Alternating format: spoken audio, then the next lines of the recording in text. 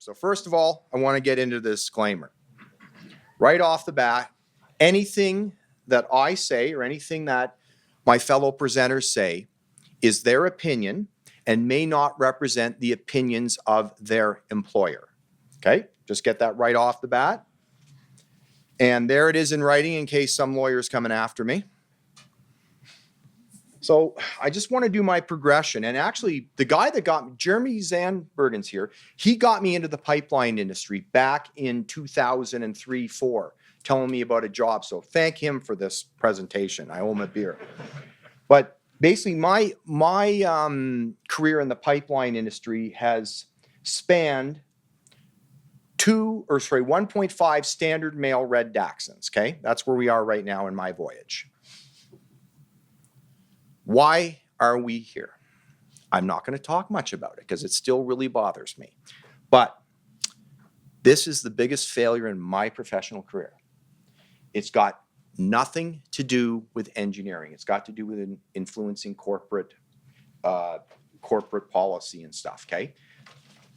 I can't do much about that for you, but I can tell you right now, that happened on January 22nd. 2019, on January 24th, I met a man I played a role in almost killing, okay? So that's why we're here today, because we want to avoid this. So enough with that, now we get to the fun. This is the course schedule.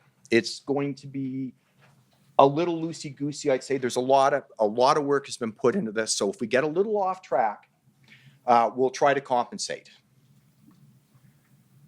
And I think that's the afternoon, yeah. So there's action-packed presentations. We're going to switch it up with speakers and stuff. And right off the bat, I really want to thank the people that have stepped up to help with this, because it's really too much for one person. Actually, I say it's relatively, if you see something that is absolutely so wrong, you have to ask me or one of the presenters. Feel free to put your hand up. But if you could keep your questions, and like I said, at the end, if we have time, or get us at lunch. And any good question I have that someone comes up and asks me, I will put on the video for the CYGS answering questions, okay? And I put a lot of typos in the slides for you guys to find them, or you folks, I should say. So you can, if you want to make a note of any typos in there, it's a challenge. And the person who gets the most typos will get a drubbing from me, okay? Now, one of the biggest things is, and about this, and we've done science about this, we actually ran a DEA, or a Dachshund Element Analysis on this. And it's pipeline and geotech and how they need to communicate better. So we're getting better, but this is the current state as I've modeled it. There's pipeline, and here comes geotech, okay? So we've done some modeling on this, and there's some opportunities for improvement within the community.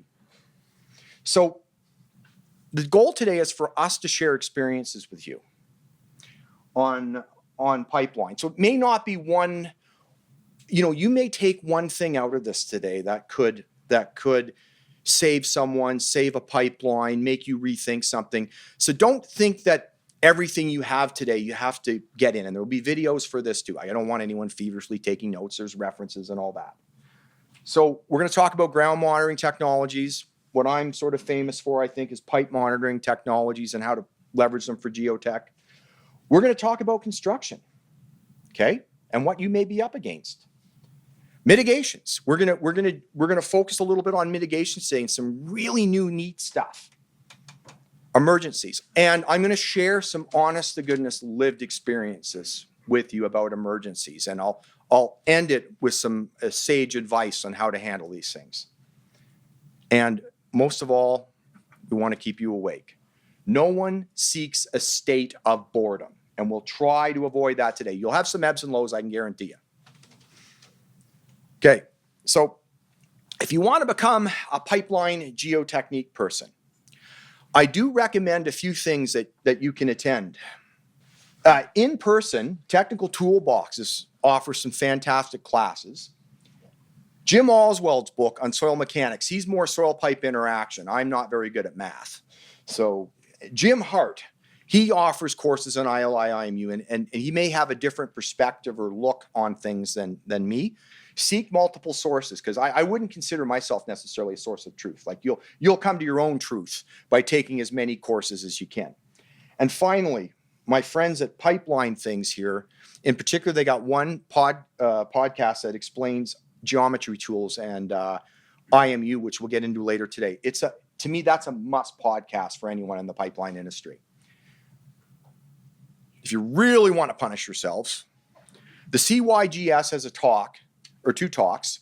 The first one is on me talking about pipe monitoring technologies for the geotechs and how we now use the pipe basically like a sloping inclinometer running along the ground.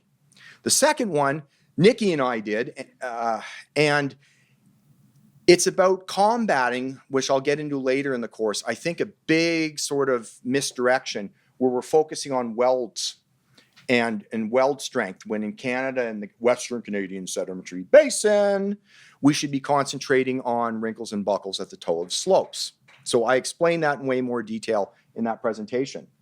Now, a must read too, I would tell you, and this is completely off the technical thing, The Art of Thinking Clearly by Rolf Dombowski. I think I pronounced that wrong, but it goes through bias we have. It's a business related book, but for engineering, 100%. You should question your thinking at almost every time when you're getting into these critical issues. For pipeline training, I would suggest if you're, well, me, I'm lazy now, but I get other people to do it, but understanding ground disturbance and locators is pretty critical, like ground disturbance, supervisor training, stuff like that. If you're a geotech in the field, I highly recommend it just to get the philosophy of it. And that brings me into like, Yoda, you know, must careful we be when digging pipeline around. Like ground disturbance is absolutely critical to everything we do. And I'll get into this a little bit later in more detail. But just remember, like digging around a pipeline is an art in itself, which I'm not really going to cover a lot today. But there's zones where you have to hand shovel. Well, not me, maybe some juniors like the two guys from MSI here that look rather green or whatever, right? Okay. And there's zones where the pipeline has to be protected. Like I said, this is in the ground disturbance training, but you're typically not allowed to dig within 5 meters of pipeline without an absolute positive 100% identification of the pipeline. That will come to reality later in the day when we start talking about mitigations. If anyone wants it, I'll arrange to put it somewhere, but I've got my magic spreadsheet for the last 15 years, which I'll give anyone that if you email me or ask me on LinkedIn, I'll give you the magic spreadsheet. The deal is, if you find any typos or mistakes in it, you have to bring it to me in the philosophy of continuous improvement. Okay. And, you know, what I hope today is that at least in some topic you're curious about, the bell goes off for you. Okay.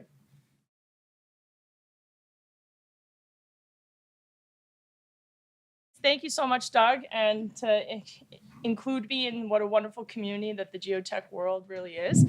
I tried to set today's talk a little bit different from the talks that we've done in the past.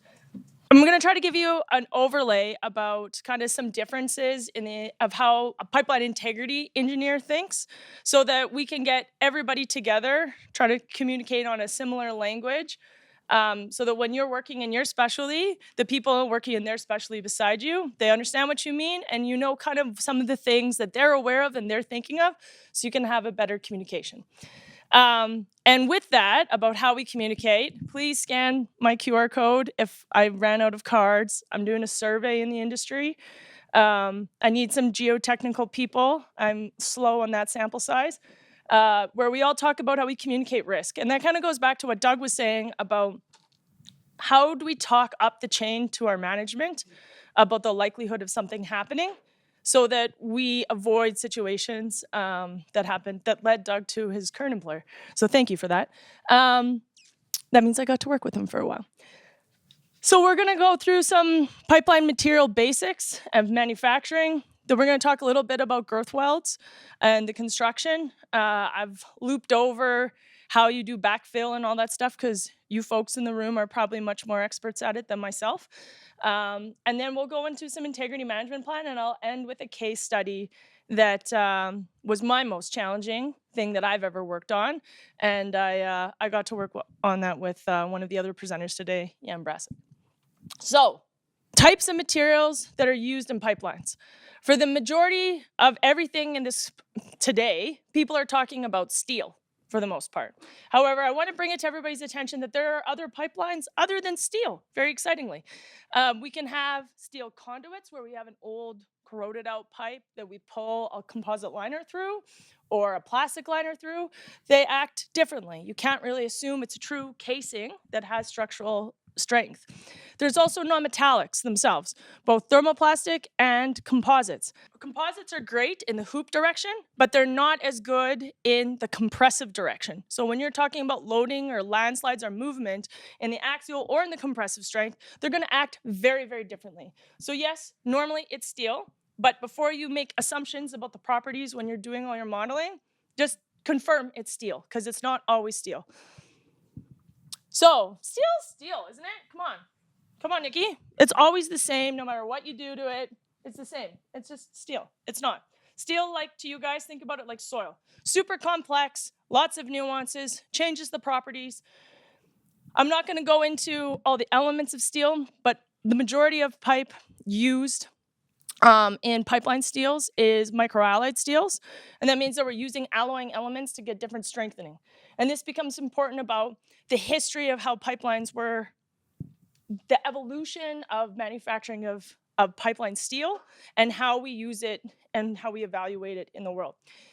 Now, the most fun thing that we don't have for vintage pipelines as much as we'd like is material test records. Think about them as like a fingerprint for what you have in the ground. It tells you your chemical composition, your mechanical properties, and it lets you know what you're really working with. And then because I'm a materials engineer, and pretty much every single presentation you'll ever see, you will see this famous structure. The structure here talks about how your chemical properties influence your structure, that then influences the way that you process it, influences it, as well as its performance. So those 4 factors on any material, anywhere, those are your 4 main principles that you can think about. If you change one, the other 3 change. They're all interconnected. And how we characterize it is just a way of finding out where we are in the world. So, who in the room has seen this chart before? Oh, good! We all went to engineering school. Killer. I'm saying nothing new that you've ever seen before. However, I'm going to just go over some basics, right? So you have, there's some key, so when you think about, everyone knows Young's modulus. You have a 0.2% offset. Where you hit the axis, that's your yield strength. Now, it's really the proportion between your yield strength and your ultimate tensile strength. That is the ratio of almost ductility, if you want to think about when you have a landslide that's moving, does the pipe have anywhere to go? Which means, do you get to plastically deform the pipe before you get into permanent failure? And how close is that permanent failure to the yield point of the material, right? As an overall concept. And this has really changed over time. So great, yield strength, Nikki. I've seen this graph a million times. Who here in the room understands how pipeline steels get their yield strength? How does the pipe manufacturing decide that? Silence, okay, great. So this is new information, woo, hit in the room. So what happens is in the pipe mill, they know their mechanical properties, they have their alloy elements, they roll their steel.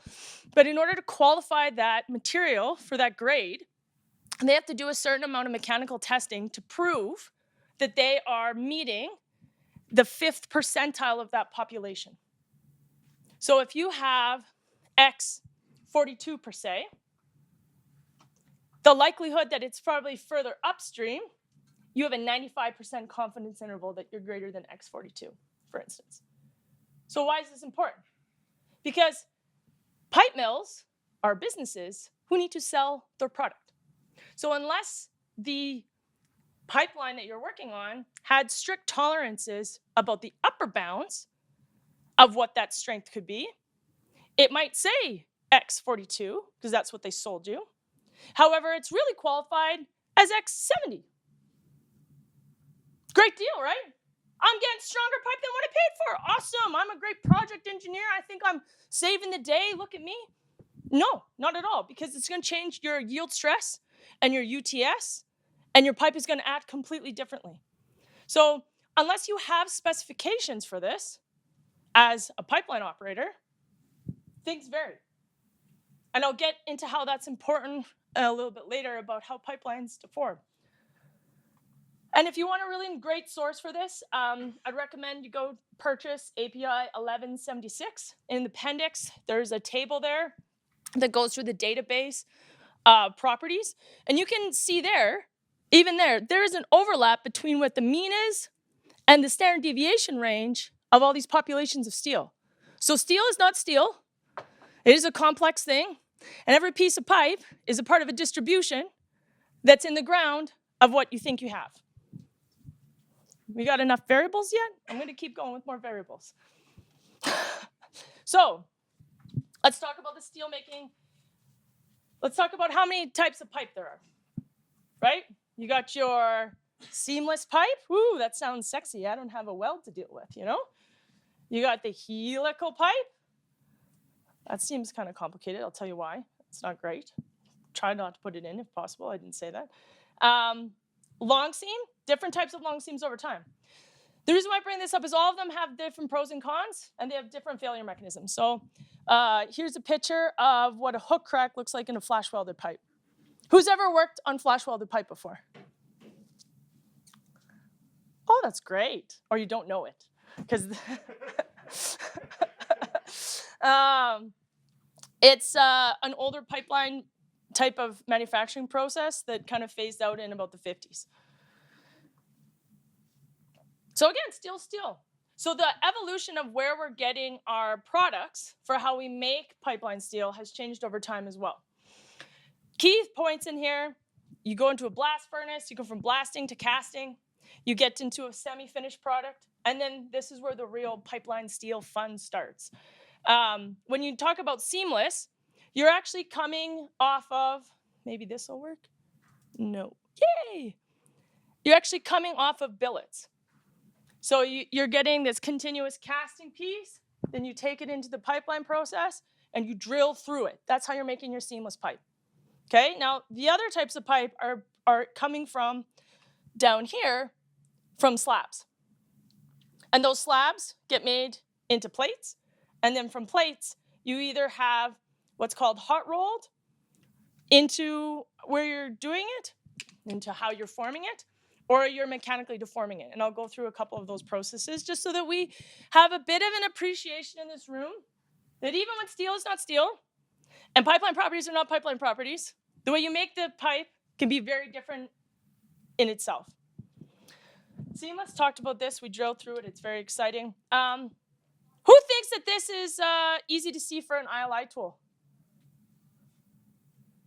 Who knows what an ILI tool is? I haven't got to that yet. All right. Woo! So inline inspection technology. Seamless pipe's awful. Think about it. If you've used the lathe before, right? You have all these little working bits from spinning it all the way through. So you get really, really noisy steel for the pipeline, for the ILI technology to look through. So it might sound great, but it's mainly better for process piping, not necessarily pipeline steels.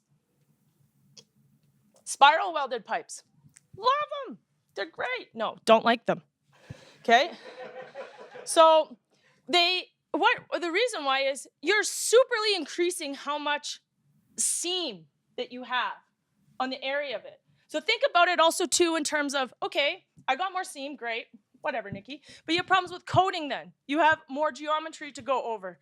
You also have an issue. If you have a dent in your pipeline or a deformation, the likelihood that you hit the seam skyrockets because it's moving.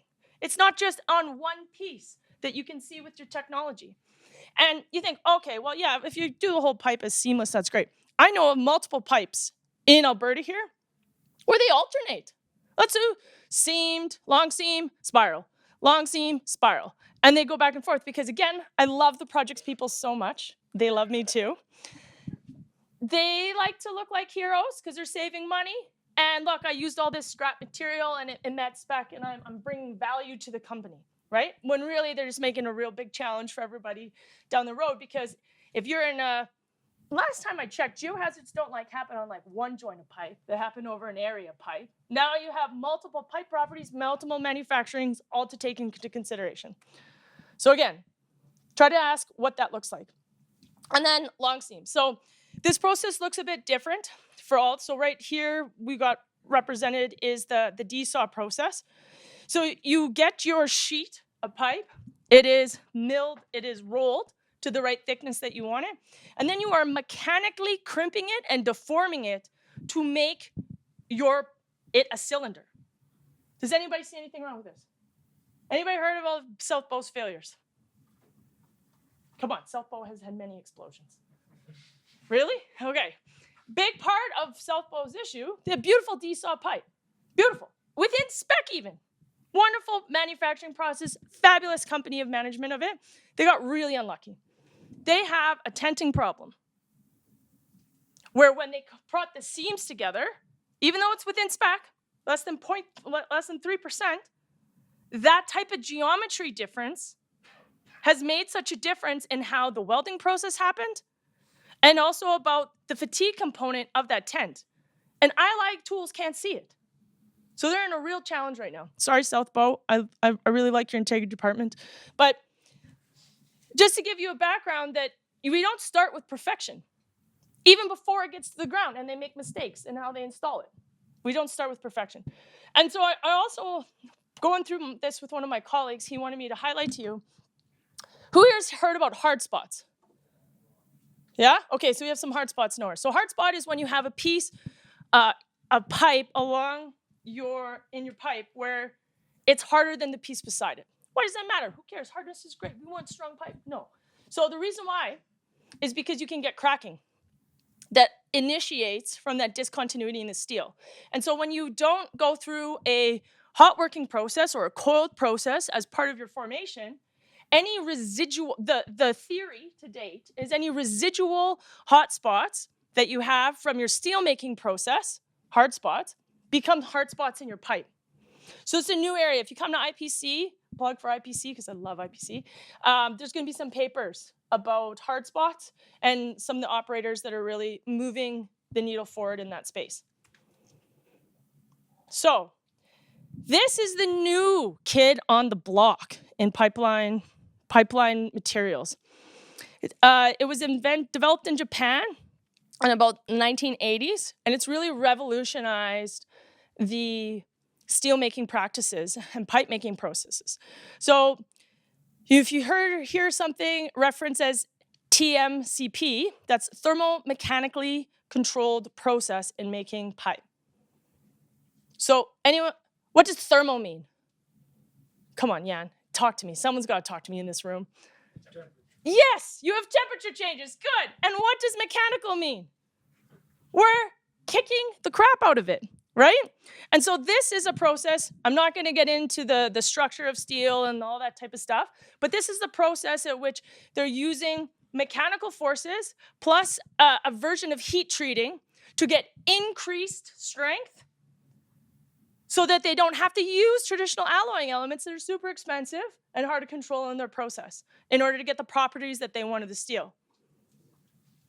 Why might this be a challenge? What do we do when we put the pipe in the ground? Okay, yes, we weld it. And welding uses heat, which is how we got to the process in the bed. So we kind of undo some of the good work in these thermo-controlled processes. Thank you, guys. You got to get more lively. I'm not going to lie. So here we have the difference between, here's our conventional, and this is for all the materials engineers in the room because we love grain structure. Nothing could be better than grain structure. That's what your conventional grain structure looks like. You got ferrite and perlite. It's beautiful, big grained, right? But when you have thermomechanically controlled processes in steel, you get this super fine grained. And I'm not going to go into all those steel formations because somebody will pick it up in the presentation and be like, well, you know, that was actually magnetic form type B beta. And I'll be like, oh, yeah, for sure. Point being, you have these really fine-grained structures that you've gotten to from quick cooling, from hard mechanical working, and it's been very different than what we've seen in the past, which are large grains that are less susceptible to these changes and how you weld, right? So we've changed the game a little bit, and this came out in around the 1990s. Yeah? Keep that in mind. Coming to you next. And here's a nice little graph that I found on the internet about where you are at with your tensile strength compared to your carbon equivalents. So that's the real game changer. We were able to get that great strength increase without adding those alloying elements. So pipe making processes, wrap this up. We want to talk about geotechnical engineering here. There is currently, right, we have a baseline visual inspection control. There's X-ray testing. There's hydro testing. If you ever want to talk about hydro testing, please talk to me. I love it. And then beveling at the weld. But something you should know, too, this is lovely about pressure tests. The real issue with the pressure test in the pipe mill is in order to get it contained with this thing called water that's fluid, you actually have to put two platens side by side. So you're squeezing something on both sides. And by squeezing something on both sides, do you think the stress of where it's making contact to where you're going to be making those girth welds is the same as it is in the middle of the pipe? You guessed it. The answer is no. So again, now at our most critical place of where we're making our next connection, we have another variable that we need to. So construction, girth welds. I've been talking about them. I love them. They're super fun. So I want to just baseline some terminology on what a girth weld is. Who has played with Lego in the room? Come on, we got lots of engineers. Hands up. When you make a wall with Lego, do you stack all the blocks directly on top of each other? So should we stack our seam welds directly on top of each other? No, right? So if there is a failure, right, or there is a loss of containment and you have a fracture running, you want it to ring around that girth weld before it tries to go into the next joint. So none of your girth welds should ever be aligned to avoid this. Think about them like Lego blocks. And then we have to go with our HAZ region. So HAZ is a fancy word for heat affected zone. That is when you have your pipe that we talked about, all the fancy things of how to manufacture it, and your other pipe, and you got to put them together. I'm not going to go into the basis of welding. That is literally a subspecialty and a whole field all in itself. But this is an area where you can have lots of challenges as well as the weld itself, because this is a mechanical process that's done in the field. Now, I have a few images here on the bottom. Who would like a pipe built with the middle one, and who would like the pipe built with the bottom one? So show of hands for the middle one. Who wants a pipeline built with geometry impacts right at the girth weld? Who wants the sexy taper at the bottom? Yeah, I want the taper too. Taper's more money, straight up. So all of your project engineers out there, put the taper in, yeah? But you're not going to because it's expensive.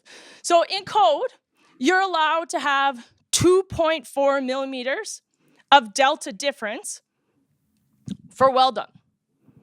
So now you got pipe difference properties. I'm going to go through all the fun things that can happen in a girth weld. And now you have a geometry difference. Sweet. Now you got different moments of inertia and everything. Super lovely. So right answer, the one at the bottom. Here are some examples of all the flaws that you can have in your girth welds.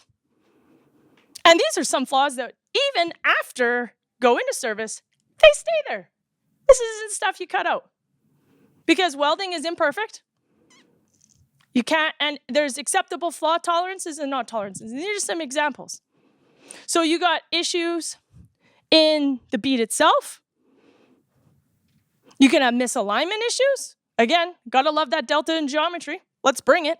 We want some more angles to play with, right?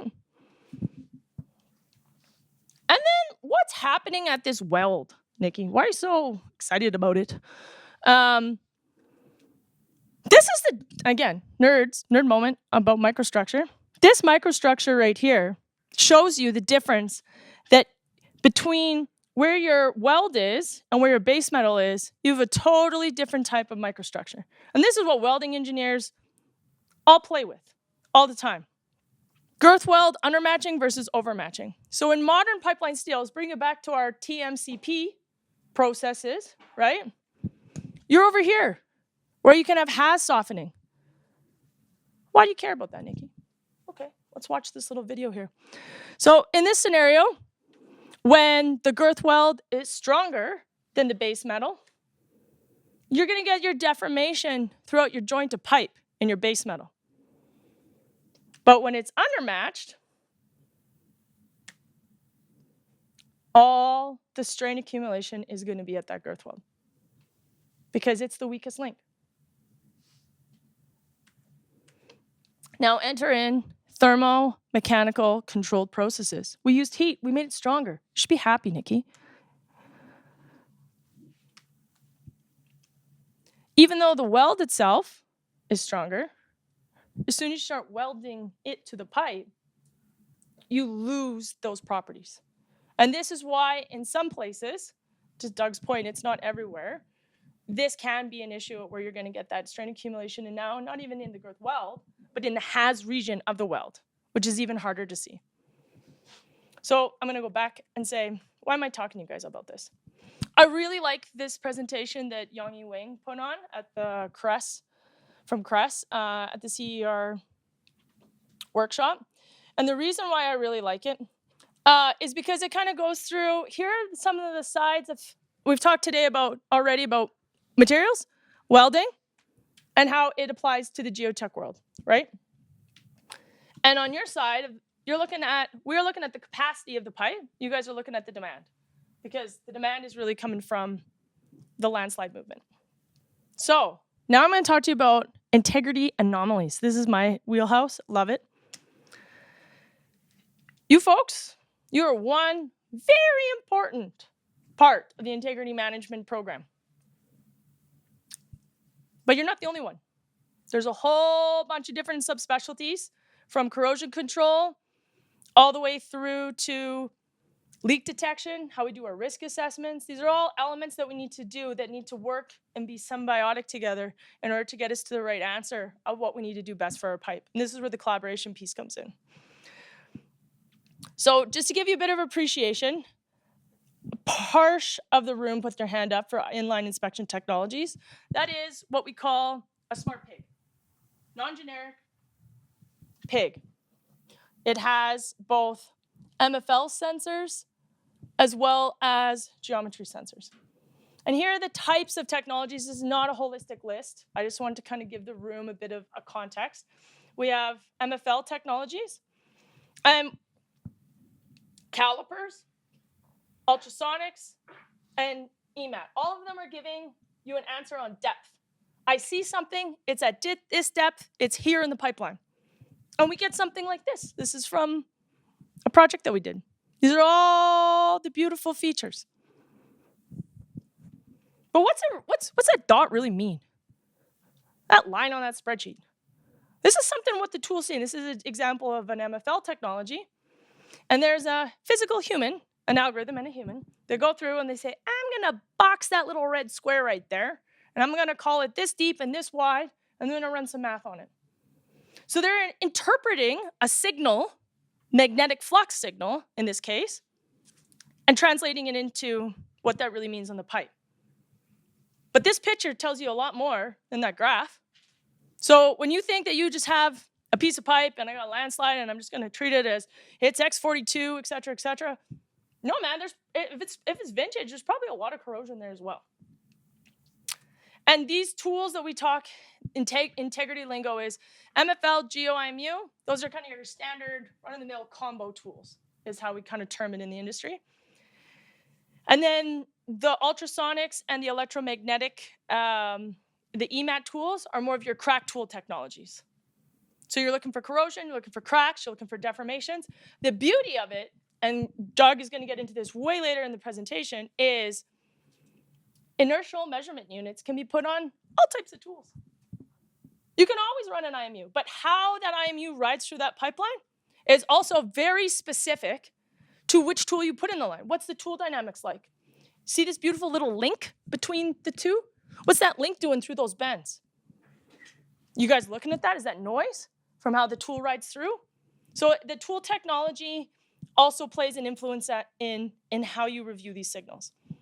I'm just gonna go through. I don't think there's many types of corrosion, right? There's only like, yeah. There's so many different mechanisms, not worth it today, but pipes corrode. And tools can't see all the corrosion very well. It's based on what type of tool technology you use. So if you have an MFL tool with axially orientated sensors, that means you can see better in the circumferential direction. And if you have circumferential orientated sensors, you can see better in the axial. We're gonna get there today. And none of them do real great around pinholes. They also really struggle around girth welds, my favorite, you know? So we place a lot of trust in these tools, but they also have their probability of detections, their probability of even identification of what it is. They're not perfect. Yes, it's a precise number in a spreadsheet, but there's variability even within there. Same goes for a determination of cracks. This has a bit of more impact when in the geohazard world, especially again at our lovely girth welds. But there are many different types of cracks that you can have. And here's just an array of them to give you an appreciation for what your integrity engineers are focusing on while you guys are taking great care of all the land and the movement around the pipe. And D2 integrity's favorite topic, dense, dense, and more dense. Deformations.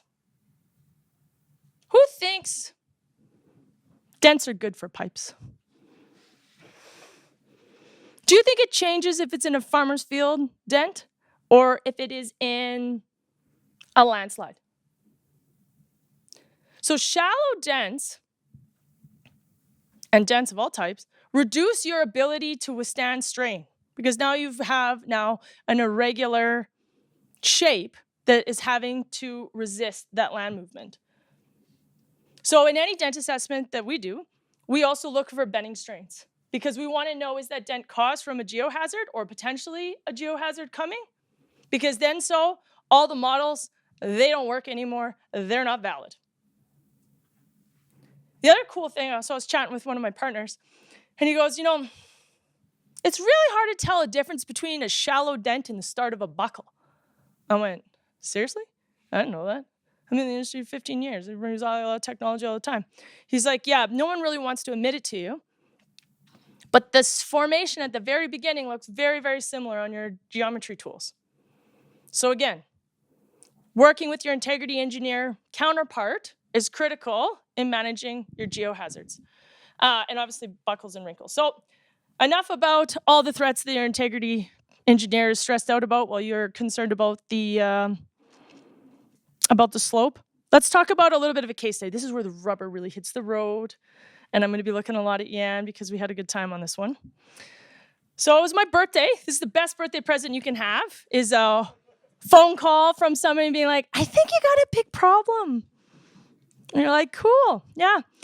Notified the operator adjacent to us at the time told us that their abandoned pipe was out of the creek and just wanted to let us know.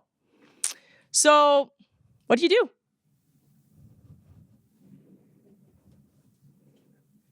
Yeah, you get out there. I like it. Someone's talking to me.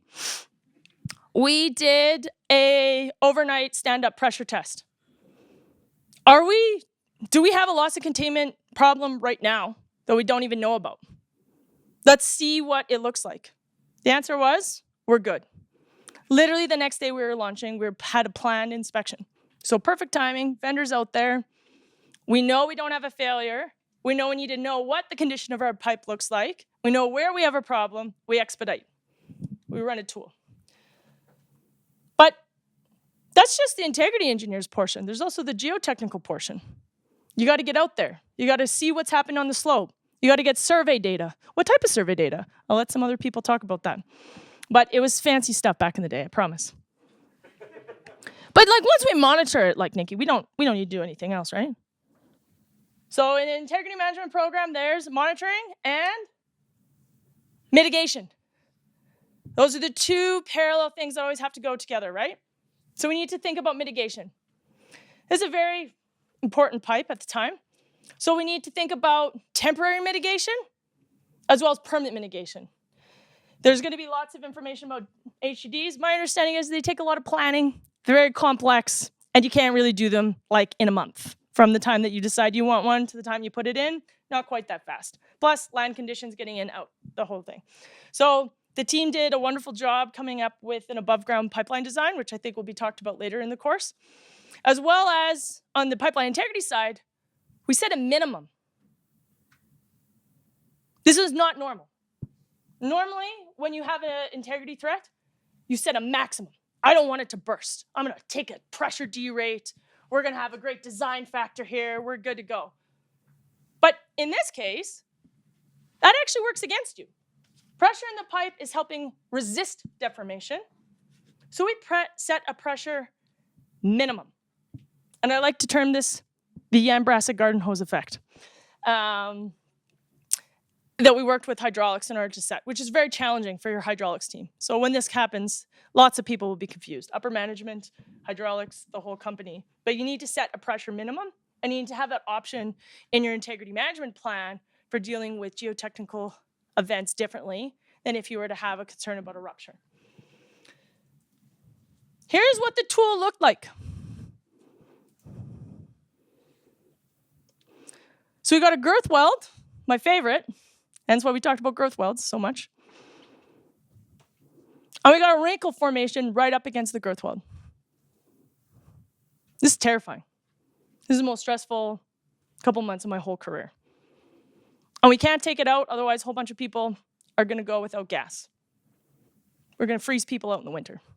So how do we manage it to get it to a state that we can get it out of service? So we did some very sexy monitoring, and I'll go into that in a little bit. But the day came, and 2 months later, we were running tools every 2 weeks. We were redoing our FEA every 2 weeks. We were doing pipe to landslide. We were integrating the geotech survey information of how the slope was moving in with our FEA models, something that a lot of people don't do a lot of the time. You do your slope monitoring models, and then you do your FEA over here, but you need to do them together. So we did that. And on this beautiful day, Jan went on vacation, left me alone. In all fairness, he babysat over Christmas, so I owe him one. And you can see in that orange line there, there's two very pronounced peaks. We're starting to get a double wrinkle. The shape is changing. After we made the call that we need to take it out, it's done. This is over. Nikki's risk tolerance has been exceeded, and I can't take it anymore. Because we were on the knife's edge of what engineering can do in this situation, right? We found out that the pressure minimum wasn't maintained a couple days before running the tool. Which goes to my point, those pressure minimums that you'd put is a really great mitigation method for dealing with these types of events. So initially when we did all the models, it's a rush. We assumed everything was unidirectional, nice and straight. However, through the IMU data, redoing it all the time, we started to notice that there started to become a bit of a bend, 6 degrees. Doesn't sound like much, but now you have off-axis lateral movement in your pipe, and then we had an off-axis feature starting to come into the pipe. And that changed how far you can let the feature deform until you really are in the land of no man's land. So a quick look back, and this is all credit to, so then we cut out a piece of pipe because we couldn't get to the actual piece of pipe of where it was, and said, let's try to make this feature. So we tried to do our own buckle. But we couldn't we couldn't reform that wrinkle. However, we did look at the girth weld where we did the cutout for the HDD. You think that that's a weld defect? So we got lucky that we didn't have a weld defect at the location where we had the wrinkle, or we did, and we were so close to failing, it's crazy. But this is a good example, to me, of how geotech and pipeline integrity really work together collaboratively to manage the situation. And since you're here in this course, you'll never have something like this happen in your system, because now you're going to learn all the retro aspect steps of what we saw. So this is what it looked like in 2006, as well as an ortho photo overlay from 2011. That right away looks pretty smooth. Like, I'm no LiDAR expert, but like, it's good, right? I just look at the right away. I put my blinders on and I go, right? That's what a lot of people do when they just follow checklists and processes, and you're under so much pressure to get through so much stuff. You put your blinders on and you power through work. And I urge all of you at all times, go outside the lines. Look around. Don't just follow the checkbox, because as you look left and look right, again, no geohazard expert, that's a landslide for sure. Right? So always question why you're asked to do it. Those processes are made to streamline most thinking. That's not to take away your critical thinking skills. Always think critically. Always ask questions. Because even if there's a fire over there, it'll eventually get to you. Yeah? Here's a beautiful Doug Dewar IMU bending strain.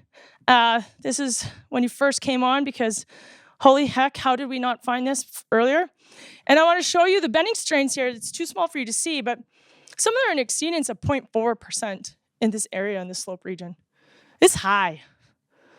And had we done in 2011, known about this technology and these processing capabilities that we now have at our fingertips, we could have seen this coming in 2011.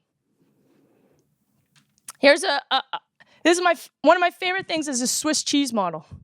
Yeah? This is when you have barriers of protection of engineering things that you miss, and you have an event. We got really lucky we didn't have an event. We managed it. We got out of it. It was a near miss, though. We were real close. So back in the day, no one respected your guys' field, and they didn't do all these sexy geotech route evaluations and shall we drill or not drill. So all these pipelines are drilled through crazy landslides that no one even knows about, and they smooth the right of way. Yeah? So there was no geotech route done at the beginning. And still some projects people don't do it. If you're listening, projects people, do the geotech stuff. Engage the SMEs in this room. Then, when we had the IMU data, we didn't know how to use the technology back in 2011. Back in 2011, that was kind of baby years of using IMUs. When we did the desktop review, we put our blinders on. We have 10,000 sites to get through. I can't look right and left on all of them. Yeah, you need to make time to look left and right on all of them. And then the baseline survey that was done out in the field, somebody made a clerical error. Supposed to be a category 2, actually was a category 4. So it doesn't hit the next process. Then you get a notification from field ops because they're flying you right away all the time. But how many right away photos is that?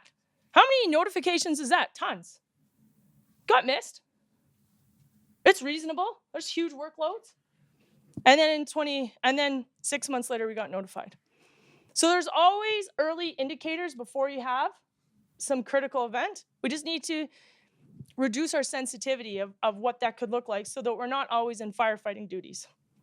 So with that, thank you so much. Again, pretty please take my survey. It's my contact information. Look me up on LinkedIn if you want. And then talking about pipeline things and my partners, this is a QR code to the Geohazard episode by where somebody kept on changing. The guy that owned the land kept on regrading. So your LiDAR never picked it up because it can't if someone's continually changing the ground on you. So it's an interesting episode. Sorry, Doug, I should have had the Geo one there. But yeah, thank you so much.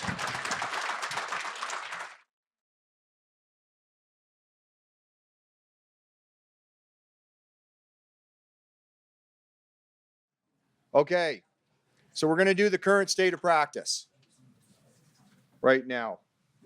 Doer's take.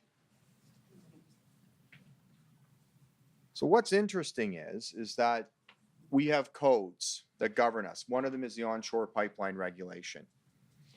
And in there, it states that you have to have an integrity management program. And under that is considered geotech. The AER actually required us, I think it might be on the next slide, the AER also made it mandatory to have a geotech program, every operator. Operation beyond design limits is where slope movements are sort of covered on the onshore pipeline regulation, and unintended exposures. Now I'm going to clap back a little on the regulation, because I can assure you in Bullfrog Creek, a 42-inch pipeline that is exposed partially for a 1 foot square is not a fitness for service issue. Yet, you know, things that have, let's say 10 to the -5 less probability of failure are elevated up to fitness or service issues in the onshore pipeline regulation. AER, like I said, requires a geohazard management program. I've got some wording in here that they've got about warning people. There's been more landslides recently or stuff, but when I read this language, it's probably not written by a geotechnical engineer. There's not many geotechnical engineers in the regulators. Here we have a safety advisory from the Canadian Energy Regulator, and I talked about this, and it's about weld under matching, which Nikki went through. And feel free to watch my YouTube video where I say, yeah, this might be a little bit more of an issue in the US and Canada, okay? I'm not going to get into it here. But all codes and standards, you know, they're weak, they're vague. And part of that's not the regulator's fault. You know, the referee typically has never played the game. I'll put it that way. But also geotechs, like myself, don't participate in code writing. So, you know, back at you, Dougie. And I mentioned the AER Geohazard program. Okay. So like Nikki said, we're a small part of an overall, I'll call it an IMP or integrity management program. Now, there's different players in the program. There's construction, there's the integrity group, there's your operations, and your geotech. So in a lot of companies, the functions between integrity and geotech are siloed. They're two separate, nary do they talk. Some organizations, they may have some communication, but what you really want is the two organizations together and embedded. I don't do Venn diagrams. I've got docs. Okay, so we've got external geotechs or internal geotechs, which report to the company. And if you're external, you can report to integrity, construction, or operations usually, if a company doesn't have any geotech function. And there's a bit of a barrier there. And if sophisticated programs, like the larger operators, tend to have internal geotech to help you out. And of course, there's construction and safety and contracts and that, which can kind of muddle things up a little bit. So one of the big problems that I've found, COVID era jokes, is when you are trying to communicate. Like, as you can see by Nikki there, like a lot of us that are, say, on the geotech side don't speak pipeline, and a lot of people on the pipeline integrity side don't speak geotech.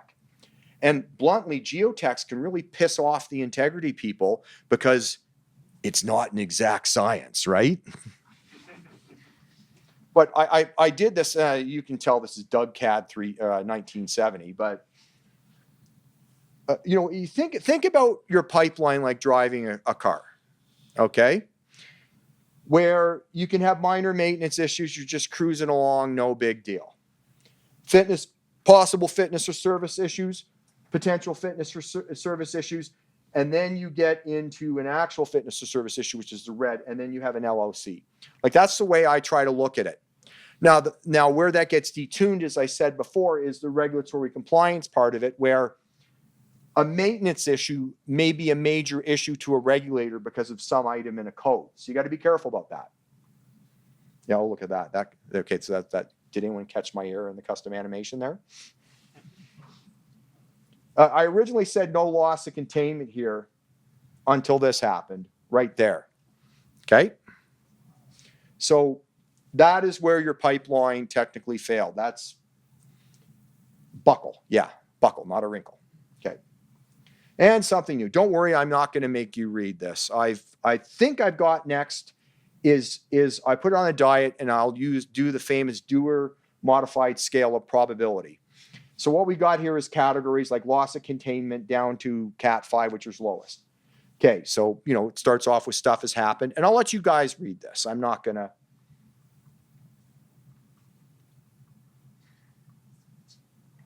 Okay, so that's the way I tend to look at things in the Dewar modified scale. Originally, I had that. It was 4 letters and it started SH, but then I decided to edit that out because we're being recorded. Okay. Now, as far as that's your probability of failure, but then there's your consequences, which equals your risk. Now, if you've got an oil line and you're in the Western Canadian Sedimentary Basin, most of the times your geohazards are associated with some sort of water course or a receptor. So you're always on the nasty end of the consequences. Now, for gas pipelines, it's a little different. You have something called a pipeline impact radius or an environmental protection zone or EPZ. And just to give you an example, on a 30-inch natural gas main line at 232 meters, I believe, at 930 PSI or something, if you're standing at 232 meters, you have a 1% chance of dying, and that's the threshold. And as you get closer, that goes up pretty quickly. So yeah, POF.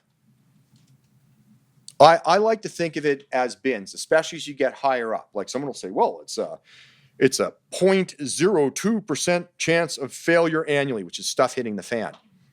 Nah, it's something you need to deal with. That's the way I like to look at it once you get up to those higher probabilities. Probability, like there's a lot of published work out here on this. BGC, Stantec's got something. I think Rick Guthrie won Paper of the Year a couple of IPCs ago. And geoscientists got some recent stuff out of the US. And a lot of the stuff is based off of Rod Reed's models. I refer to POF as postulation of flatulence in some cases, because let's face it, there's a lot of rigmarole in the models. But the industry is in a cycle of continuous improvement with this, and we're refining the models as we learn more. And the good news is our data set sucks on failures, and that's a good thing. Okay, the only thing I say, it's in very small letters there, but some of the models are not explicitly outlined. So sometimes I'd like to see a little bit more transparency on the models. There's commercial things, consulting and all that. So it's a critique I have. Now for POF, the issue that I've got with it, and I'm hoping the custom animation works, is, okay, the philosophy of a condition versus a hazard versus a threat. Like simply put, a bear in the woods is a condition. A bear in the woods right around you is a hazard. A bear charging you is a threat, right? But like I said before, and I'll hammer this, a lot of the codes don't distinguish those. So they prioritize your efforts in the wrong place. The other thing is within corporations, like I'm telling you, like I was working on something very critical, similar to what Nikki was describing there at a place she described Henderson Creek, but we had another one of those. And I get a call up, yeah, there's some erosion in our right away. I need you out tomorrow. It's like, no, I'm so not coming. We've got this to deal with, right? So some organizations don't prioritize this. And you as a consultant may not be aware, if you are a consultant, that they're not prioritizing the right things. Like condition where you've got an exposed pipe and you've got a threat. There's like a 28-meter free span there during a washout event. Yeah, so that's a maintenance issue versus a fitness or service issue. You deal with the maintenance issue when you can. Okay, the other thing is about GMPs and all this. We are really good, like absolutely fantastic. When we go in and look at one site, like, Slope A, the Wiener Dog River, fantastic. But when we start applying that over large systems, that's where most GMPs tend to fall down, okay? You've got sometimes you have the big programs, like Pembina would be considered a big program, like TC Energy. Who else? Oh yeah, small company Enbridge. Okay. And then you've got your smaller programs, which may have one person. They may have someone that's not actually a geohazard person managing geohazards. And then on smaller companies and sometimes south of the border, you may have no program. The geotechnical threats find you, okay? And the condition, the overall thing with programs is that you want to delimit your sites, you want to categorize them, and then you want to deal with them, okay? And like I said, the challenge is, like here we've got some minor erosion, but people are phoning us every day about this relatively minor erosion. We've got lots of other slope issues going on. So when you're in a large corporation, trying to prioritize those things can be a little bit of a challenge. And, even when you have a sophisticated program, sometimes, I don't know if you can see the tail there, you may only see the tip of the iceberg. It's what keeps me up at night. And, threat detection, like I said, what keeps me up at night and why I have a grinding guard is the fact that everything may look perfect, okay? But little do you know that there's a hazard lurking that you haven't detected, okay? And then it'll rear its ugly head on you at the worst of times, like your birthday, right, Nikki? But like the state of the art right now, for us making decisions, is we've got ground monitoring data, we've got pipe monitoring data. And then most sites, it's very specific. Like there's not a magic tool where we can put in like a 12-inch pipeline with this deformation and that happen. So what happens is you have to deal with some idiots sometimes making decisions based on long judgment and yeah. So, and we're tightening this up right now as more models come, but that's basically where the industry is right now.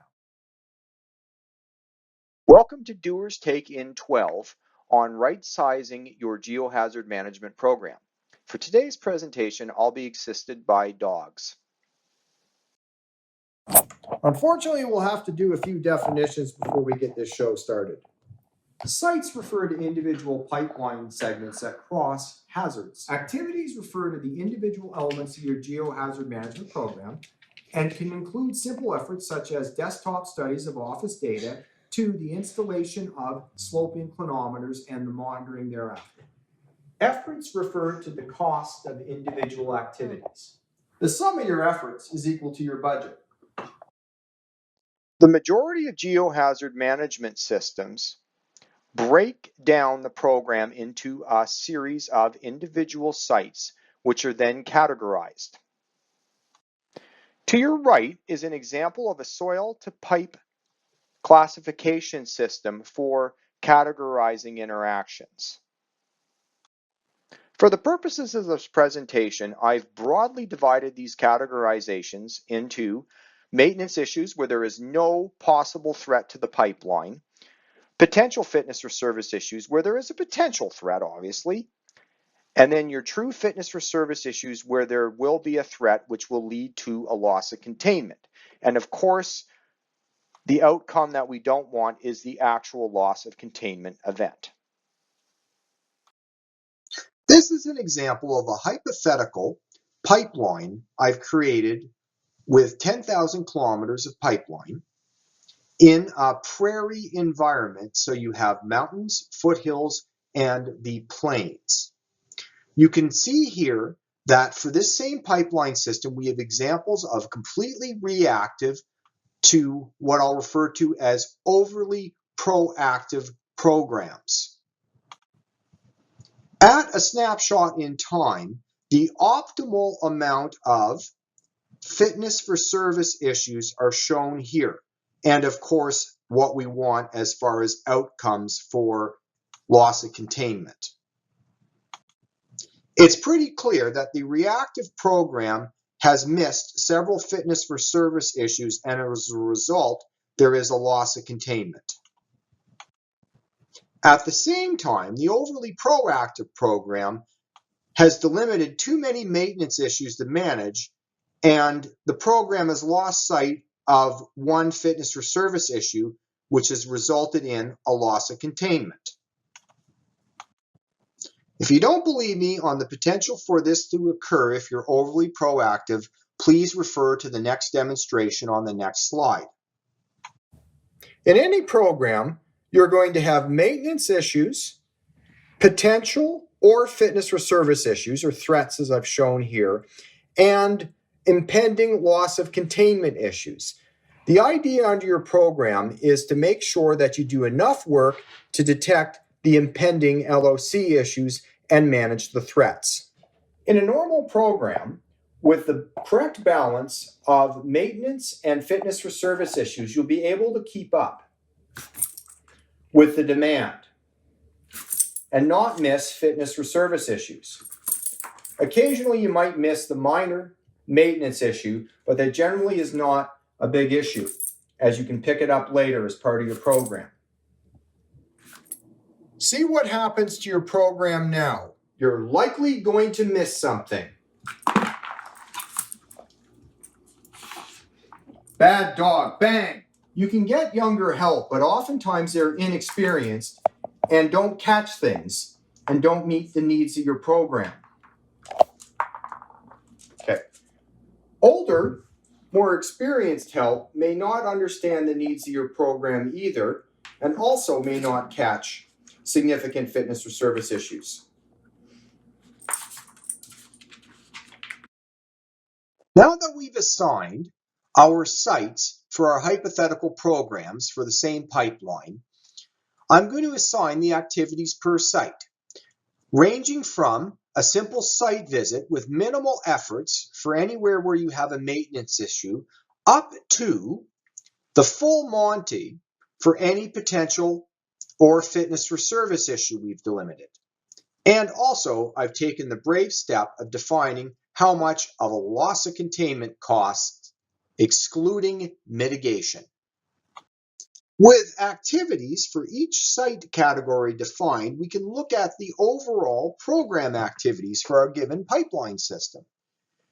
What you should notice is that once you get beyond completely reactive, the amount of actual activities in the potential threats really doesn't change much. And once again, we have our controversial failure here due to too much information. Budgets for the GMP activities, excluding loss of containment, show a significant variation based on the amount of maintenance issue sites as a result of the overly conservative program. If you look at the budgets for loss of containment expenses, it's pretty clear that the reactive budget in the long term costs you money. Now, if you exclude this failure right here and put a line across, it's better to be overly proactive.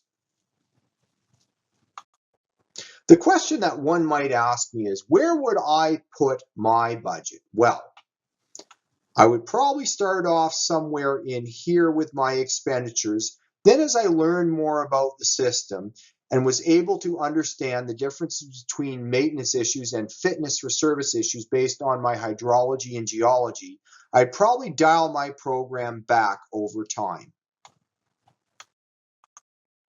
One thing I haven't factored into this whole equation is mitigations, which is not a topic in today's presentation, but I'll point out that assuming that you have 5 mitigations at each site at $4 million annually, this is what your total budget would look like. And all my complaining about all of this additional work down here dealing with maintenance issues may become less of a point. Although I will mention that my budgeting statistics do not include internal people power to manage the program.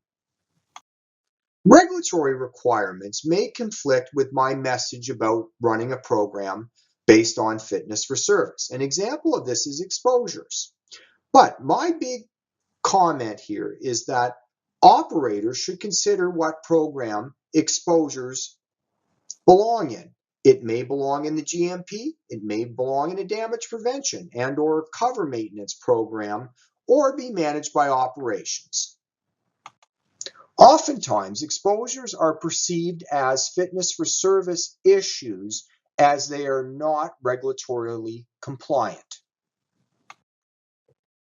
That's not to say that some exposures can develop into fitness for service issues, particularly when pipelines are free-spanned during erosional events. Here's an example where two pipelines have been free-spanned in an erosional gully, and the actual free span is enlarging as you have a waterfall right here, which is increasing the free span length. I hate to ruin everyone's party, but Geohazard program optimization is like chasing a rainbowed unicorn and is not possible. And that's because of several factors, including geological changes, either sudden or slowly over time. Your program is always going to have some reactive component to it because of these changes I've mentioned. An example of this could be washout events during severe rainstorms. Technological improvements that require you to change your program as new technologies come online. Third-party activities, they always like to muck things up. And of course, regulatory changes. What you want to aim for is a program culture of continuous improvement through continually reassessing screening criteria to focus on fitness for service issues. Conducting annual activity effectiveness reviews to make sure that you're optimizing your activities based on current technologies. Obtaining program input from multiple subject matter experts with diverse backgrounds and perspectives. Doug, you got this. You're a winner. You can make Guthrie look good.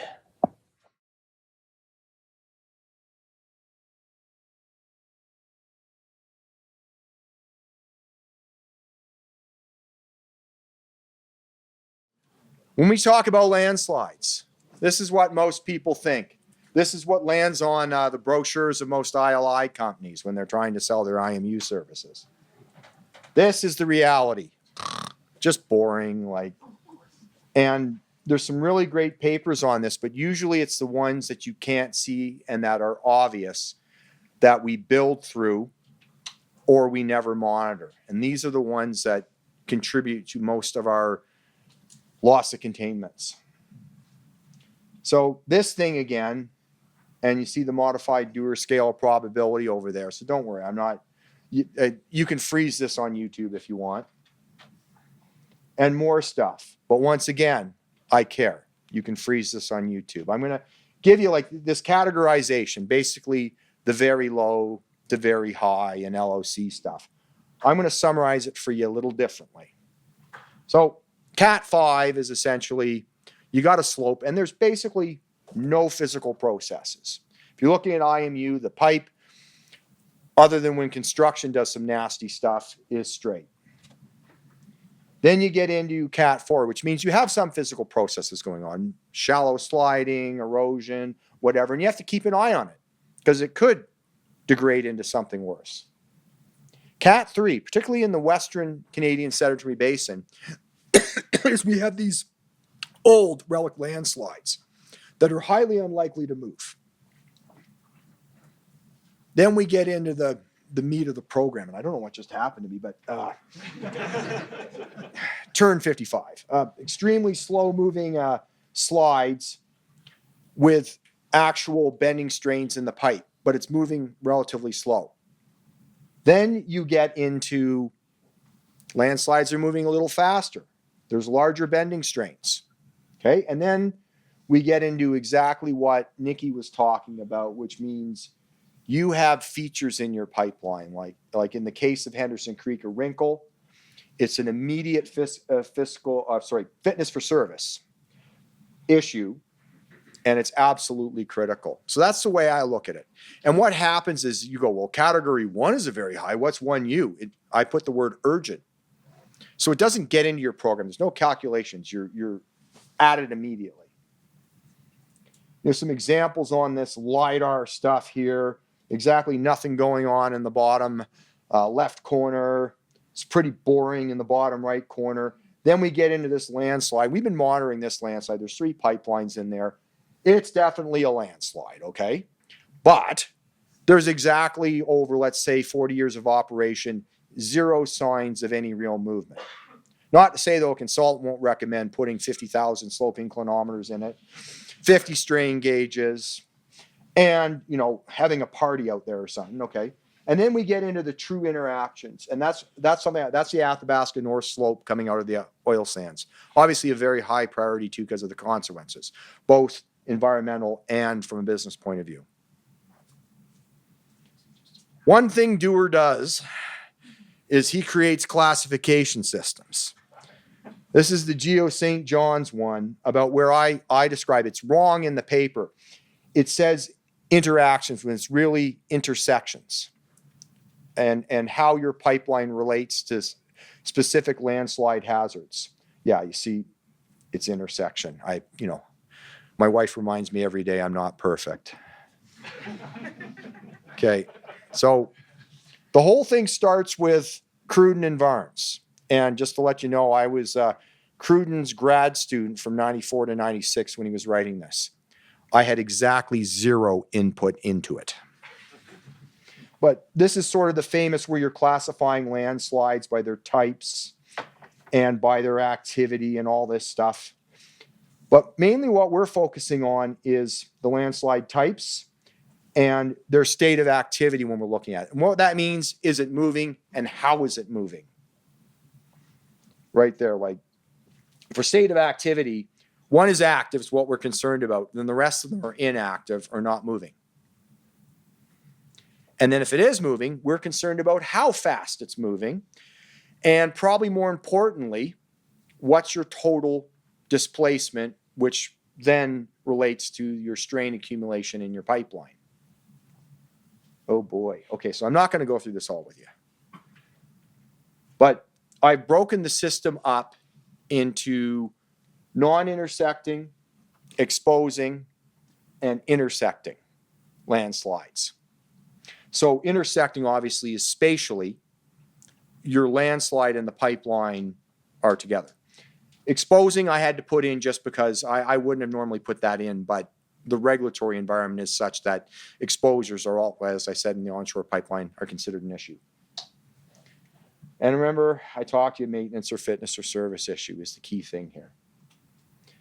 And when I'm looking at them too, I want to sort of try to guesstimate what the future state's going to be. Like if we have a landslide and it's enlarging, is it going to encroach into our pipeline?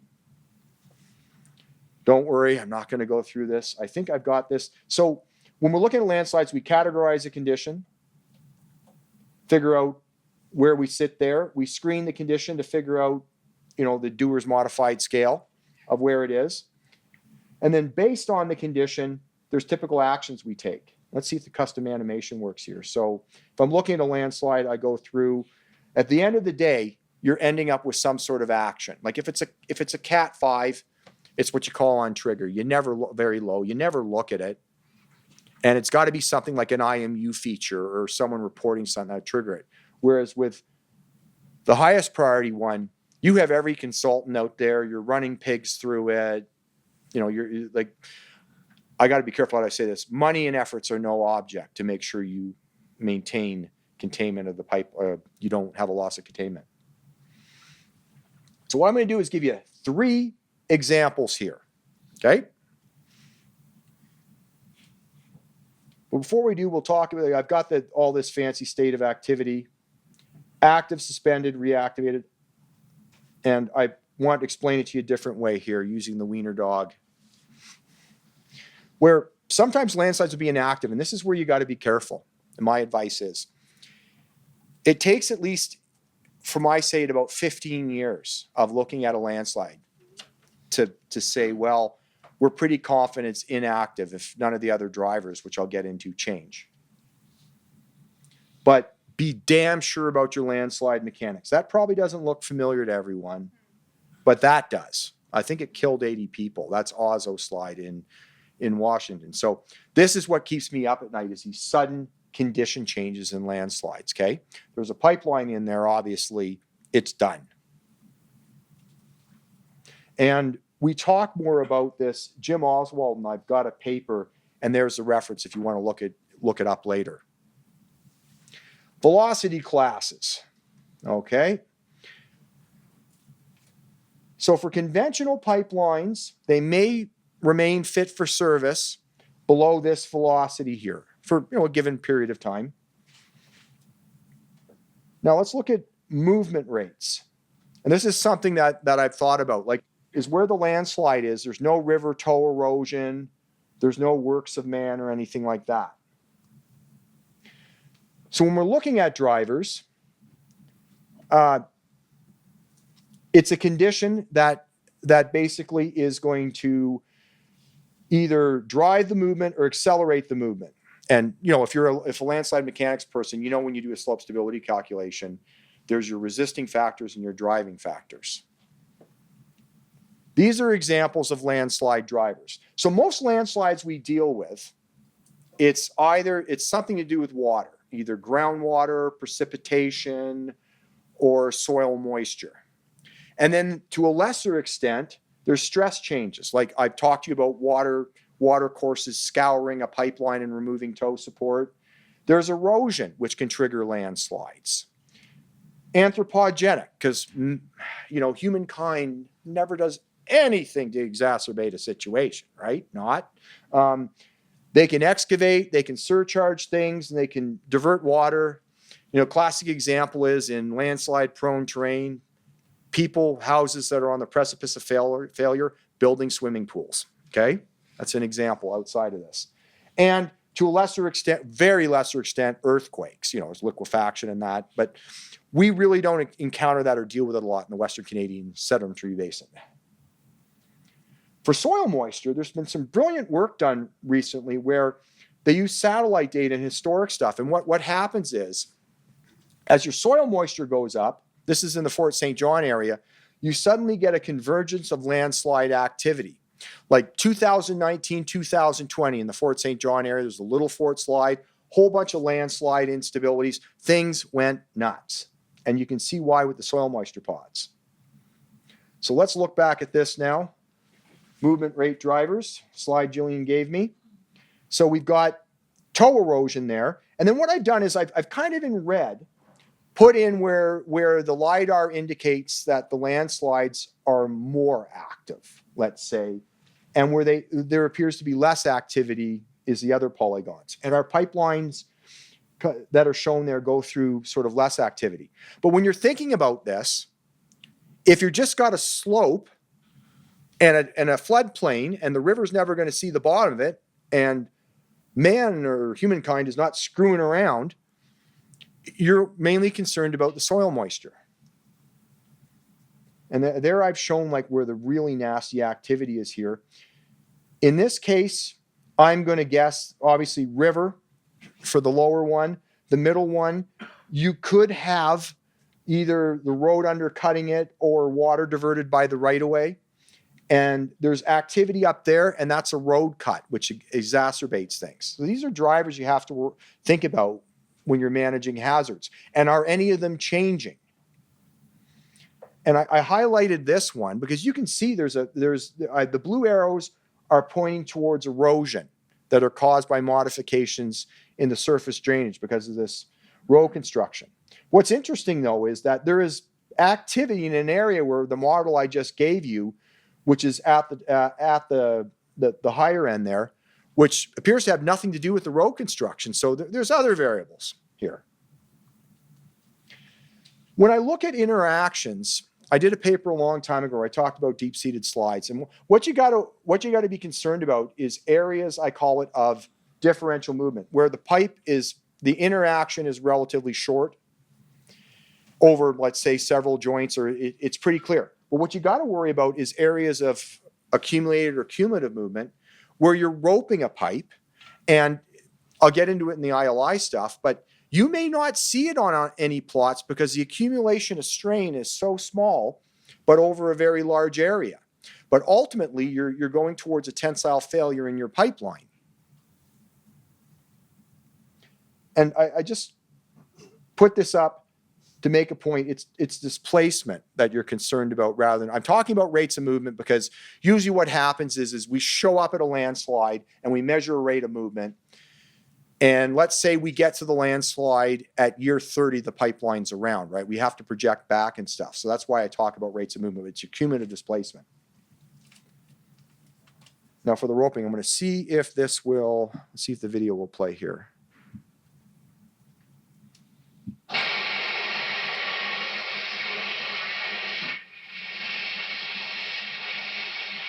So that pipe was at about 50% SMYS, or if you doubled the stress on that pipe, it would have pulled apart, hopefully in the body and not the weld. And what we had there was breakthrough, but I cannot tell you how violent those are. And that was in an area where the pipe was being roped. You never see this in an ILI. Of course, in my classification system, because I like these, I've defined what's a parallel, oblique, or perpendicular movement for everyone. What happens when you have non-intersecting is you have a landslide or something in the right of way. It's not intersecting with the pipeline, and it imparts no stress and or strain on the pipeline. And it's typically these are maintenance issues. That's an example right there. It's actually over the pipeline, but it's not intersecting with the pipeline. And this is just crappy fill. And usually the solution here is you just dig it up, put some drainage in, and put better material back. When you have exposing, I talked about this, you could have coating damage. It really doesn't impart typically a lot of stress on the pipeline unless it gets free spanned. And the biggest issue here is a regulatory non-compliance, and you have to report it to the regulator almost immediately. This is an example of an exposing one. But in this case, the problem here is there's rock fall onto the exposed pipeline. So in this case, it does impart stress.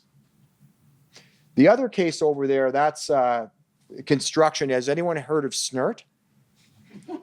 It's a winter technique known as rebuilding the right-of-way with snow dirt. And then Friday afternoon drainage measures, okay? That can result in an exposure. Now, when I'm talking about that, I've made the point that deformations and rockfall can interact with the pipeline, but just in a different way than we think about when you have a landslide with a slip surface. And then I've got a special case down below, which I'll just show you the photo. Ground deformations due to search, okay. You can actually, and I'll show this to you later, by just hitting a load on the ground surface can actually deform a pipeline. Here's an example. There's the previous right of way, and then after we had a topple, then a rock fall hit the pipeline. This one's a special one too, where we have one of our stakeholders, the Ministry of Transportation and Highways of British Columbia, was doing blasting above a certain operator's right of way. And what we've got here is thank goodness here we had 7 or 8 feet of cover, but that rock is quite large. It's about I'd say 3 calistines by 1.5 calistines high and 1.5 calistines wide. That's Dave Calistine, of course. The late Dave Calistine, rest in peace. So the way you get around this is you can put barriers in, protection measures, or you can just tell highways, don't blast right above our right-of-way.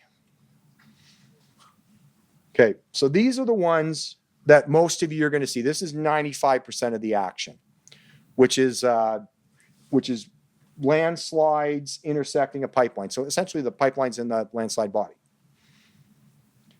Typically what we end up with in a parallel case is you're going to have a zone of tension at the top. There may be interactions through the body, but I would say 85 to 90% of the nasty incidents we've had in this general Western Canadian Sedimentary Basin is due to a buckle at the toe, as demonstrated by the Henderson Creek case. Here's another example of it here, and our action is right at that red square. or the red circle. That is a circle, isn't it? Yeah. Okay.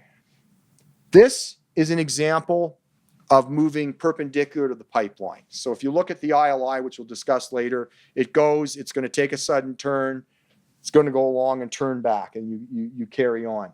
But the landslide is displacing the pipeline. This is the same example of it. I don't have a laser pointer, but you can see the dugout middle lower page there where that landslide is. Thank goodness the LiDAR, it's quite obvious. Now this is what I promised you, which is, I call it iDebris. It's also known as infrastructure Armageddon. Yeah, right there. I'm pretty, yeah. Yeah, and someone was on vacation. That's usually when trouble starts. That's it. So this is the Zymagot River near Terrace, BC. So what you had is way up in the mountains, you had a rock slide initiate. It broke apart and came down the valley. You can even see the super elevation as it making the corners. And then it came down and hit, I believe, a 16-inch PNG line. And what it does is it scours and deposits. There's no calculation or no pipeline that could ever survive that. What you'd have to do there is HED around it. And for scale, I'm not going to point out, but there's a very small excavator somewhere on that fan. Like, this is massive. And like I said, what you would have done in modern times is potentially identify the rock slide hazard, and you would HED it under the potential scour zone of a debris flow. And there's some people in here that can actually calculate that. Okay. Now, why do we have landslide threats? Okay, there's some answers to that. Number one, no geotech. That's the number one answer. Number two is Terzaghi era roots. And what I mean by that is our understanding, especially of larger regional deep-seated landslides, has evolved and changed over time. We simply miss them. Like back in the days, we used to use air photos. Like all the young crowd and talent now looking at LiDAR. You have it easy. And unfortunately, in some cases, you have no other option. There is nowhere to put your pipeline. So you try to get the least bad route. Now, they did not look for it. Now, there's always going to be a perilous relationship between geotech and construction. This is an example of did not see it, which is, this is on the West Coast system. And the West Coast system at the time was routed by probably one of the most famous Canadian geotechnical engineers known as Doc Hardy. Back in the day, they had no idea that there was these regional deep-seated landslides. Like this landslide is 4 kilometers wide. That's what it looks like in LiDAR. If anyone doesn't think that's a landslide, there's coffee for you in the... But, like look at here. You look at the air photos of this, and there's some indications you have a landslide. This is another one Doc Hardy put one through, okay? But like I said, this is air photos. That's sort of just a visual salad of nothingness. But one indication we have is that the landslide rate of movement is greater than the river rate of erosion. So you have a toe bulge out into the river. River should be smooth around the corner. And that's what it looks like when you get Mr. LiDAR on the job. Doc Hardy never had this. Now, when you want to avoid landslides, there's a famous place, and I would say that half the geotechnical engineers in sort of the region have somehow profited off of the Beaten River Valley near Fort St. John, right? Someone's put food on the plates of themselves or their family because of this, because that's the landslide hazard map of the Beaten River Valley, okay? Like, you're better off, and I will admit, if you can see those small little dots there, those aren't landslides. So maybe I'm exaggerating a bit. But, it's almost to the point where you'd be better off mapping stable terrain. So you're still pipelines going through here. So you got to pick the best, worst route. And so we move it through slower moving landslides. And trust me, even in the best routes, we have issues. This I just wanted, because I've been talking a lot of tech stuff here. Can anyone, I can't figure out how the bottom of my screen door got taken out. Can anyone figure that out for me? If you can, just leave me a note on LinkedIn, okay? baffling me.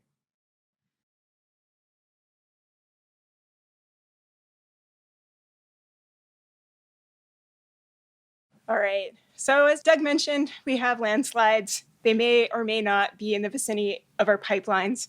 What are we going to do about it? So we're going to talk a little bit about visual monitoring. Then we'll talk about some subsurface technologies like borehole inclinometers or piezometers. And then I'll hand it back to the dog people, and they're going to talk about superficial technologies like conventional GPS surveying, LiDAR, and INSAR. And yes, that's Doug in a unicorn costume.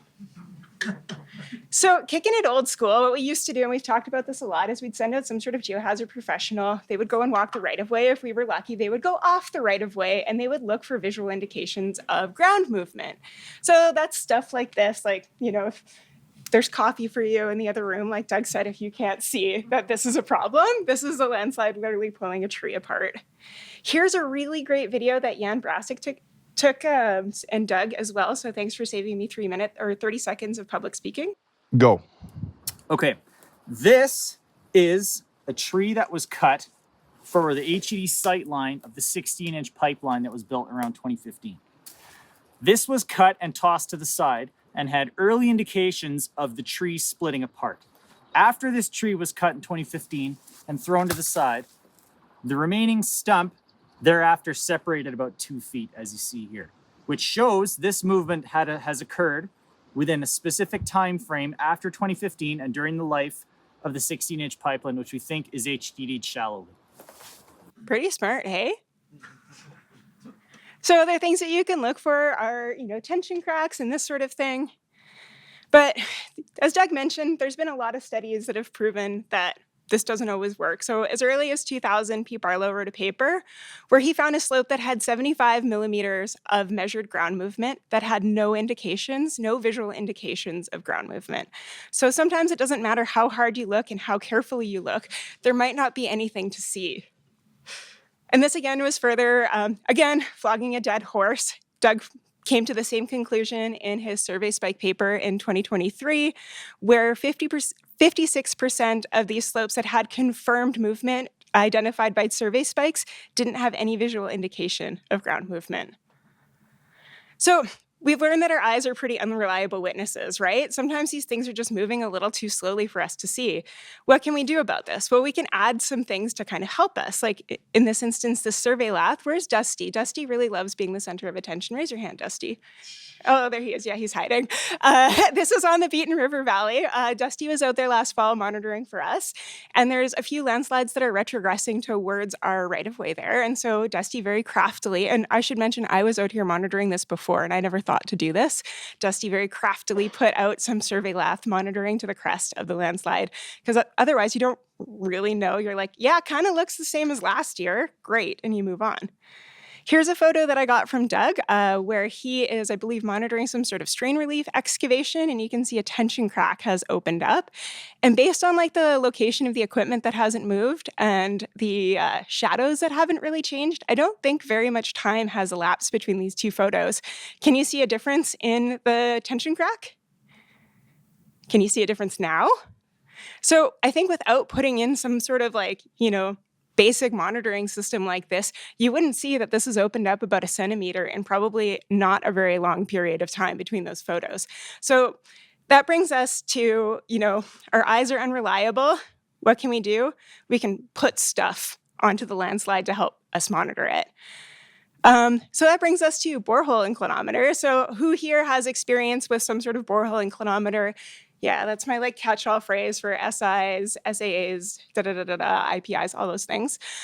So we'll talk a little bit about how they've been used in a pipeline GMP, and then a few kind of my pet peeves and issues with them. And we'll also talk about more modern things like shape arrays.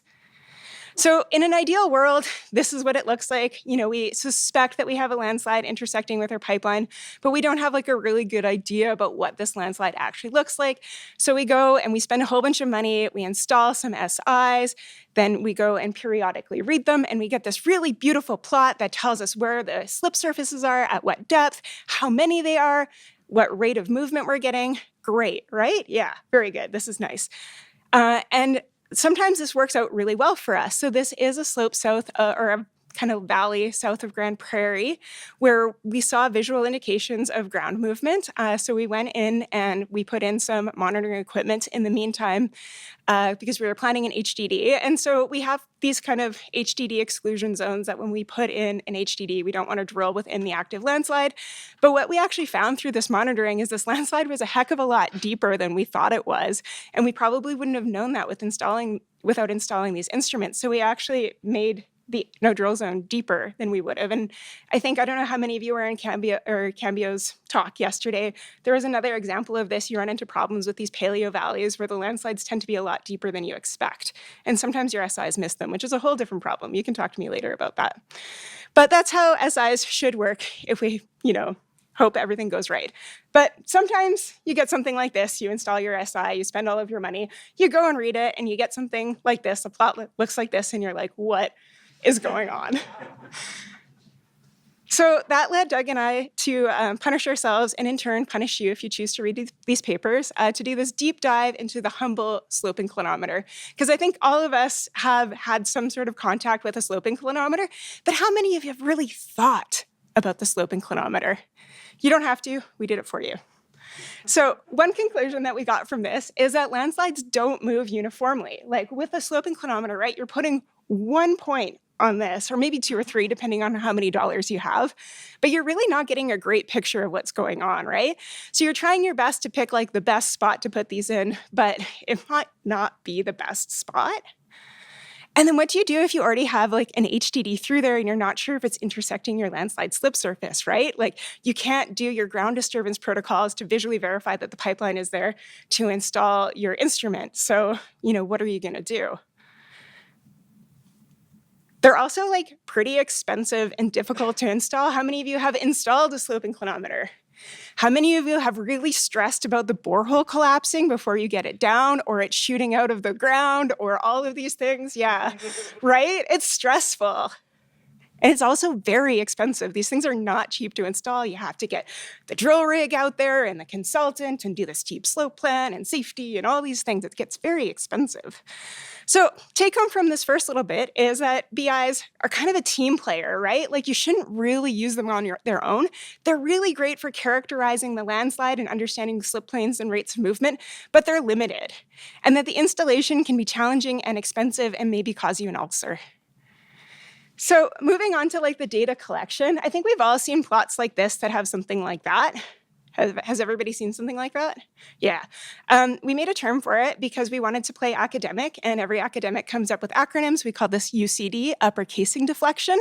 And we postulated a few different reasons why this can happen. So of course, reading interaction. So, back when Doug was my age and he was reading slope inclinometers, you had this kind of pulley system that you anchored on top of the casing and you pulled it. So that could induce a moment arm, and that might be a reason, right? Who's read a slope inclinometer with one of those things? Yeah, that makes sense. Then you could have frost heave, soil settlement, or that sort of thing, where the casing protector is kind of coming up and leaning against the inclinometer casing and maybe causing some issues below the ground surface. Third-party interference. People hit these things? Yeah, bad times. Near surface grouting issues. I know at the beginning of my career, the standard practice was to chip to surface with bentonite chips. That has all sorts of problems with it because they are swelling and contracting, causing noise. They're also like really gross to work in because you step in them and it's like toothpaste, and it's just, please don't do that. Bioturbation, you get creatures like my friend Alice here who like to go and scratch on them. And of course, what we're actually trying to find, landslides. So we looked at this. You might say like, well, Heidi, of course, if you have a longer stick up, you're going to kind of induce more of this upper casing deflection. And yes, there is a degree of truth to that. If you look at this like excessive stick up at the bottom, 82% of those had upper casing deflection. Makes sense. But what gets interesting is if you look at the flush near ground, 50% of those still had that. And their stick up is minuscule, not really enough to cause these issues, right? Furthermore, we looked at what the direction of the upper casing deflection is, and a lot of these were installed kind of post-pulley reading interaction era, so they wouldn't have that. And you can see there's a preferential direction for the A. So that's actually showing us that some of this is, surface creep or shallow landslide movement. And why we care about this in pipeline world is a lot of times this is in like the top, 2 meters, which is where our pipeline is. So I urge you guys to not throw the baby out with the bathwater. So here's kind of an example where we have a slope inclinometer showing upper casing deflection. We have these monitoring pins also showing movement. This is a kind of landslide that's kind of encroaching on our right-of-way. And we can kind of see over time that this is really starting to move in that upper little bit. And I think, before this study, I probably would have just ignored this. But I think in coordination with the monitoring pins, we can see this is probably actually shallow movement coming towards our right-of-way. So please don't ignore upper casing deflection. Cows are cute. So back in my consultant days, I was tasked with doing an instrumentation performance review for a client who had a number of dams. So this is dam related, but I think there's some things we can learn about it. This is, I kid you not, from a literal installation report that I read. Once the SI casing was lowered into the borehole, one set of grooves was aligned parallel to the longitudinal axis of the dam. What they're telling me there is they induced spiral on their casing, right? They put it in and did that. Not good. Weights were then added to the top of the casing to eliminate the effects of increased buoyancy during grouting. What they told me there is that they induced probably a sinusoidal shape on their casing. Also not good.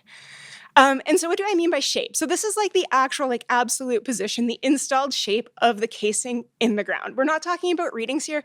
We're talking about what does the casing look like in the ground. So in an ideal world, we would have, that one, nice and straight with less than 3 degrees of inclination. That's great. However, the previous example, I think what they did is they induced the sinusoidal, shape in the middle there.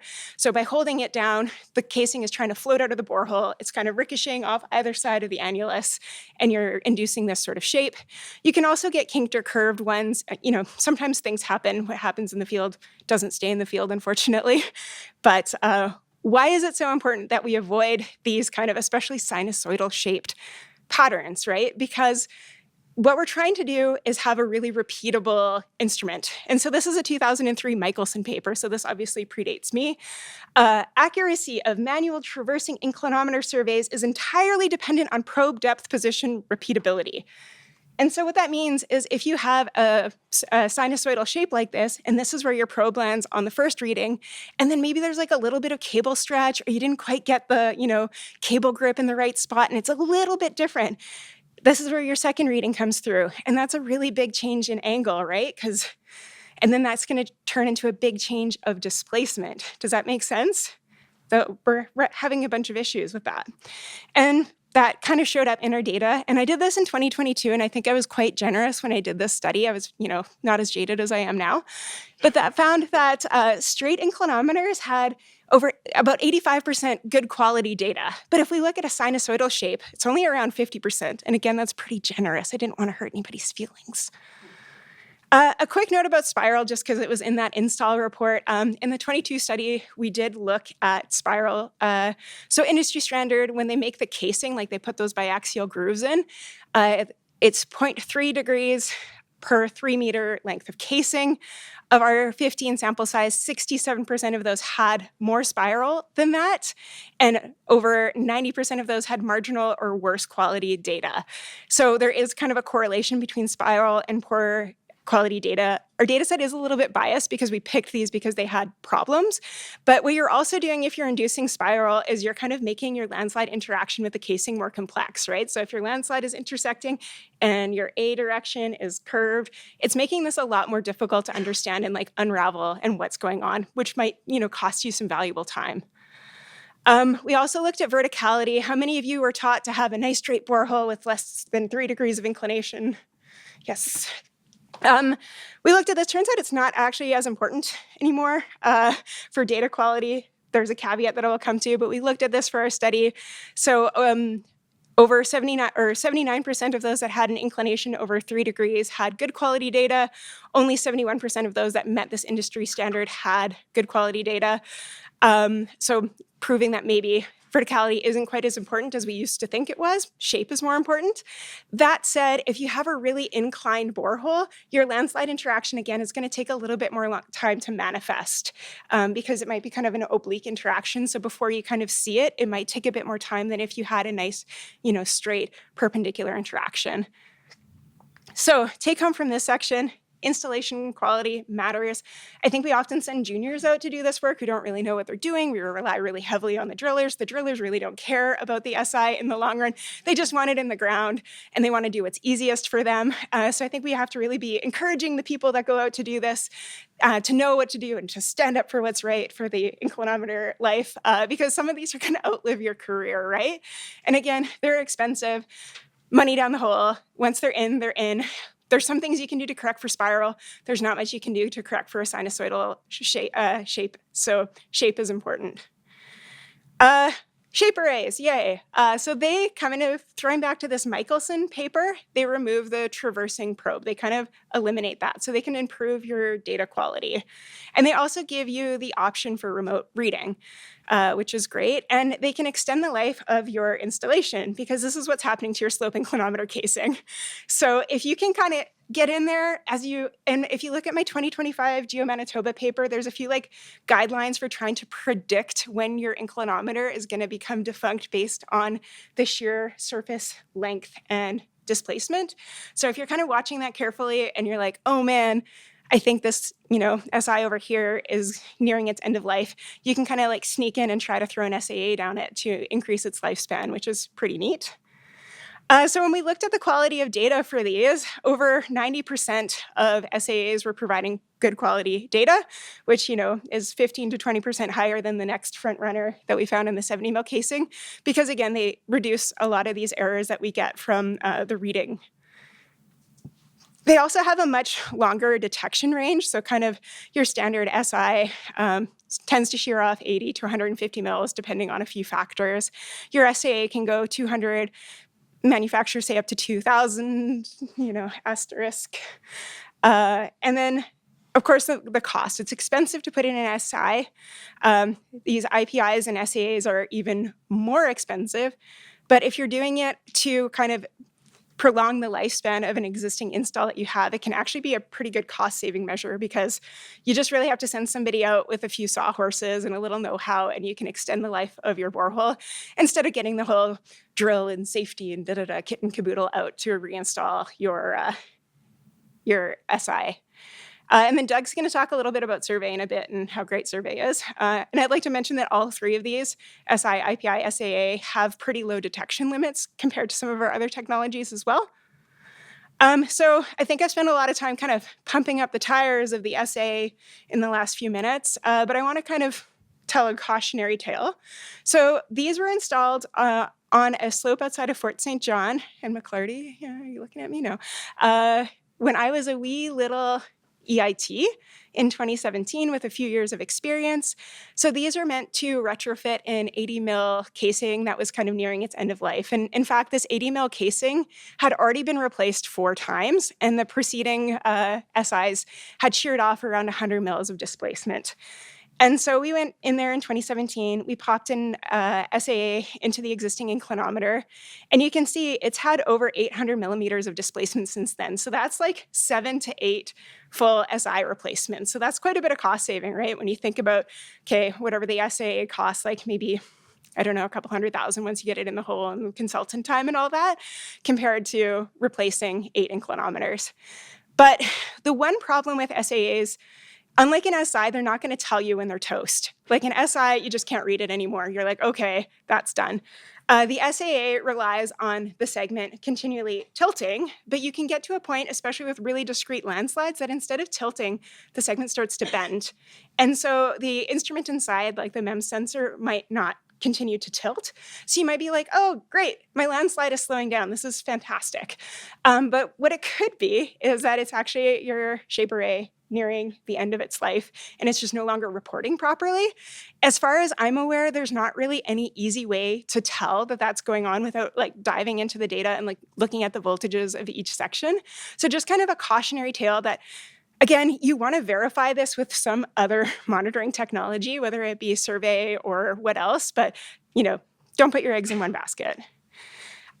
Also, telemetry headache. So a lot of times people will be like, you can install a shape array in here, and then you can eliminate your manual monitoring trips, and you never have to have anybody go back. Who here has had that experience?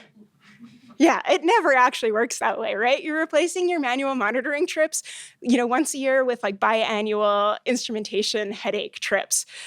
These things like to break in various ways. I've seen all sorts of fun things. I have great stories to tell you, but it's not just set it and forget it. So even if you're installing these, yeah, you're getting data every day. It's great, but you still have to go out there and kind of take care of this thing.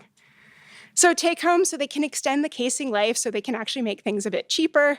You can improve data quality, caveat, watch out for end of life. They can be expensiver depending on what you're doing with them.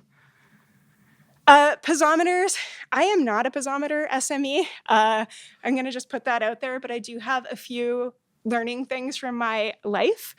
So as Doug mentioned, a lot of our ground movement is driven by water.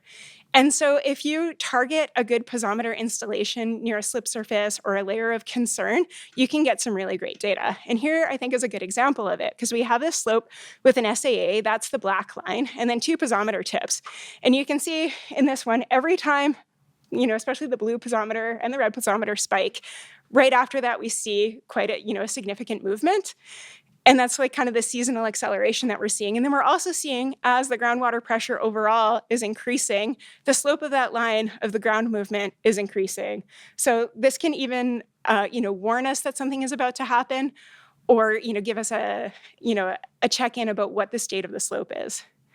So I would recommend some sort of like data collection for this, because accurate and regular data collection is really useful for monitoring trends. A lot of times, especially with like standpipes, we'll go out and like dip them once a year, and then you kind of get this like plot that's not all that useful. So I think if you can automate this in a way that even if you're just taking, readings on a manually downloadable readout box, that's really helpful. You don't have to have all the telemetry and the satellites involved, but that can really help you kind of establish some trends. So they can help you monitor for accelerations like we saw in the last slide. And then a little bit about like different types. So I think I really like vibrating wire types. I like vibrating wire types of all technology. We'll talk more about this later. It's really robust. You can automate it really easily. As long as they don't freeze, they're pretty happy. They're really easy to read. You just go out there with like a little readout box, plug it in, get your hertz, convert that to pressure, off you go. When I started my career, we still had to lug around the pneumatic piezometer box, which is really heavy, really cumbersome. I think those are kind of going the way of the dodo bird. You can also have, your standpipe piezometers. You can automate those later on, but you'll either have to seal off the borehole or do a barometric pressure correction. So then you're just kind of making it a little bit more complicated. And a lot of times when we're installing, some sort of borehole inclinometer, it's a pretty easy add-on to just throw a couple targeted piezometers in there, and you can get a lot of information out of those. All right. So we talked about some basic ground monitoring techniques. This was kind of like the traditional, Geohazard engineer's toolkit with our ground inspections and our borehole inclinometers. Next, Doug is going to talk about survey spikes. And I think we can also make some sort of inverse correlation between waste size and wisdom with Doug. And after that, Damien is going to take over with LiDAR and INSAR. And I think we can make an inverse correlation with wisdom and hair follicles on one's head. All right, and that's it for me. Okay, so let's talk about conventional GPS surveying and near-time GNSS. So as the famous plot goes, we're gonna milk this little custom animation I did. There's our borehole inclinometers. That's the next level, is we put in these survey spikes. Cottonwood River, right, Kara? Yeah. Kara here was my first ever indoctrination into pipeline geotechnique surveying. And then, like we said before, Damien's going to talk more about when we can scan the entire ground. I started doing this, I think it was back in 2004 with McElhaney Consultants. And this is what fantastic data looks like, okay? Where the ground's not moving, you just get a cluster and you show these rather small errors. And where it is moving, you get these wonderful trends, okay? And this is the way you plot them. Any survey consultant that's going to work for Pembina is going to feel this pain. So what I want to talk about is one of the biggest issues in the geotechnical industry: survey hesitancy. People don't understand what it is. I think I got a custom animation here. Yeah. Most senior geotechnical engineers like myself have been burned by surveying, so they're hesitant to use it. And it's underutilized as a technology, a complementary technology as far as I'm concerned. The next issue we have is downhole, what is it? What do I call it there? Downhole movement verification syndrome, where every geotechnical engineer has to slam an SI into the ground to confirm that you have ground movement because they don't trust the surface stuff. Now, SIs have their place, as Heidi was saying. In our program now, we really only use them where we're planning on stabilizing a slope or we want to, at a safe offset, determine if we potentially have an HCD interaction with a deep-seated landslide. When you look at slope inclinometers, sort of a philosophy here is a lot of people, and Heidi talked about the potential sources of errors with slope inclinometers. They assume the slope inclinometer is right and compare it to the survey monitoring point. I might do it the other way around. Yeah. The idea is if the pipe is near the surface, you get the same data for a fraction of the cost. And of course, we have that nebulous upper casing deflection. The forces of ground disturbance, as I mentioned before, tell you, like back in the day, we used to put these massive sucker rods in 5 feet and we'd hammer them into the ground. You can't do that within 5 meters of the pipe. But the good news is now we use relatively short spikes, say 8 inches, 10 inches long. There's a washer on them and we put a little indent in the top. Well, not we, they. Some of them are over there at Measurement Sciences, Inc. I don't do work. But we did a study on this, and we looked at 6,350 monitoring spikes, okay? Biggest study ever done in the industry. And in our bouquet, 77% reported no movements, 17% downslope movements greater than, what do I got there, an inch. And then drift was 5%, so that means the error was more than 1 inch. That likely indicates no movement. And nebulous, we're not sure. Maybe those ones are frost heave, which is what most geotechs would say based on the fact they're only 8 inches long. The key finding was 93.5% basically of the spikes that we have installed, 6,350, provide us reliable, it's moving or it's not determinations based on plus or minus an inch. And just an example of a survey monitoring spike, we're going to beat this image to death by the end of this course. So of course, what I did was I came up with a classification system because that's what I do. So your survey monitoring spikes can show no movements. They can show sporadic movements, which means 1 or 2 of them may move in a big array. They can show localized movements. Those localized movements can be either intersecting the pipeline or not intersecting the pipeline. Then we have block movements, which indicates a deeper seated landslide. Multiple movements, which indicates where have I got multiple up there, which likely you could have a deep seated with a bunch of shallow slides. It's all crazy. Then complex movements, which is typically you have a deeper movement with shallower movements imprinted over it, where multiples mainly a whole bunch of coalescing shallow movements. And yeah, I just put that note down there.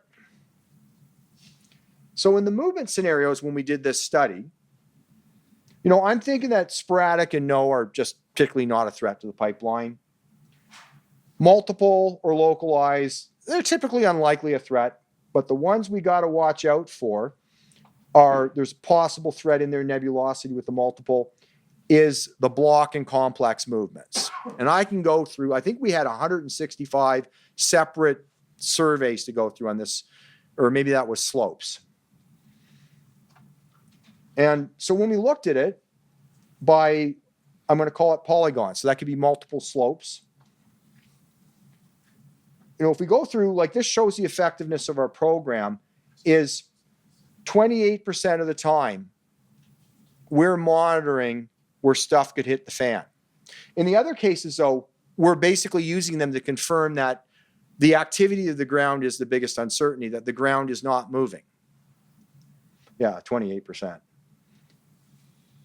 Okay, this is, and I'll just repeat this because it's important, because Heidi's already said this. But when we look at the block or complex movements, 100% of these have overgrown or subtle landslide features on them, which wouldn't indicate any activity, someone walking there. Only 44% of moving landslides in our sample had fresh scarps on them, okay? Once again, field inspections, we do them, but be careful. And then we'll go to ILI-IMU here. So where we know on the ILI-IMU, and I'll get into that photo later, but there's a clear interaction there. Where we have interacting landslides, that was something like 33%. I think it'll pop up there. Yeah, look, I can do math. 33% of our data set, we have confirmed interacting landslides we're monitoring using survey monitoring spikes.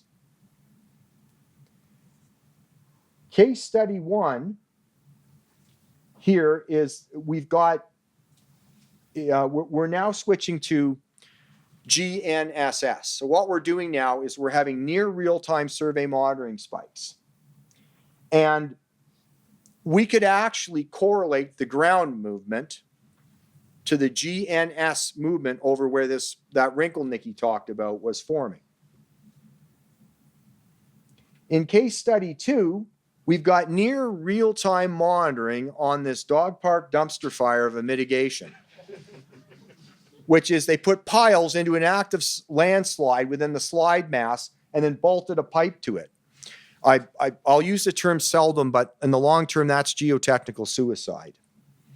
But looking at this with the real near time monitoring stuff, yeah, never do this, by the way,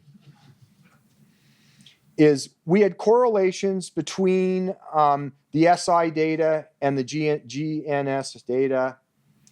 We had correlations between the pressure data. So the more pressure and temperature we're putting on the pipe, we could literally see this monstrosity move. Oh, look at that. Oh, there we go. Yeah. And the SCADA data. Now, case study 3. Once again, go and grab a coffee. This is the best way to freak out a vice president, is show the split trees on a slope, okay? Gets you dollars right away. At this crossing, we had these near real-time GNSSs. And literally, there was a very close correlation between them and the actual manual data. And also, let's see what we got here. So as a conclusion, we use them to kind of give us, well, movement and the wrinkles growing. Now, you don't do that without ILI. That's a dangerous game. SI data, of course, pipeline pressure changes, conventional survey data. So they are pretty good. And I'll point something out to you. A lot of people go, well, you know, the surveying is plus or minus an inch. You know, we've got accurate things like sloping inclinometers. You go to the millimeter and ILI, IMU and that stuff. But in most cases for parallel movement, before stuff starts hitting the fan, you can have 1 to 3 times the diameter of the pipe in movement, which is well above the that is the survey accuracies really don't matter then. You know, having an inch, it's all good. Oh, look, there's another model going. Now, for this one, GNSS is magic. So you have the magic box sitting there in the on your site, and then the data comes back to your office, right? 99% of the time it works. Not. Heidi, can you just come up here and I just, yeah. So I spent the first 10 years of my career setting up these systems. I think a lot of times they get sold to the client as we're going to install our SAA or our strain gauges or a GNS, and then you're going to have data in the office and it's going to be great. But they're actually like very complicated and have many links that can fail. So you can see we have rodents that could chew the cables, bears that could knock everything over, there's hunters that could shoot things, there's forest fires, then there's all sorts of telemetry issues. You have to pay the service provider. I remember early in my career, there was one slope that had been down for like 6 months and there was field visits to try to figure out what was going on. And I was like, did anyone check if we paid the bill? We didn't pay the bill. And that's why that slope was down. So this is just to kind of prove to you that, these systems are great, but there's so many ways in which they can fail. And I feel like that's not super well understood if you're not the person installing these things.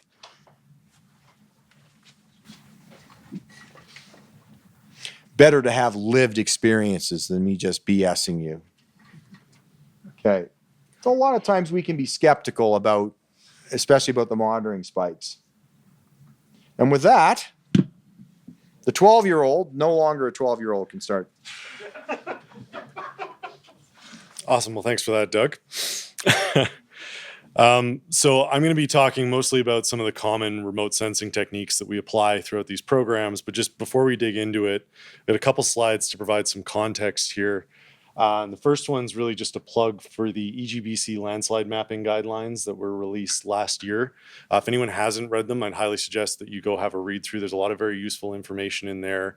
They define some things like landslide map types, as shown on the right, minimum input requirements by mapping level, standard terminology for hazards and risks to help make sure that at least within the geotechnical space, we're all speaking somewhat the same language. And this has been alluded to a little bit in, I believe from Doug and some of the earlier presenters, but really just to highlight the importance of proper screening and prioritization in your program, and to not be afraid to go back with new data and rescreen your system to ensure that you're effectively prioritizing your efforts when it comes to landslide management around pipelines. Similarly, we've been talking about several of the technologies so far this morning. And the real key takeaway is that you shouldn't be relying too heavily on any one of these technologies. This is really kind of the toolbox or puzzle analogy approach to landslide management. We're always trying to make decisions with limited information, and each technology can provide some piece of the puzzle. But in order to be able to effectively apply them, it really requires you to have a broad range of knowledge in terms of the applications and limitations of each of these technologies. Now, hopefully most people in the room are familiar with the Dunning-Kruger effect, which, describes your, as you gain wisdom or knowledge and experience, describes the, changes in confidence where you start low, feel like you're getting a grasp of the topic before you really understand how much that you don't know, before finally reaching a level of sustainability. And I think this is great for describing these topics, but the thing is, you have to consider that when you need to have an understanding of dozens of these different technologies, and you may be at different places on this curve, over the course of your career, you may move between different zones on this plot. So, in spite of having zero background in psychology, I decided to propose a modification, which I've titled McClarty's Modified Dunning-Kruger Matrix, with a convenient 5-letter acronym for everyone here. And so, the goal here is really just to be aware of our biases, be aware of, potential for variations in how these landslides will appear in different regions, different contexts, how the different movement mechanisms can affect these technologies that you're trying to use to manage them. Whether you've spent most of your career in larger diameter pipeline integrity or smaller inch between gas and oil, all of these variations can come into play. And the key thing for moving between these boxes is, that you may not be in the same place with each section throughout your career. So if you're going to have an ego, you have to make sure that that's balanced with your level of anxiety so that at least you fall into that safely incompetent box. Now, version 2, I'll have to update with Heidi's trends about hair loss and weight gain here. Another key concept that I see a lot is, particularly with some of these more complex technologies, there tends to be a lot of excitement around the complexity and the level of precision. And, people seem to be hesitant to take a step back and really think about the accuracy they're achieving. And it's really important to keep those concepts in balance, like particularly when we start talking about some of the more complex change detection applications. Just because you can achieve a sub-centimeter precision does not mean that correlates to your real-world accuracy, and that's really important to keep in mind when you're looking at where and how you're applying each of these technologies. This is kind of your overview of some of the common remote sensing techniques that I'm going to be discussing later in the presentation, and this is really just to highlight some of the considerations for the differences between your aerial collection techniques versus terrestrial, where you need to keep in mind things like your effective distances and coverage areas, potential for blind spots as shown in the scanning around the vegetation between your top-down aerial approach or the horizontal terrestrial techniques where you can have shadows from trees and other vegetation. You also potentially introduce access limitations. Resolution starts to matter with some of these techniques, and then INSAR, which we'll cover a bit later. I believe air photos were mentioned a little bit earlier on. This is a key piece of supplementary information that just because it's not the primary way that we now identify landslides, it's important not to completely write these off because they do provide a lot of really valuable information for landslide interpretation. One of the key things is whenever we're looking at these technologies, we're looking at this concept of a monitoring window where we're looking for potential changes between the oldest and the newest data sets that we have available. And air photos often give us a much longer record than most other comparable technologies. And in most areas in North America, we have coverage dating back to the 1950s, in some localized areas as far back as 1924. And then there's also a lot of good information that you can get in terms of, these potential driving forces that Doug was talking about, where you can see indications of, anything large-scale surface expressions can sometimes show up. Vegetation changes over time, which can be indicative of soil moisture, land use changes, third-party activities, all of these supplementary pieces of information that can impact landslide activity. Photogrammetry can be a really cheap and effective tool for building some of these 3D models. There's some pros and cons relative to the other remote sensing techniques.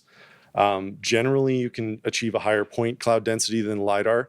It can be more accurate when you're also using it in conjunction with properly placed ground control points. And you preserve the image details, which can be really helpful for visual communication and identification.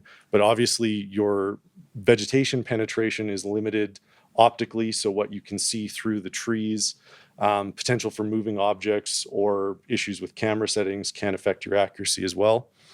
Just something to keep in mind. Just to highlight here too, we're covering a lot of information, so I'm just giving kind of a very quick overview of these technologies. Obviously, there's a deep dive that could be done into a lot of these technologies, but just to understand some of the basic mechanics.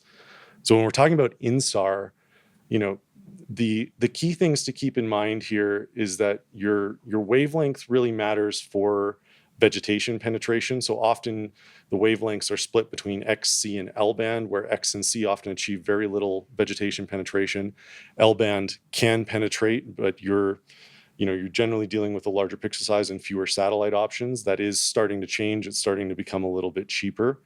The other thing to keep in mind is you're measuring differences in the phase of the wavelength. So what that means in practice is that there's also a maximum amount of movement that you can detect, which varies depending on the wavelength of INSAR that you're using. Just something to be aware of. It generally is most effective for east and west slopes, as most of the satellites are in a north-south polar orbit. And the quality of your images can also be affected by the level of coherence that you can achieve, which is often correlated with your soil moisture, snow cover, things like that. And again, keeping in mind your detection window. So this is just a quick graphic kind of showing your satellite position relative to your ground movement with your ascending and descending orbits and how that can affect the accuracy of your data. So the reason this matters is, the big value of INSAR is that you can scan a very large area relatively cheaply and relatively quickly. But you have to keep in mind that there is going to be potential for false negatives within your data set. There is a high potential that just because the INSAR data is not showing movement on a particular slope does not necessarily mean that that slope is inactive. So that's where you really need to use this in conjunction with some of these other tools and techniques that we've been discussing to ensure that you're not missing something critical within your program. There are options as well to go back and look at more historical data. For example, this is a Sentinel data set where you can do a look back over time at ground displacement changes. But again, this data set in particular has limited vegetation penetration, so just something to consider. With the launch of the new NISAR satellite, L-band is becoming much more widely available and much cheaper in North America. So this may start to become a more economical option moving forward. Diving into LiDAR, which has obviously been one of our most revolutionary tools for terrain morphology and and landslide interpretation, because of this ability to kind of screen out the vegetation and really build a terrain model that we can then interpret.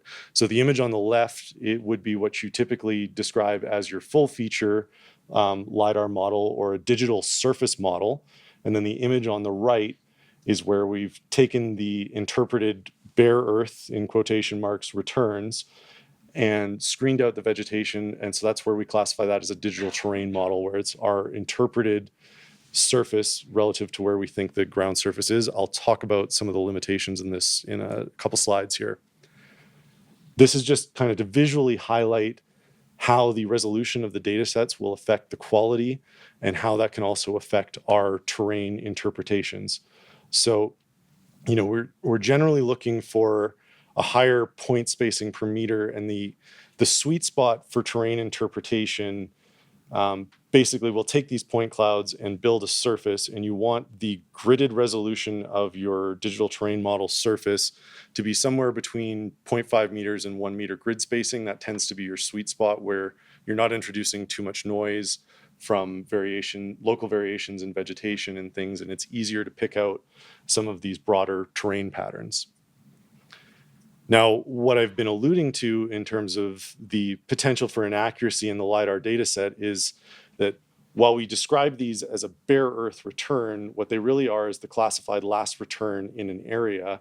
And the problem with the accuracy of LiDAR is that we don't know if that last return is truly bare dirt or if that is the lowest point of the local vegetation and the underbrush.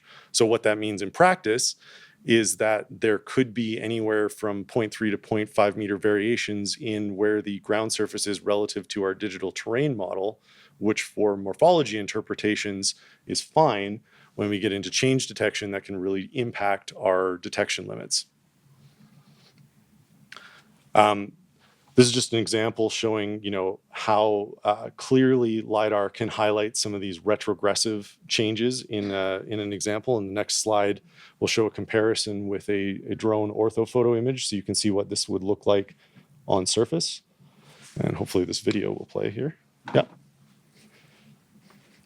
So you can see the comparison between two orthophoto data sets collected at different times a year relative to, how the landslide's changing on the right-of-way. And, in reality, I would say this is an example of fairly obvious movement. Often there's cases where we care about much more subtle indications that are more difficult to interpret. And that's, again, getting back to this context of why your landslide mechanism matters in terms of the techniques that you're applying. Because some of these landslide types that are more prone to expansion or retrogression are a lot easier to pick up than, say, some of these deep-seated existing landslides in the Western Canada Sedimentary Basin that are just producing small-scale displacements at the failure surface. Now, this is a bit of a personal pet peeve of mine when it comes to point cloud change detection and the way it's often sold, because it is sold as three-dimensional change detection, which is technically true but very misleading. Because the way this works is you are defining a vector of maximum change between two point cloud data sets, but it is described in practice, or I've seen it often described in practice as three-dimensional changes, but you cannot, basically the issue is you can't tell if point 1 in data set 1 has now moved to point 2 in data set 2, all you can do is compare that offset. So in reality, while you can theoretically achieve a higher level of precision than just a simpler DTM differencing method, the level of accuracy ends up being roughly the same. So you spend a lot of additional computational and interpretative effort to essentially land at the same place. Here's an example of the change detection results. This is that same landslide image that's been circulating from earlier. I'll flip to it again in the next slide. Basically, we're just showing that the results plotted in terms of vertical loss and vertical accumulation.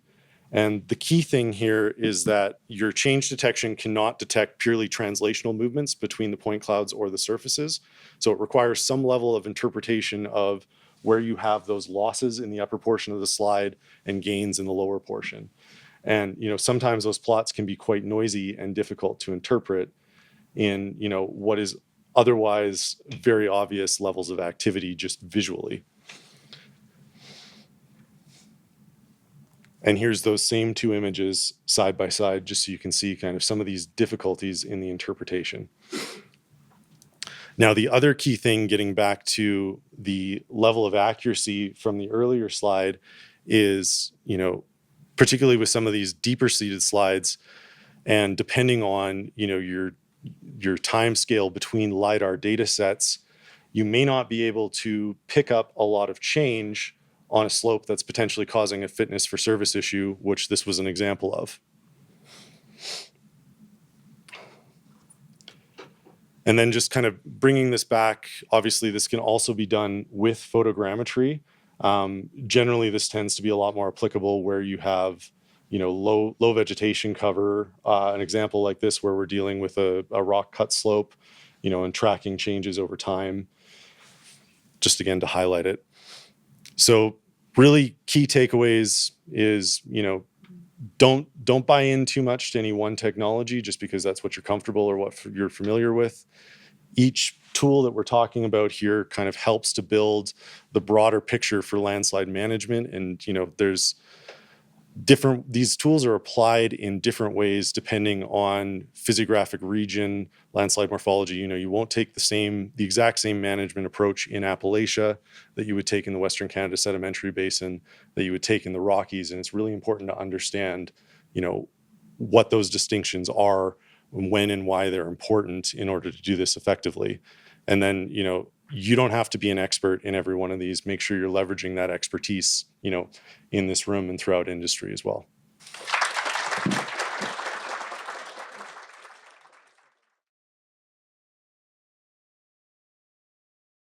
And I'm going to start off pipe monitoring. This is where I like to think I've made my money. So, the custom animation's already wrong, but we have several different techniques we use. So the first one is locates and electromagnetic tomography. Should update this. There's some, new drone-based stuff. I think it's still kind of based on EM. We've got next is stuff you attach to the pipe rather than go on the surface, which is strain gauges, fiber optic cables, and axial strain surface probes. Fair enough. And then we get into inline inspection. And for this, most of what we're focused on is the IMU module and caliper tools to get the inside shape of the pipeline. On top of that, we actually can use the magnetic flux leakage or MFL data that Nikki's saying, which is basically the wall thickness. We use that in some cases. The axial strain tools, which I've been sort of wrapped up in for the last 10 or 12 years in various degrees. And yeah, a lot of times with those tools, though, and we'll get into this later, you have to look at all sets of data together. You just don't look at one source of truth. I can assure you that you can barely see it there, so I'll show you, but construction, for how much I hate them, they tend to be very good at putting pipes in straight, because if you put in a crooked pipe, it costs more money, okay? So when you see a deviation, that's a small landslide, and you can see it in a locate, you know you have an issue. A lot of the times we do locates too, and I'm just showing you toe movements of a landslide. On this locate too, you can actually see, if you look on the lower slope, there's a bulge in the pipeline there where a landslide's moving through it. If you can see it on a profile in a locate, you know you've got a problem. Now, one thing I want to point out to you that in the past, we have dug holes to pipelines and put surface survey monitoring straight attached to a pipeline with a conduit or something through it. I can explain why, but just don't go there, okay? Don't do it. Then back in the day, there was a company called HM Pure that does, they called it pipe wall assessment. So you're basically looking at the electromagnetic field emitted by the pipeline. And we correlated it to pipeline bending strains and other data, and really found that it was sort of a thing finder. And we couldn't concretely put it to any of our spike, IMU, or any of that data. And this is essentially what it looked like. Now, HM Pure, I don't think is around anymore. I think they've shut down. But what you're looking for is oddball signatures which aren't consistent. Basically noises and spikes out of the ordinary. And they would grade it based on that. I don't have any insights on what they did. Now, there'll be a couple of papers, and I think is there someone here from Skipper? Skipper NDT? No, but there's a new technology out, and I can't claim any knowledge in it. I know Enbridge is working on this now, and there'll be a couple of papers at IPC. So I'll talk to my compatriots, updates this, but I think it's along the same lines of the electromagnetic signals of the pipeline. And hopefully it's not a thing finder, but I think they combine it with high resolution pipeline locates. So it's more accurate than if you're just going along with a locator. Stress probes, and I'll talk about axial strain later, but this sort of, you're measuring the electromagnetic permeability of the pipe and variations in it. So what happens is if you compress a pipe, you reduce its electromagnetic permeability, or an element of steel.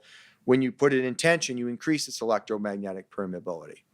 So this is some early work we did in 2008 with this.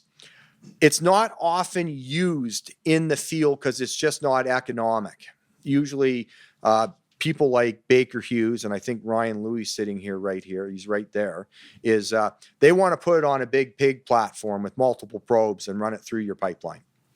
So with that, I think we're going to the next module. Yeah, it's a quick one. Yeah. I'm back. So Doug had a great introduction to kind of different pipeline monitoring technologies. So earlier we talked about different ways of monitoring the landslide with ground inspections and borehole inclinometers and all of these things. We don't really care that much about the landslide, right? We care about the pipeline. And Doug touched on a few indirect ways of monitoring the pipeline, but how do we really know what's going on with the pipeline? So the two main ways that I've seen this done in practice, of course, strain gauges, which we'll talk about now, and then ILI-IMU, which Doug will touch on. So some more punishment for you if you're a bit of a masochist. We wrote a few papers looking into strain gauges, and again, you don't have to read them if you don't want to. I'm going to touch on some of the more important things here, but they're a good read. So for this talk and for kind of pipeline geotechnique, we focus a lot on vibrating wire type strain gauges. There's a whole bunch of different types out there, even within the vibrating wire type family. Here we're looking at block type gauges on the left, where you have two of the little blocks you tack down, and then flange type gauges where you're kind of affixing the whole thing to the pipeline. You'll also hear kind of about Wheatstone bridge type. We don't tend to use those that much in pipeline geotechnique. They tend to not be quite as robust as we'd like. They don't last as long. They're not a thermal coefficient gauge, and sometimes there's some issues with CP interference, so we won't touch on those today. The next thing is structural fiber optics. I am not an SME in that topic, but where's Suzanne?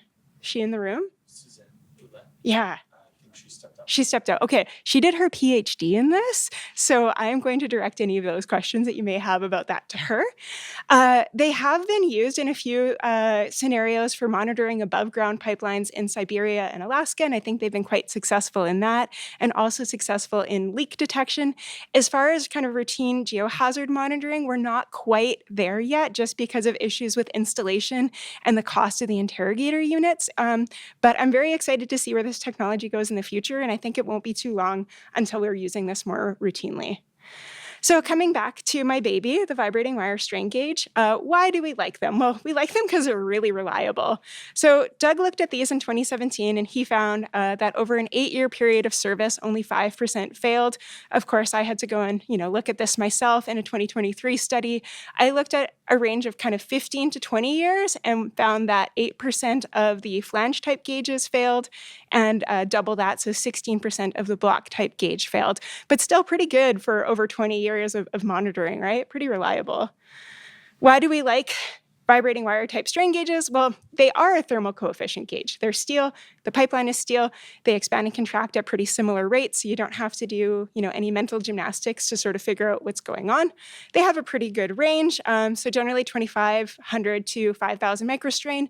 There are some specialty manufacturers now that you can ask for 10,000 microstrain gauges. They don't use a lot of energy to install. Especially earlier in my career and when we really first started putting these on, the integrity engineers are like, "You're gonna do what to my pipeline?" When I told them that I was gonna spot weld on them. But it's really not a big deal. Every time I show up to a job site, everyone's like, "Ooh, I'm gonna come and watch." And then you're just like sitting there, tuck, tuck, tuck, tuck, tuck. And you do that 150 times per strain gauge, and then you put the cover on. And it's pretty low energy. It's like 20 to 40 joules. So 1/100th of an arc strike. Kind of boring, a little bit meditative. I quite like it.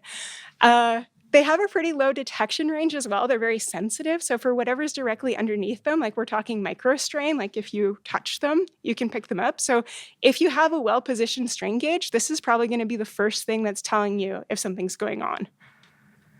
So this is sort of what the whole kit and caboodle looks like. So generally you have to go in there and remove the coating, usually by sandblasting. Then you have to go in there and smooth out a nice surface, usually by buffing or sand grinding somehow. Integrity engineers don't like that either.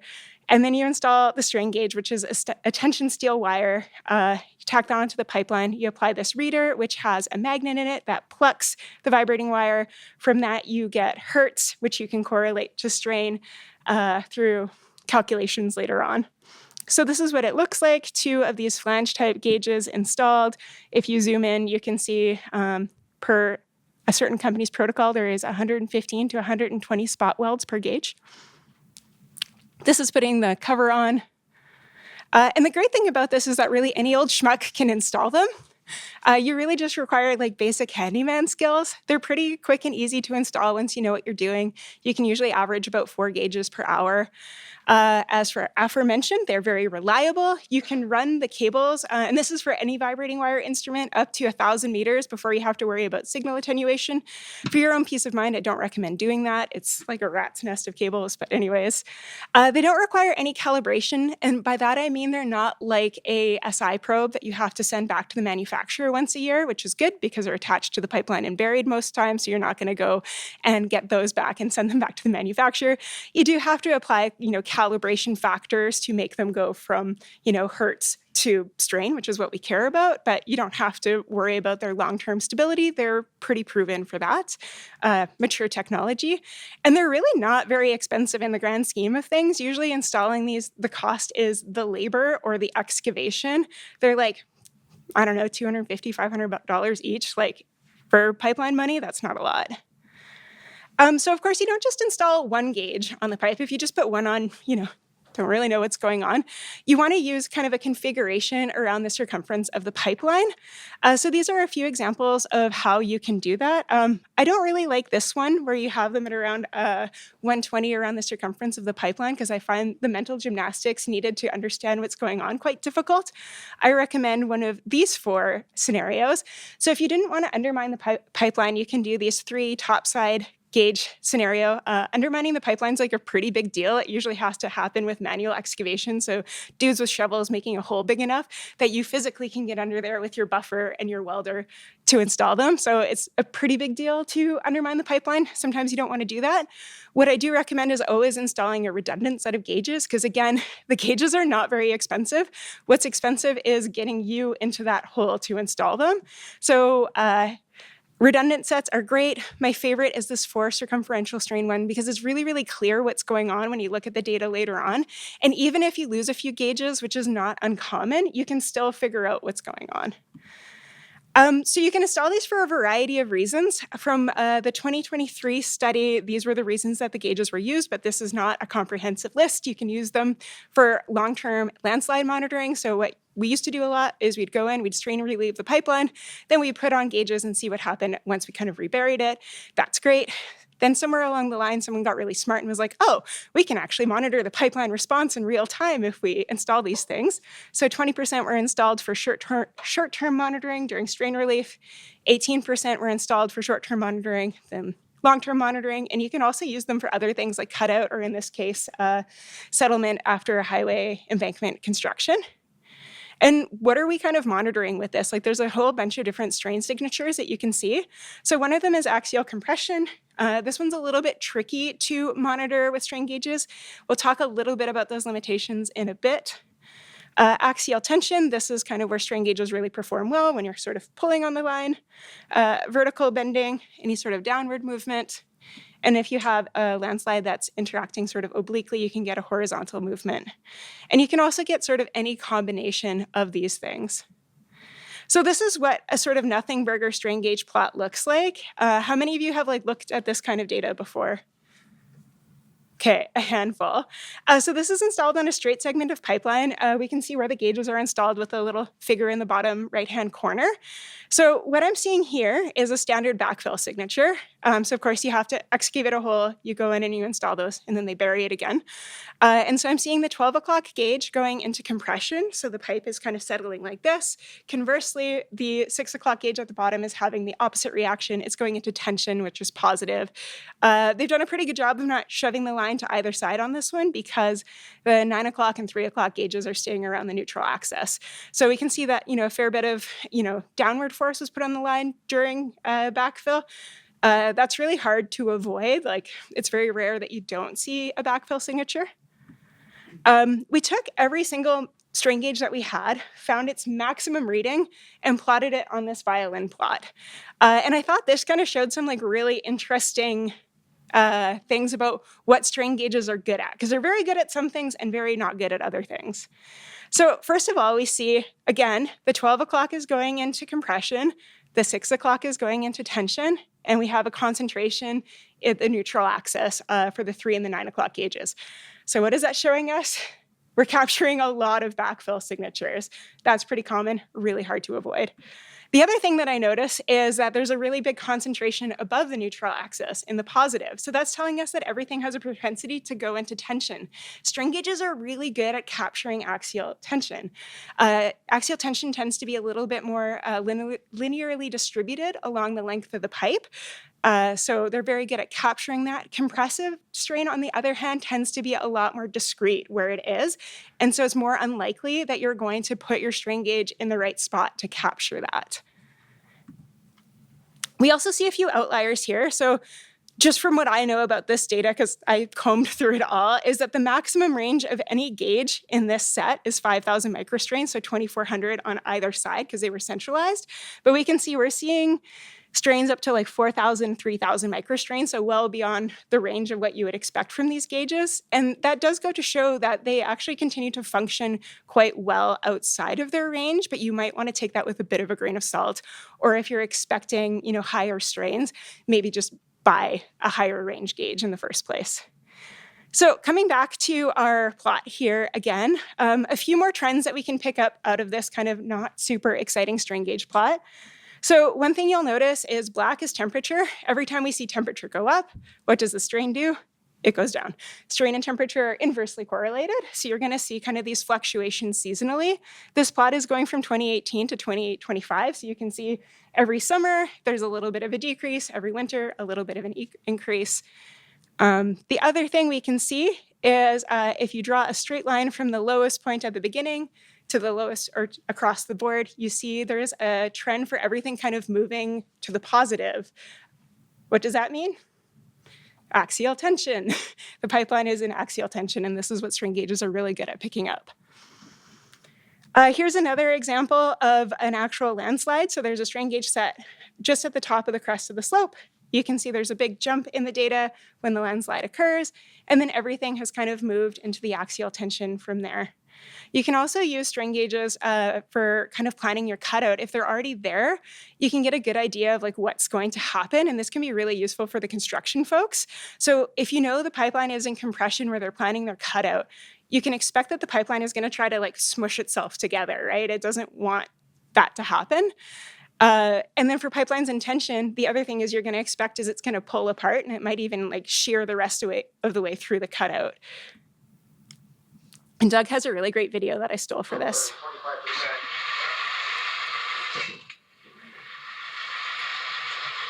So there's a lot of energy built up in these things, and if you have a strain gauge there or a set of them, you can have a bit of an idea of what's going to happen and maybe warn your construction folks and hold the camera a little bit more still. So this is the data from that set. So you can see the pipeline already started to respond up to 1,000 microstrain when the cutout started at 12 o'clock, and then it sprung apart. We see a really big response right at that cutout gauge. There's another set of gauges installed 50 meters away, and we see that response there as well, but this time it's only up to 1,000 microstrain, whereas at the cutout it was over 5,000 microstrain. And then in this case here, this is used to monitor strain relief. So there was an area of differential movement where strain gauges were installed. They installed them in a bell hole, then kind of cut slack. And you can see after about 35 meters of cutting slack, you're getting diminishing returns at that strain gauge location for monitoring the strain relief. So again, I just spent a bunch of time pumping up the tires of strain gauges. Now we're going to talk about where they don't work super well. So they're small. They're like yay big. They don't know what's happening on the pipeline before you installed it. So if your pipeline already had a bunch of strain on it, strain gauge don't care. It only knows what's happening underneath it from the time you installed it to your current reading. And that's if you have kept good records of the baseline readings from install. You might not install them in the right location. As we talked about earlier, tension is pretty linearly distributed. Compression, more discrete. It tends to form around different geometry features. You can only install strain gauges on like flat sections of pipe, so you can't put them over a girth weld, or if you have a geometry feature beginning to form, you can't put a strain gauge there because it needs to be nice and flat. Relative to the fitness for service for a pipeline, the traditional range of a strain gauge is fairly small. That said, you can get ones now that have larger ranges. And then, as I mentioned, you need like a pretty flat, smooth area to install. Integrity doesn't like it when you're buffing on their pipeline and messing with it, but here we go. Here's a little bit of an example of how strain gauges work and don't work very well. So we have 3 sets of strain gauges installed on an active landslide that's interacting with the pipeline. So strain gauge 1 is installed kind of at the toe of the slide where we would maybe expect to see compression, but it's not installed at the right spot. It's totally missing that. No change. Strain gauge 2 is within the slide mass. It's not actually feeling any of the strain. It's moving in the block. No strain on the pipeline at that particular location. Luckily, strain gauge 3 was installed at the headscarp, and by some fluke, it's in the right spot to capture this movement. And so we are seeing a response in that. So where you put these gauges matters because they don't know what's happening anywhere else on the pipeline. They only know what's happening directly underneath them. So here's a comparison with IMU for my 2024 IPC paper. So you can see here we have multiple runs of ILI IMU that are showing some changes in the yellow triangles. This is where our strain gauges are. So they're kind of missing a lot of the action. We did capture, some movement, especially axial strain, but they're missing a lot of the action. So you might be like, okay, well, why don't we use IMU to target where we put our strain gauge? And you can definitely do that and you'll have a higher probability of success. However, what we've seen is that strain in pipelines tends to be transient. So even if you get it in the right spot, it might not always be the right spot. It's going to move along the pipeline, or it can. So for instance, if we go here and we install our strain gauges where the strain is or where the IMU is telling us it might not be the right spot and that strain might grow. And that can give you a really false sense of security because you're like, oh, yes, I got it in the right spot. This is great. Nothing is really changing. But what's happening is the strain has just sort of moved on from where your gauge is installed. So you have to really be aware of the limitations of these things. Also, you're removing coating. You're kind of creating another weak spot, an area of ingress. And then again, you're usually not doing these just to install the strain gauges. You're doing them as an add-on to a strain relief excavation or an integrity dig or something. So I think kind of what's been hammered home here is that you can't use any one technology too much in this. So strain gauges give you this kind of story of these really small, discrete points in time, right? Whereas ILI, IMU is more of a snapshot. And then you have all of those other, technologies that are monitoring the landslide. And I would argue that you need to have all of these things together to really understand what's going on. So with that, I'm going to pass it off to Doug, who's going to talk more about IMU. Okay. So what we're going to do with ILI, IMU is we're going to discuss it up to lunch, and then we're going to fill your bellies and get you sleepy. Then we'll keep going with it. But just to let you know, this was a bit of a struggle. That there'll be an ILI IMU course at the International Pipeline Conference, and it'll be 4 hours long of action-packed ILI IMU, and it's going to be new and improved for this year. So today we're just having a quick little talk about it, but there's more coming or more detail. So if you want, I think it's pretty reasonable. I'll see you there. All right, so we've already talked about all of the little tools. We've got our calipers, our inertial measuring units, and we do primarily two things with these. There's a bunch of ILI folks here, is you do like a single initial bending strain analysis, and then you over time, hopefully, as you get more runs, you can do the change in shape over time. We axial strain tools, I'll tell you all about them, and I'm going to mix in a little bit of MFL and crack too in this. There is a good old, I think this is a 2006 BJ Services Limited pipeline plot. These are some of my favorites because they're the simplest to read of any plots I've seen. I asked one of the most senior people working for an ILI vendor on what is the main message he would like to deliver to you. And he said, I think you can figure out, everyone thinks it's black and white, where it's not. What happens is when you get into trouble with ILI, IMU, you're always looking for a hero. The problem is, if you only go to one hero a lot of the times, like Batman here, you can get yourself in trouble. You need a team to interpret the results of this. Everyone from operations, what happened, your geotech specialist to your ILI, IMU. One piece of advice I'll give you, the moment you are uncertain, you have the right to phone the vendor and have a chat with them. That's where I do a lot of my learning, is actually talking to the analysts. I know landslides. They know their data. Let's just talk about the basics of IMU. I'm hoping the custom animation works here. So back in the day, it was really simple. When we were going across the ocean, we did something called dead reckoning.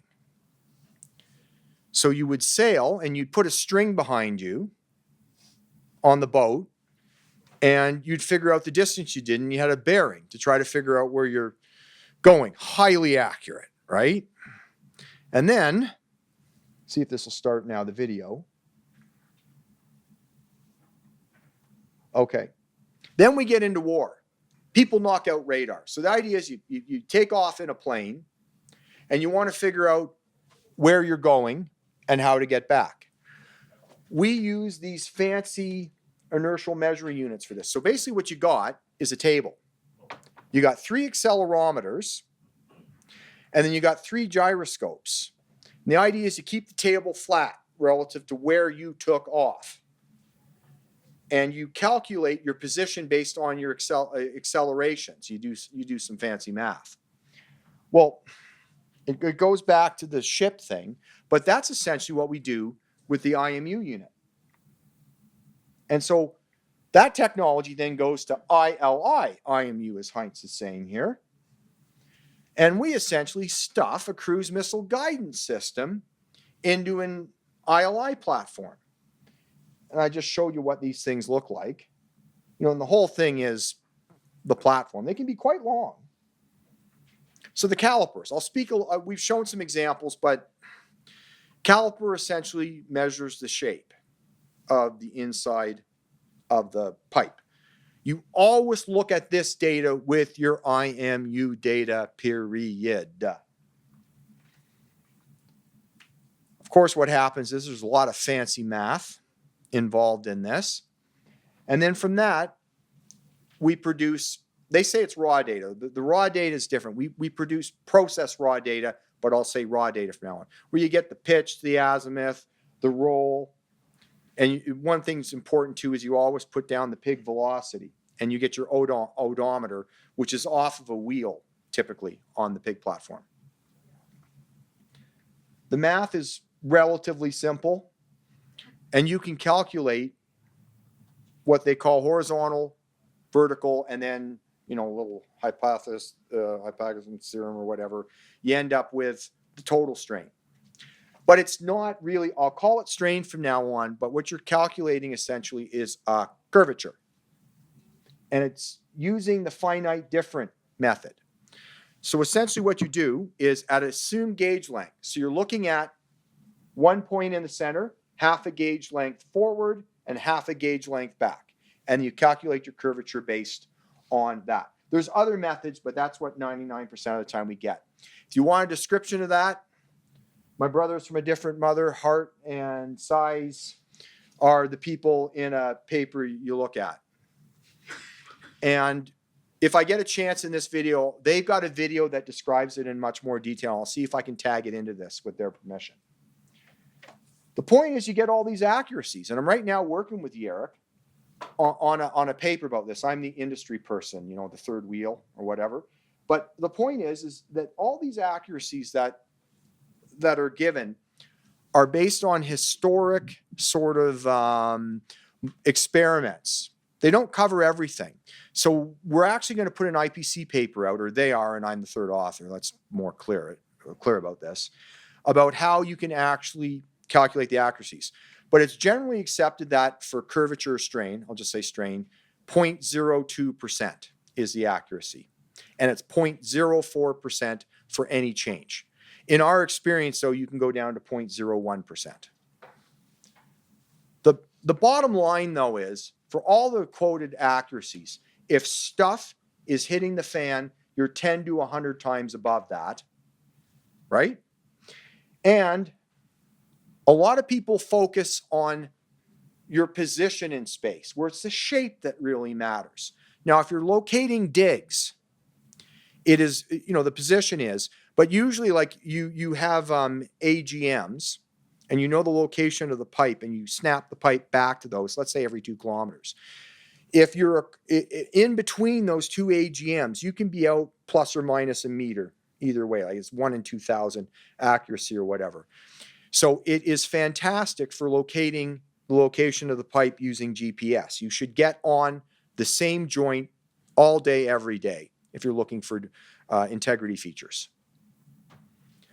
This is typically what you'll get from a vendor when you ask for the raw data. And I'll point at the end, you should always ask for the time and the tool velocity if they have it. That's if you want to get some advanced analysis of it. Generally for plotting, you plot the plan view, the elevation, you get your strains and your azimuth and pitch. And I always recommend you start off looking at the azimuth and pitch when you're looking at these things, and we'll explain why in a second. Those are calculated based on an assumed gauge length, like I said before. So the plots. Let's take it back. The plot down here before was from 2004. Ed's in the room here.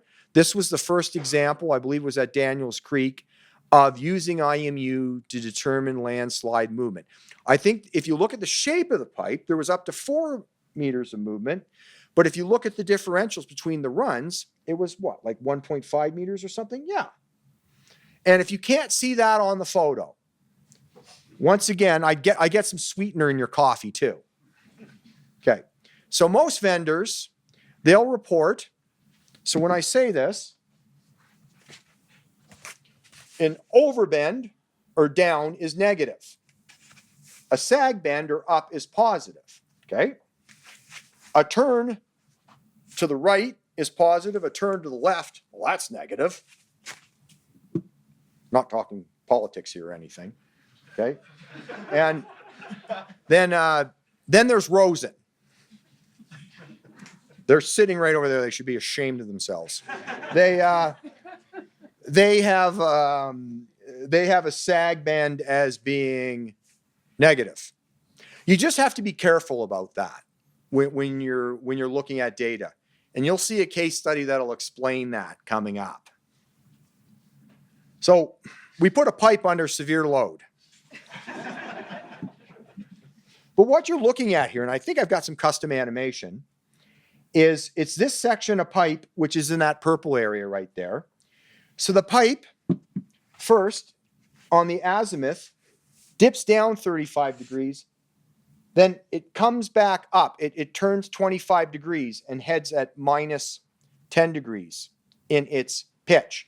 And it's relatively straight. Now what happens is, with pipeline bends, I'll use the term they rolled the bend. So maybe you have like a 16-degree bend, but it's not, they don't get it up and down. This is construction, right? Could be a Friday afternoon. You always look at the azimuths and pitches first. And then what happens is you calculate the strain. So what happens is, and we'll go into more detail, but if you got a bend, when you're measuring the curvature, it's going to be at its peak in the middle of the bend, where your gauge length, where your gauge goes 1/2 either direction. That's going to be your peak. So that's why every curve looks like that on a plot, because you're coming into the bend and then you're going out of it with the gauge length. And then when you're on a straight section, there is no strain. I hate saying the word strain, but that's the industry for you. Overbends are down, like I said, sags are up.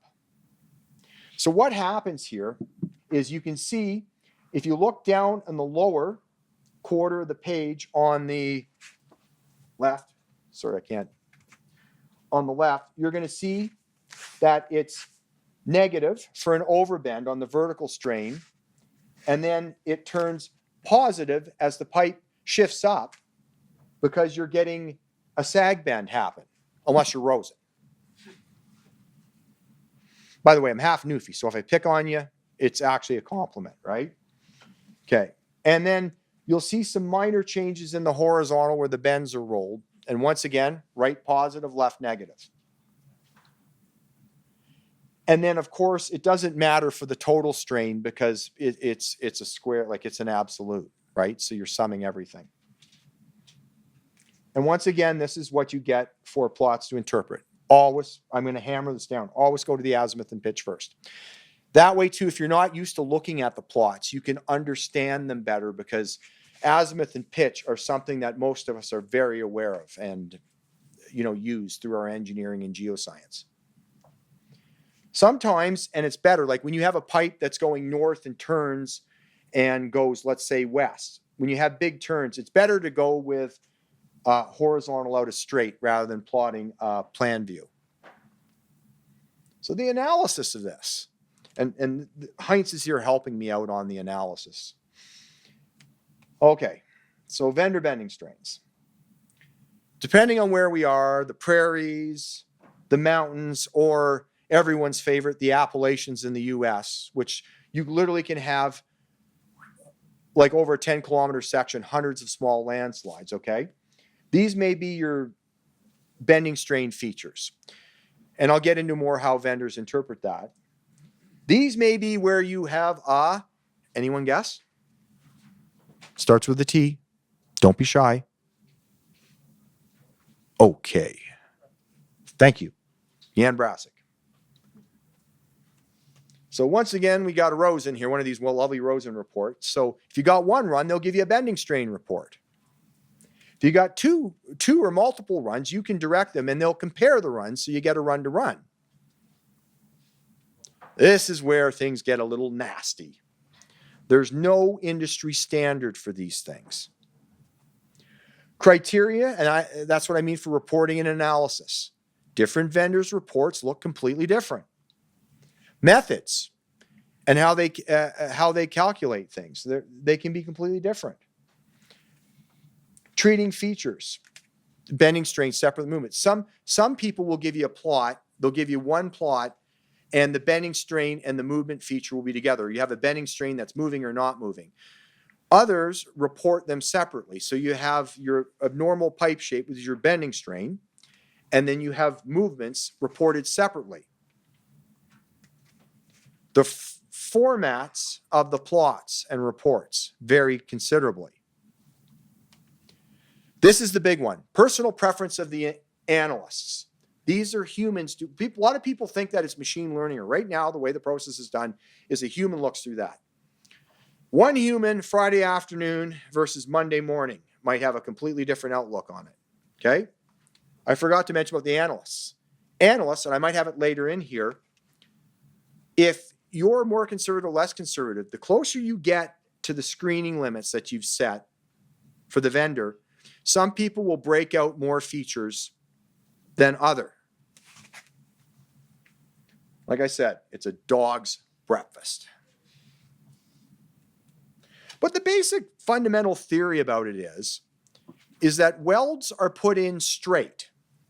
Okay, so you should not, in let's call it the immaculate pipeline, have bends across your welds. I'm showing an example here of a pipeline if it was installed immaculately in a landslide. Okay, the blue plot is the immaculate pipeline. That's the area of ground movement. And we can see the changes in shape. And you know it's bad. The strain plots are way more sensitive. I'm showing you landslide movement on azimuth and pitch plots. It's almost like a locate. If you can see it on those plots, you know you have a problem. So let's look at the building pieces of pipeline. You've got straight segments and then you have bends. Hot and forged bends, they're usually 3 to 5D. They're made in a factory. What's common about them is they should have a tangent section or a straight section at the end of them that's at least 2 meters long in most cases. People will disappoint you though. They, most of the time, have a very uniform bend radius. Then there's field cold bends. They're usually more around like 40D. They have a straight section at either end. But like I said before, people can disappoint you. Near uniform bend radius. You can see when a pipeline is field bend, these minor ripples in it. I'm going to show you that probably this afternoon after lunch. And they're bent always in one direction per joint until they're not. I think this is a course correction on like a 4 or 6 inch pipeline. The way a bending machine works, and I'll have to use this, is I grab the pipe, okay, and I crank up on it. And then, wait a minute, if I got this right, now you start back here. Crank up, pull the pipe forward, crank up, pull the pipe forward, crank up, pull the pipe forward, crank up. You get the point. And usually you have a mandrel inside the pipeline to prevent it from buckling. And each yank you have is like, it could be half a degree over a 2-foot section. Then they forward it 2 feet and do half a degree. Okay? So that is sort of the fundamental building blocks of pipeline along with straight sections. But don't worry, because of our friends at construction, Pipelines are always put in immaculately. Ditches are always perfect. And don't worry, there's never straps involved in a little bit of yanking and pulling. A lot of times too, when they're building a pipeline, that's the pipeline being laid over ground. Ditch bottoms are always perfect, right? But when you have space under the pipeline in a depression, you can visually see it, so they will fill underneath it. When you get to terrain, which is breaking over a slope, they'll take the pipeline, lay it, and it'll lay down over its own weight. So what will happen is, a theory about this, I haven't quite concretely proven it, is you're going to have more bending strains in an overbend sense than you will in a sag. What are the vendors looking for? Obviously, they're looking for bends across welds. They're looking for non-typical bends. If you look at the work of Jim Hart, who did this, I was talking to you about 1/2 degree over 2 feet. When you have these weird, wonky bends in a pipeline, it's either the pipeline's been roped in, pulled, yanked, or a landslide is interacting with it. But they tend to be lower amplitude than a field bend, and certainly than a forged bend. They always do it to a criteria. So below that criteria, let's say it's 0.02 or 0.2% is what we typically say. So anything below that criteria, you may not break out as a bending strain. And that's typically the peak strain in a section they're analyzing. But it varies. So there's minimum strains and there's minimum strain changes. It's usually 0.04%. What we do is we specify it for the vendors. Like as an example, on small diameter lines, if I said 0.2%, I'll say that rather than 0.125%, which I'll specify for larger diameter lines, which are way stiffer. One criteria I absolutely hate is sometimes if it's less than one joint, they will just eliminate it right away. And that's involved, that unfortunately in very concentrated areas of differential movement I talked about earlier has led to features being missed. And I made that point before the judgment of the analysis and their sort of conservatism, lumping or splitting, let's say. Closer to the screening limits, like I pointed out before. What do you end up with? Well, you've seen the plots, but you end up with these fantastic vendor listings. And I'm sure most people that aren't into this will just look at that and go, oh, right? Like, it's just data. You'll end up with I call them geo display plots that the vendor gives you. And like I said before, some put the movement straight on the plots. I love when you have multiple, say you got 5 runs, you plot them all in the same plot. We've got our in-house internal tool and we can look at up to 10 runs on one plot. And this is preferred. Like my personal preference is movements and bending strains are shown together. And over time, don't think things are perfect. I'm taking a little bit of a crap here on Baker Hughes. I mean, I love Baker Hughes, but like over time, I think like if you look at the 2 plots here, this is the latest and greatest Baker Hughes plot. Which one is easier for you to read? It's the one on the left, right? So sometimes you can get a little fancy, you try to jam too much data in. I don't have an answer for that. I think the true solution is everyone takes their wide monitor and flips it on end. So what happens then is what we do internally is the vendors do sort of a screening of the whole pipeline. We take data for a specific area and we add in a whole bunch of different stuff and we do raw data analysis. So we're specifically looking at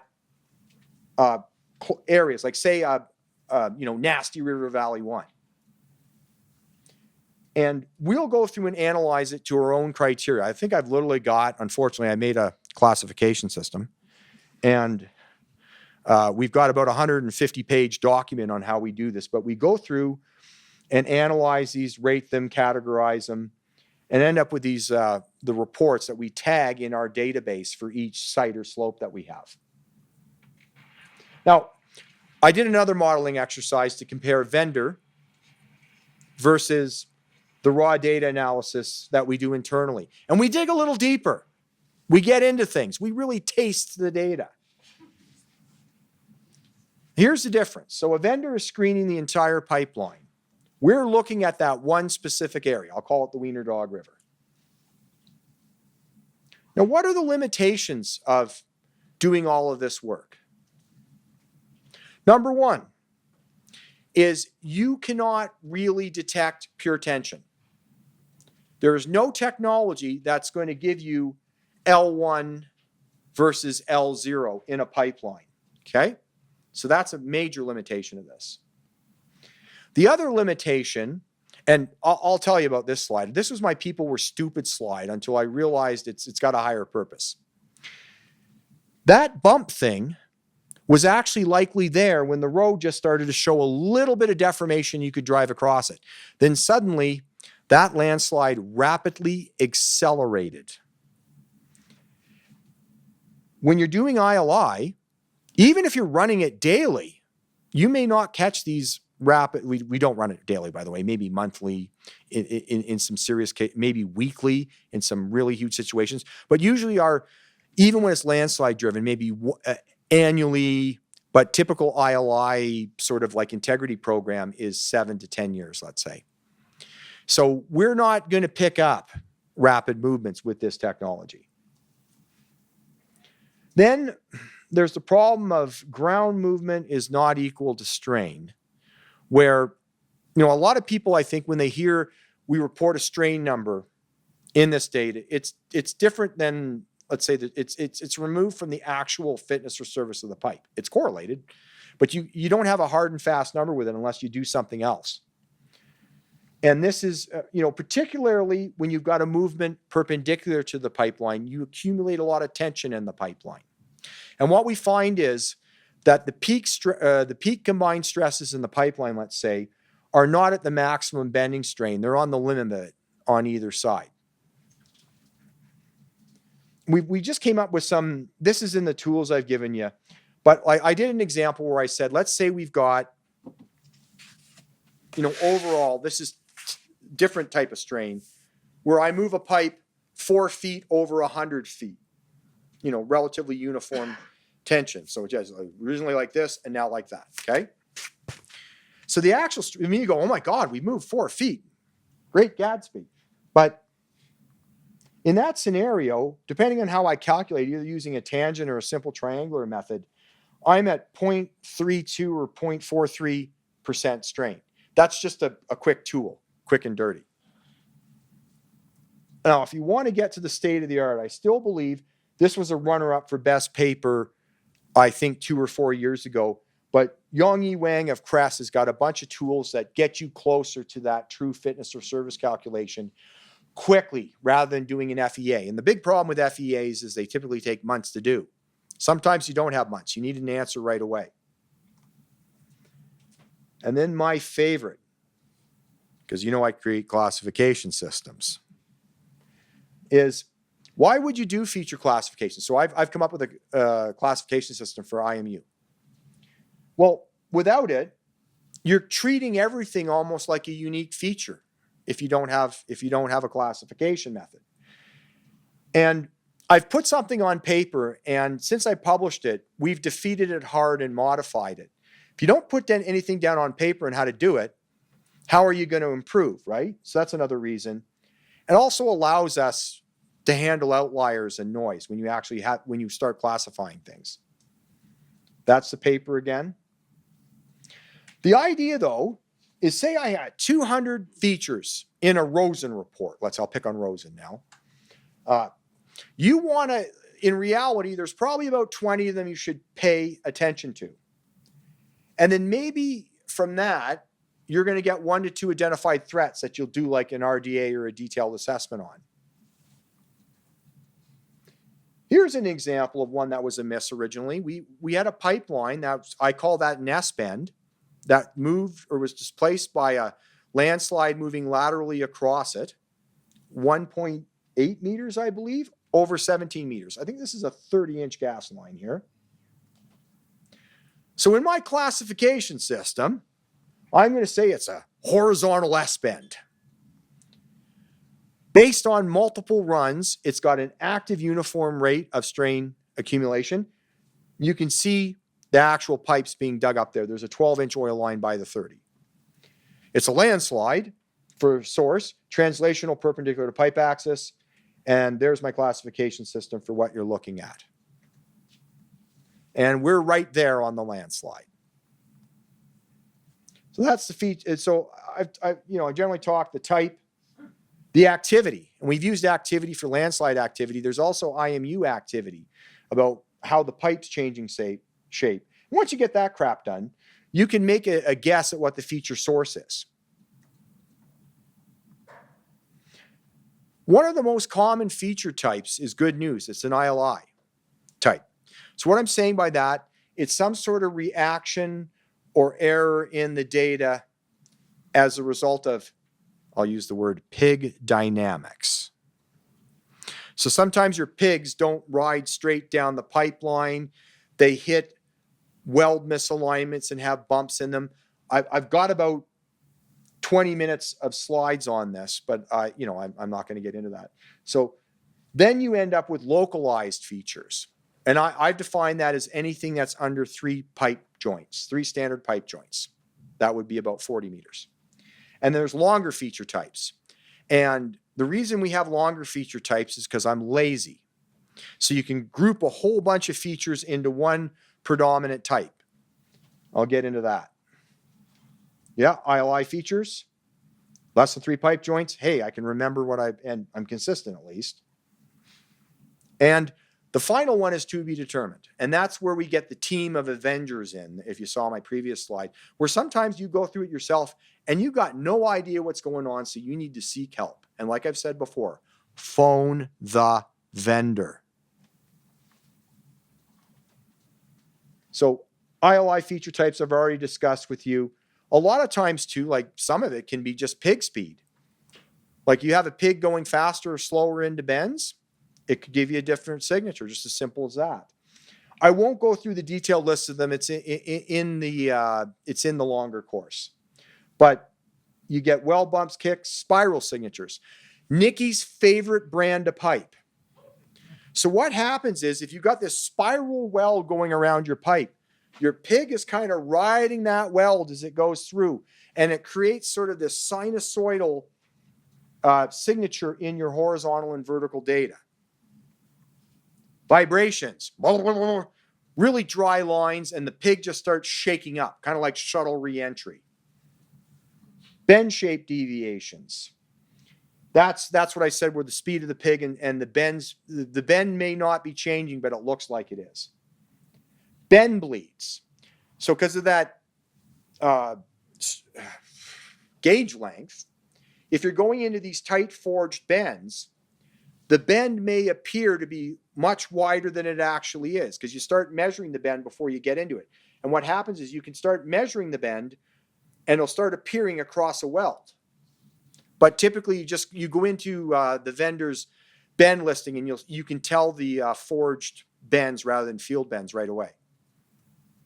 Chainage deviations. Sometimes you have cutouts, things like that, and it may create what looks like a change, but it's not.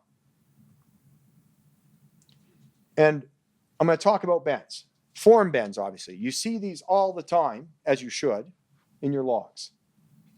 And there's examples of formed bends right there.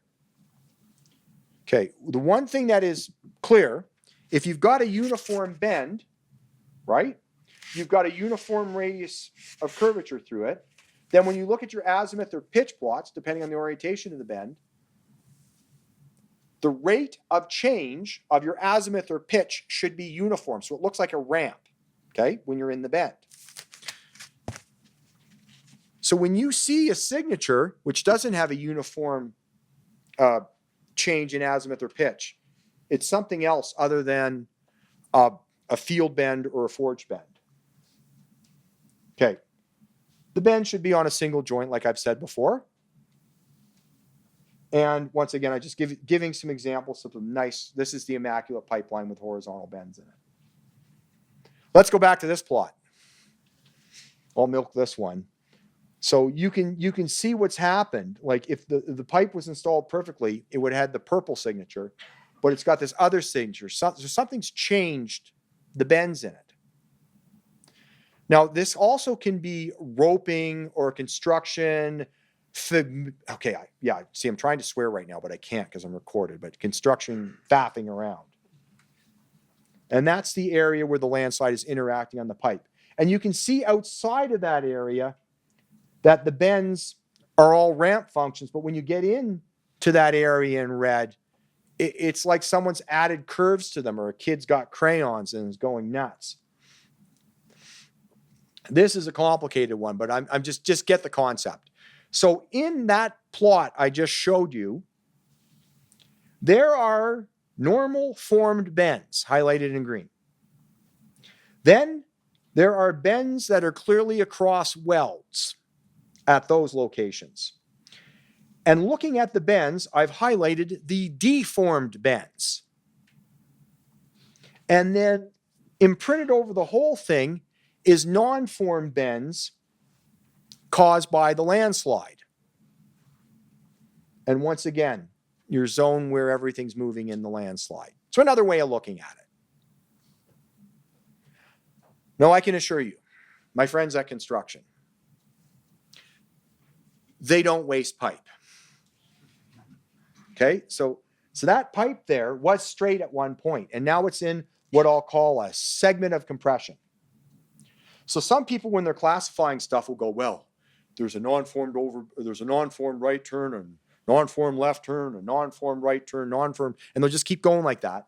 Where in this case, I just take the whole thing and call it a zone of or a segment of compression.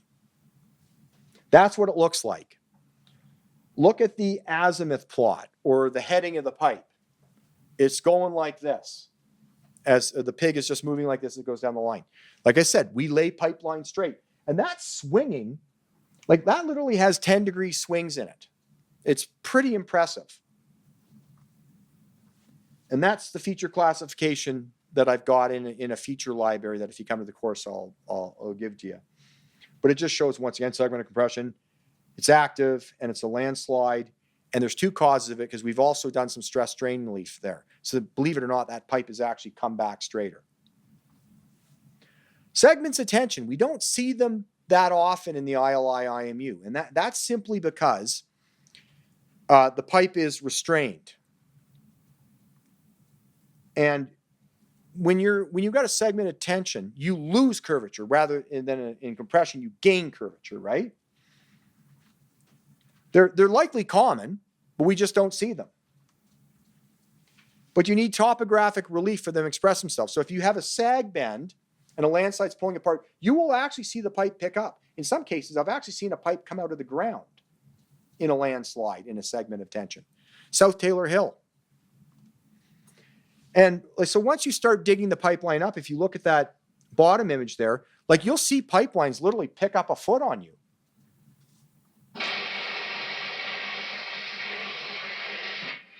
That's a segment of tension for you.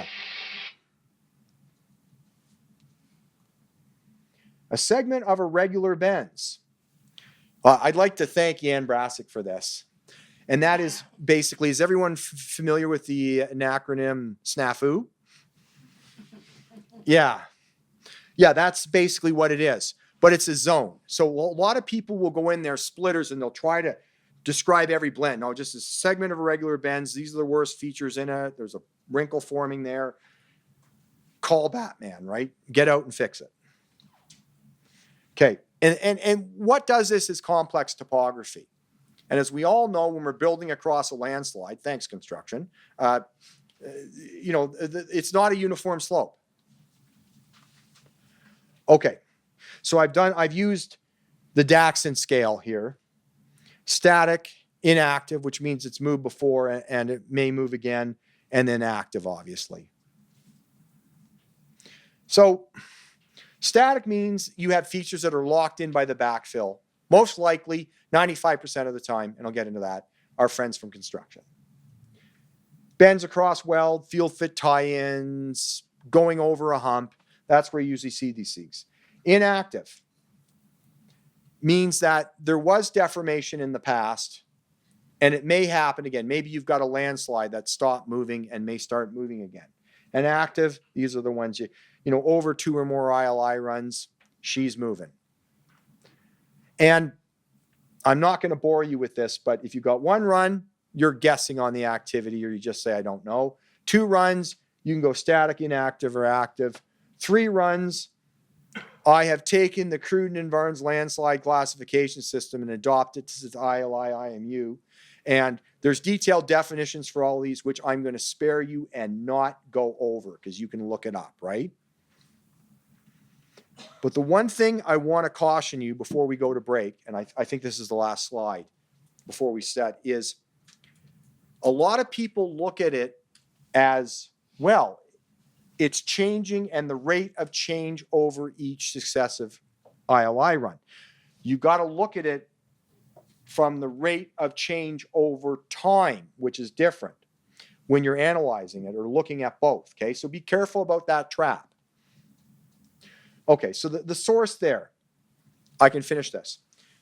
So there's ILI type features, which I've shown here, which I've already told you about. And that's, those feature types are always an ILI source. Anyone with the talent for the obvious can figure that out. So then there's construction and maintenance activities, which are all these activities right here, which I've included stress or strain relief in it. So these causes changes in shape of your pipe or anomalous bending strains. For geohazards, this is the complete list. Now, in talking with Jim Oswald about this, he also says, call these external forces, Doug. So I'm okay, I'll put it in brackets. And then much more rare are these, but I put them in for the sake of completeness, is internal force-driven ones. Upheaval, pop-ups, like if you're building a pipeline in Muskeg and the restraints come off it, it can pop up. A lot of times bag weights get ratcheted off pipelines. And then these ones down here, like ratcheting and shrinkage movement, extremely rare, but I've just put them in to consider. Where what can happen is if you got a hot pipeline and you dry out the soils around you, you could change the shape of the pipeline. Never seen an example of it. I'll give someone a steak dinner if they can give me one. And then as far as classification goes, like one of the examples, permafrost.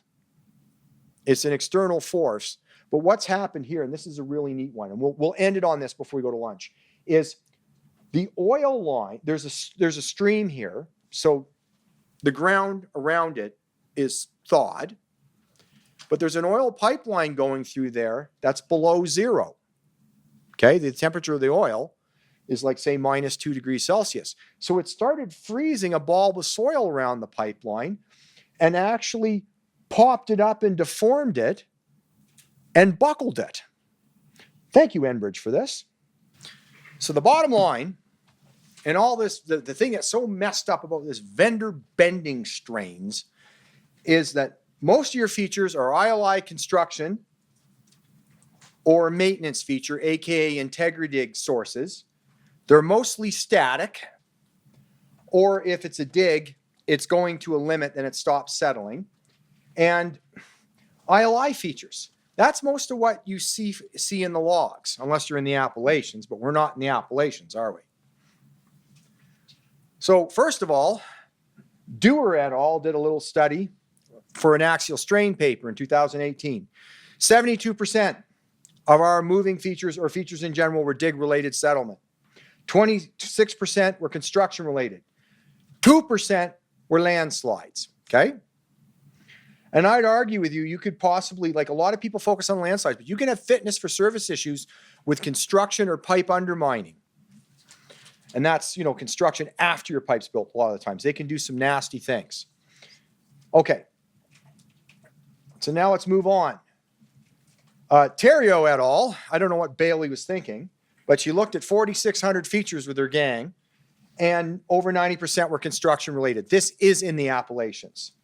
But one of the key findings from this study was horizontal features above, I believe it says in there 0.36% or whatever, 100% correlate to landslides. So that's why I'll show you a table later in this round where we put a greater emphasis on horizontal bending strains. right? Yeah, you got it. Okay, thanks, Mike. Yeah. Okay, so then the gang, I think it's Terrio, it's Bailey's still involved in this, but Alexander Mackenzie Johnson and the rest of them looked at 17,000 features across the US. 3% landslide, 3% hydrotechnical, and 94% other, which is mainly construction, digs, and that. And I'd argue they had grouped hydrotechnical in with geohazards. Not the case. You group hydrotechnical in with construction. Has anyone ever seen a pipeline built through a stream crossing? Have you ever heard of drag and drop or drop? Like, how do you maintain a stream, a uniform bottom in a stream? And by the way, you always build stream crossings Friday afternoon at 4 o'clock because the regulator's not around. Okay, so I just wanted to give this to you in a more simple way to understand. And another way. Heinz weighs 32, by the way. That other dog weighs 6 pounds. But the bottom line is when we're looking at all this data with the vendor bending strains, because 90% of them is we're basically looking for a needle in a haystack, okay? I do not recommend putting a dachshund into a herd of cattle. It's not an optimal use of that breed. Okay. But most of what we see are like kind of vertical S-bends, horizontal S-bends. We could get rid of this by banning lifting straps on construction sites. There we go. Okay. And settlement, dig-related settlement. I've shown you these plots over and over again. I got 300 of these in a deck if you want. You're getting a vertical W bend. So basically, you're coming in with your pig. You're going to overbend, sag, then overbend out. Fair enough. 99% of the time, integrity dig, like I said, or undermining. But what happens is, if you look at the work of Oswald et al. In his little book I recommended before, after about 15 years, your settlement should be done in most digs. If it keeps moving through that, you might have an additional problem. That's the entire feature classification system. You see how I spared you after lunch, right? I can, if someone's really interested in this, I can send the latest version of it. It's changed since the IPC papers, you can well imagine. Now let's talk, oh, wait, no, I got the spelling right there. Okay. So picture, we got an ILI run with 200 features in it. It gets worse than that though. Like right now at Pembina, at any given time, we have a library, let's say, of 4,000 vendor bending strain features. Like we do, Colby, how many runs did we do this year? Or are we going to do this year? We'll do between 90 and 110. I'll just repeat that, 90 to 110, because you might not be on the mic. Okay, yeah. And each of those runs could have anywhere from, like 20 to 200 features. So this, and, take a photo. That is the latest and greatest. That's different from the paper. This thing has been revised so many times to optimize how many features we have to look at. It'll be obviously in the presentation too on YouTube. Now, those are strain numbers I gave you. How did I come up with those? They're quite conservative. I'm not saying you have a problem if it gets screened to that. What I'm saying is you have to look at it. And I made sure, and what we did is we looked at every nasty incident we had and made sure that none of them could fit through our logic.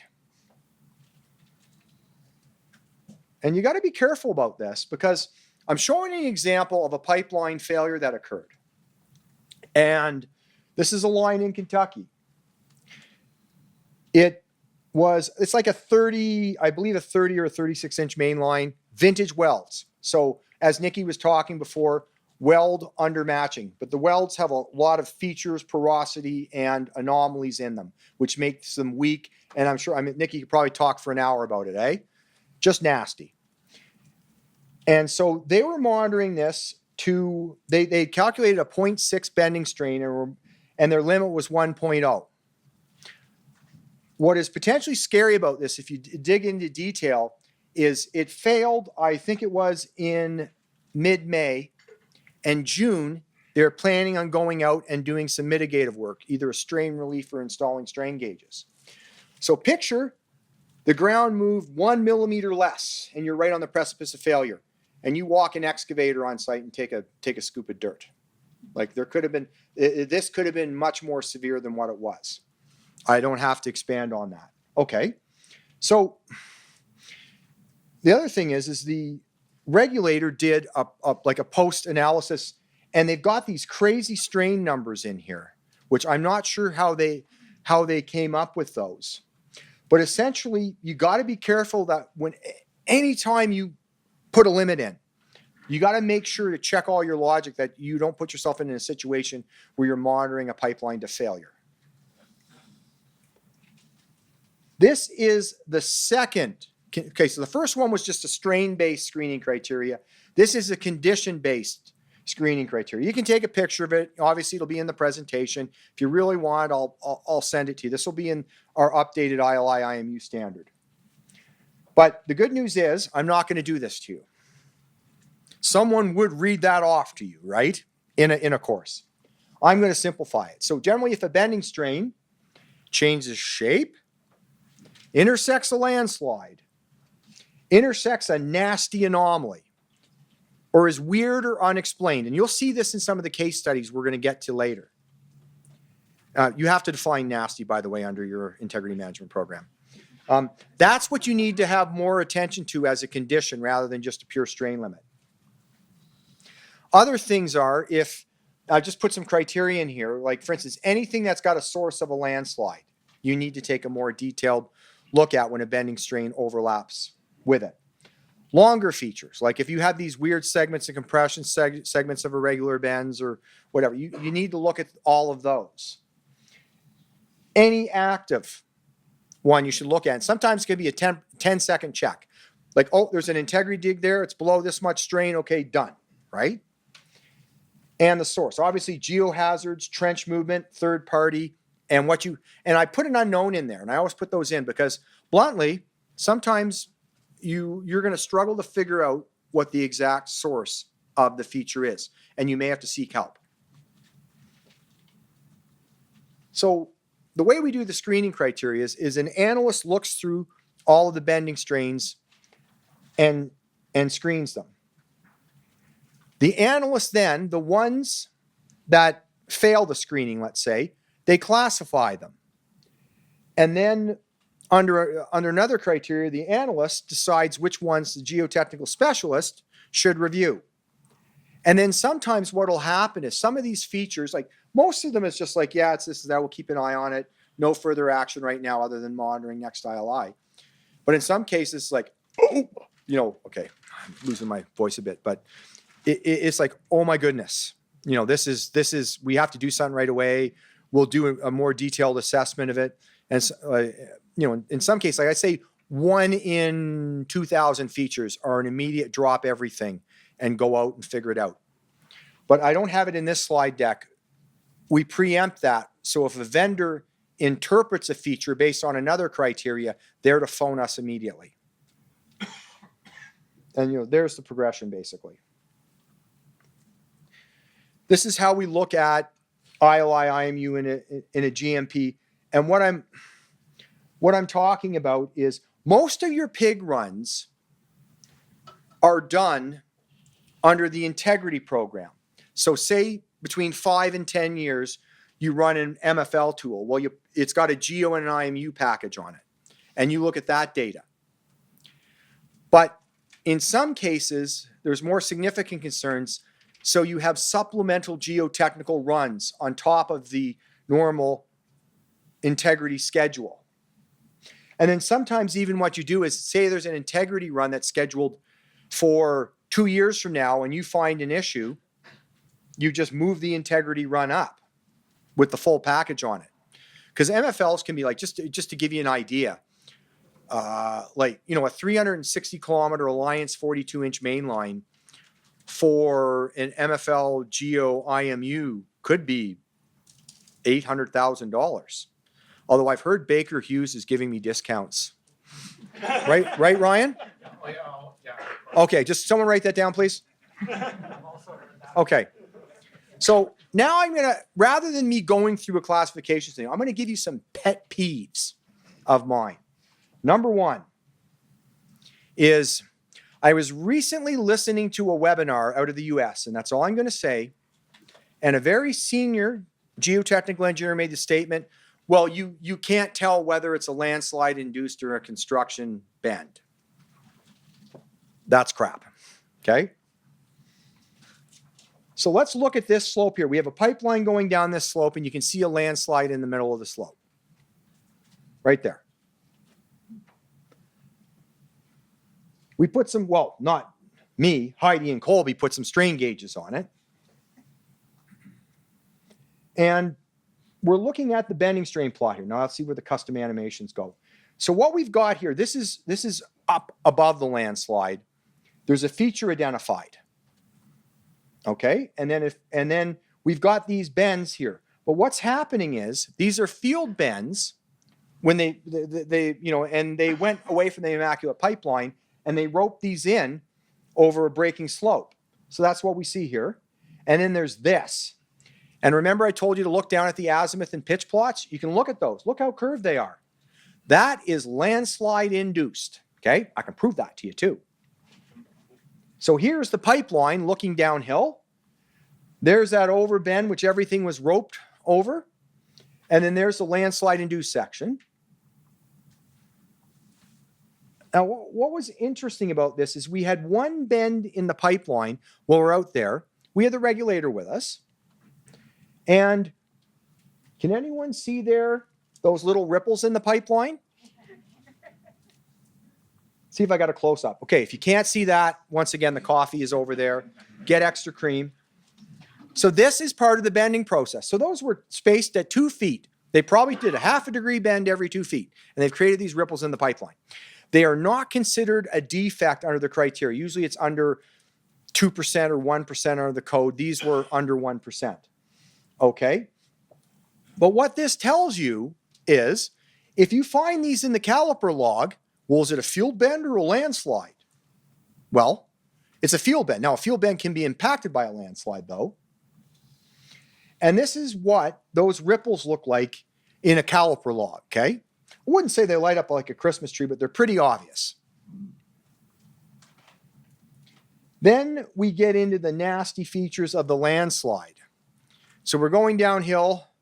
The pipe turns, I'm going to make sure, left, right, then left again. And that's what she looks like. That's landslide.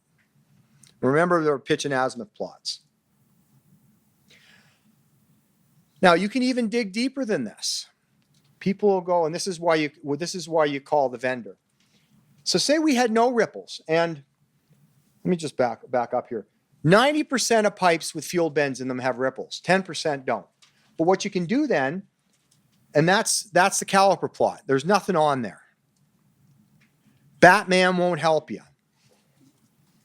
But if you look up at the MFL plot, which is the magnetic flux leakage, you can actually see traces of the field bends or tooling marks, I guess they call it.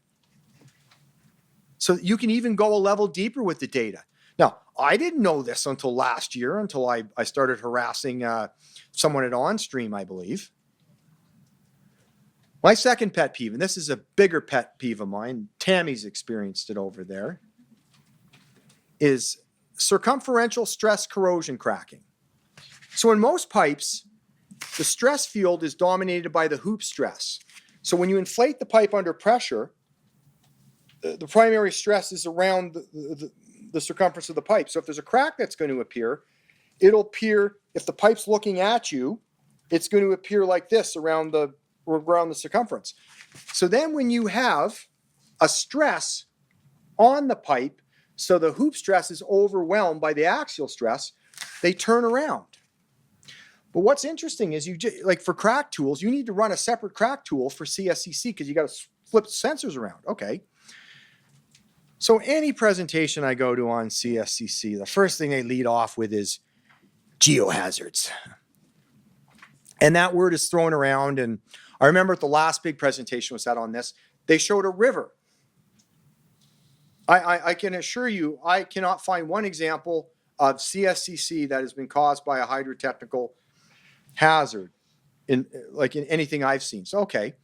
so I think I've got on the next slide here where I'm going to go. Yeah. So I said, okay, I'm going to do a little bit more research on this. So we took a data set of 933 CSCC colonies and actually looked at them. And what we found is most of them are concentrated in areas where you have below 0.2% bending strain. And a lot of them are in areas of tie-ins and stuff like that. If you look at this was one that was part of the data set. I didn't go through the IMU data for 933 colonies. We just looked at some general attributes. That's the next step. But there is a serious over-attribution of CSCC and landslides. So when I looked at the data set, I went by joints rather than colonies because there's multiple colonies on some joints. It turns out, and I'm being conservative with this, 92% are construction-related strains. 5% are post-construction activities. 3%, and I'm being conservative. If it's a toss-up between landslide and settlement, I picked landslide. So only 3% are landslide. Yeah, absolutely mind-boggling. So the other thing I want to show you, because I'm not going into too much detail with the IMU today, is the caliper tool.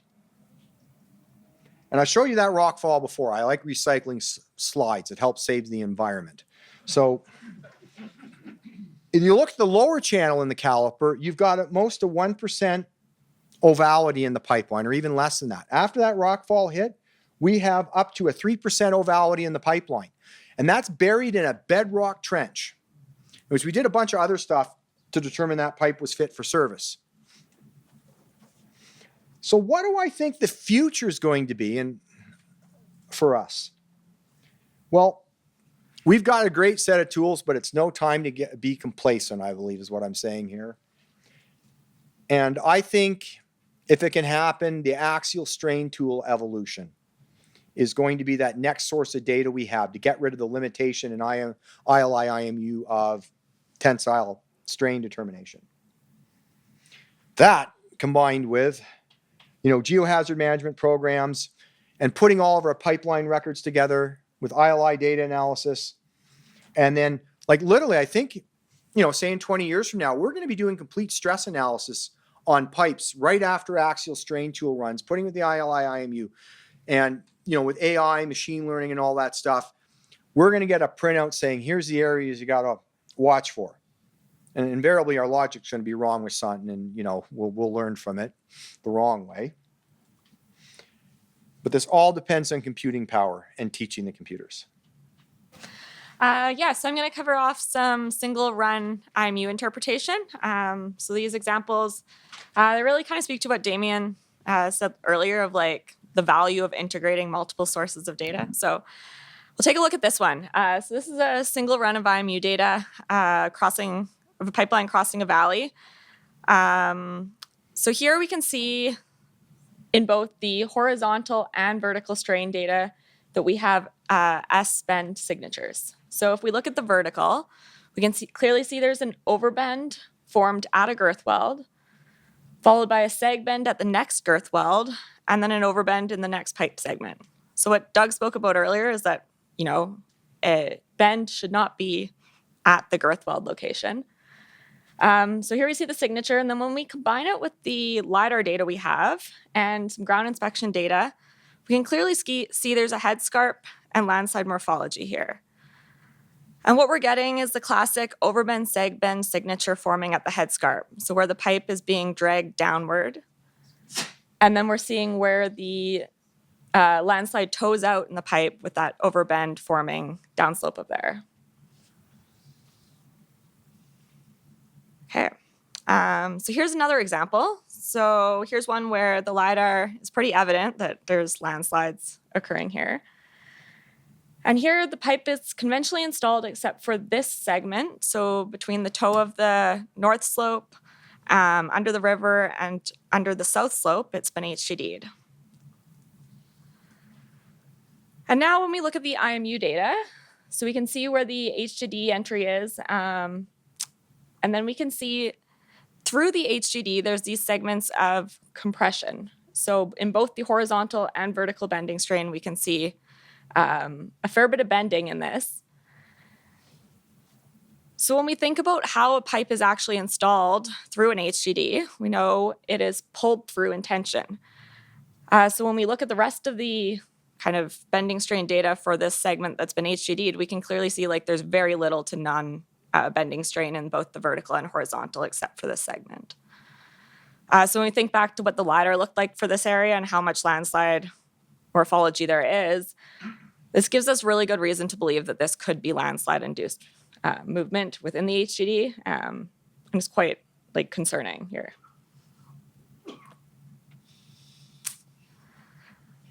And taking a look at another example. So here's one, just shown the LiDAR on the bottom and the pipe profile on the top. So we can see the pipe goes through landslide morphology here, and then kind of off the page to the left, it's been drilled under the river.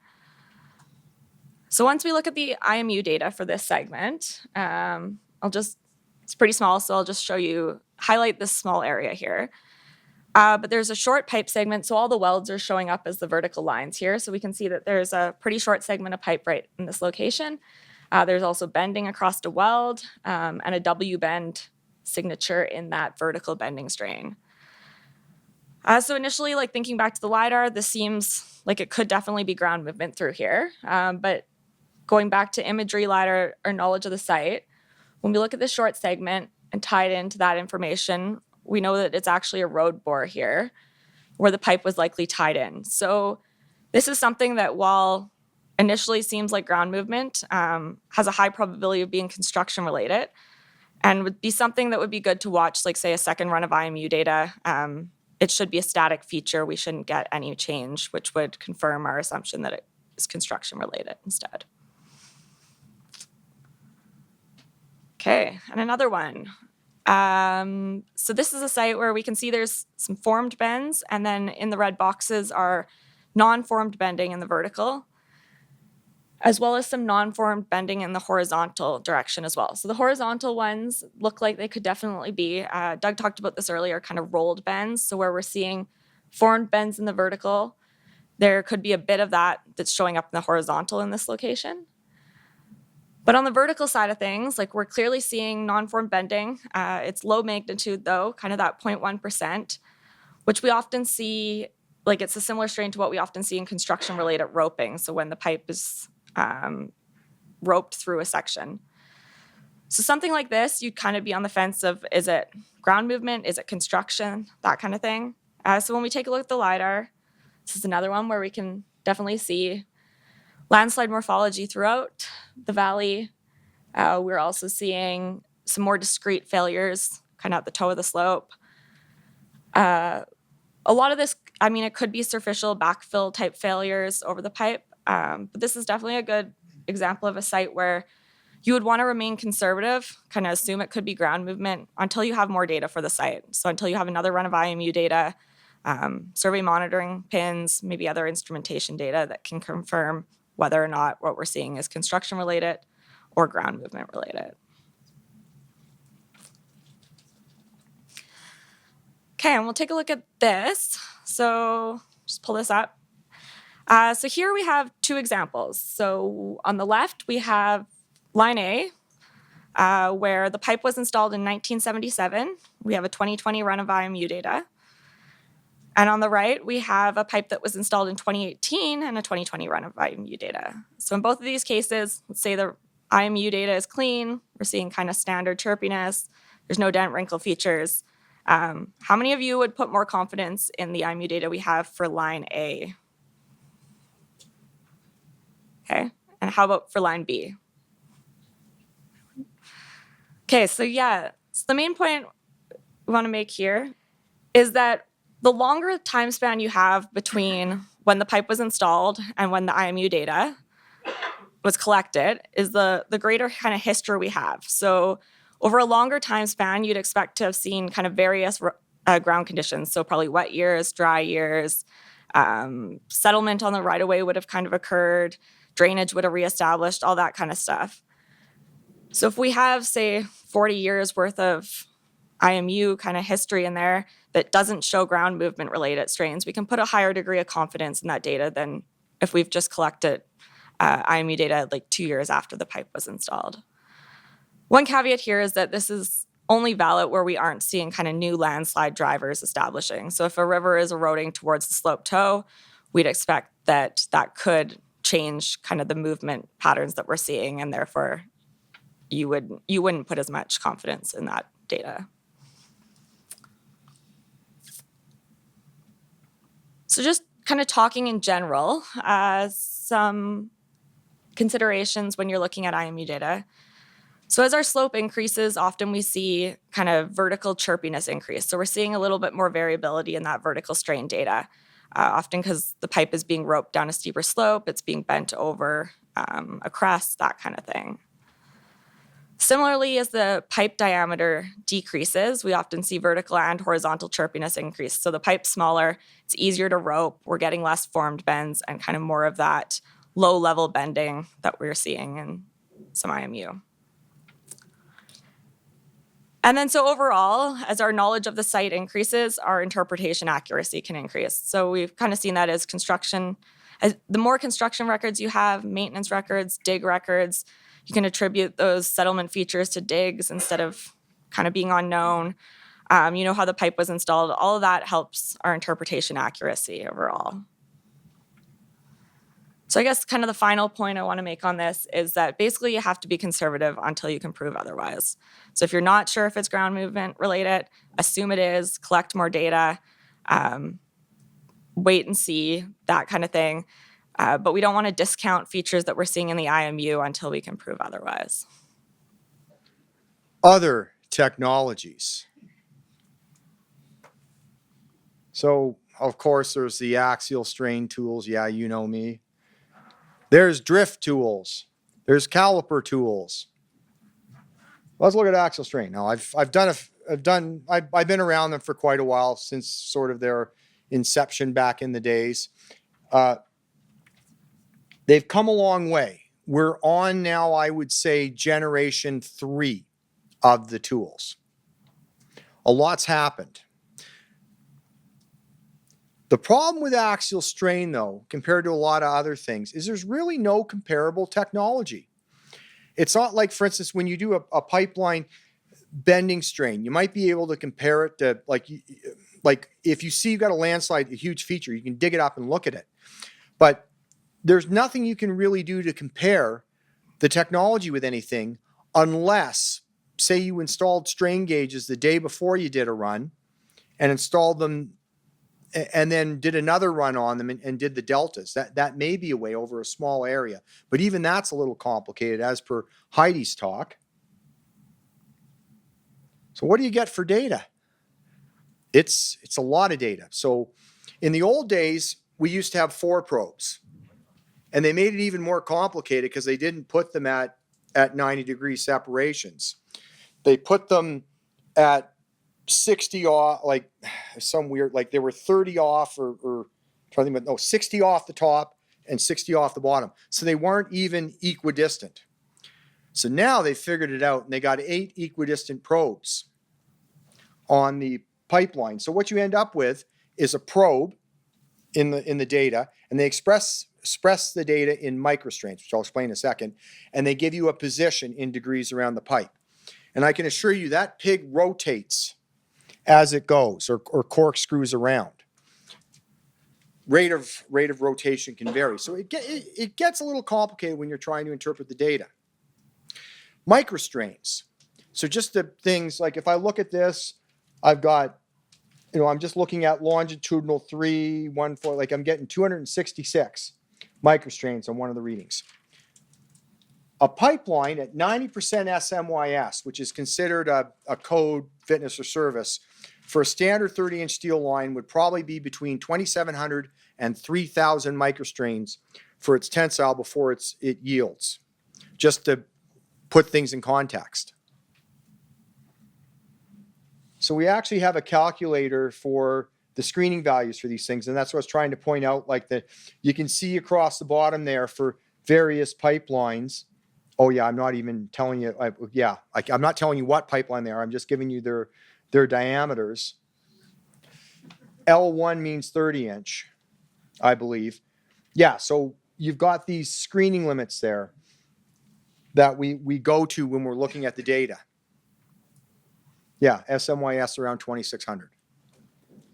The problem with axial strain data right now, using the current technologies with the Valeria effect and all that, is the lie detector results. So the data has a lot of variation in it, and there's two types of data that we have. One is called axial strain variation. So what's happening is the vendor is taking all 8 readings and averaging them. And it's really good for when you have overall tensile or compressive trends in your pipeline over large landslides.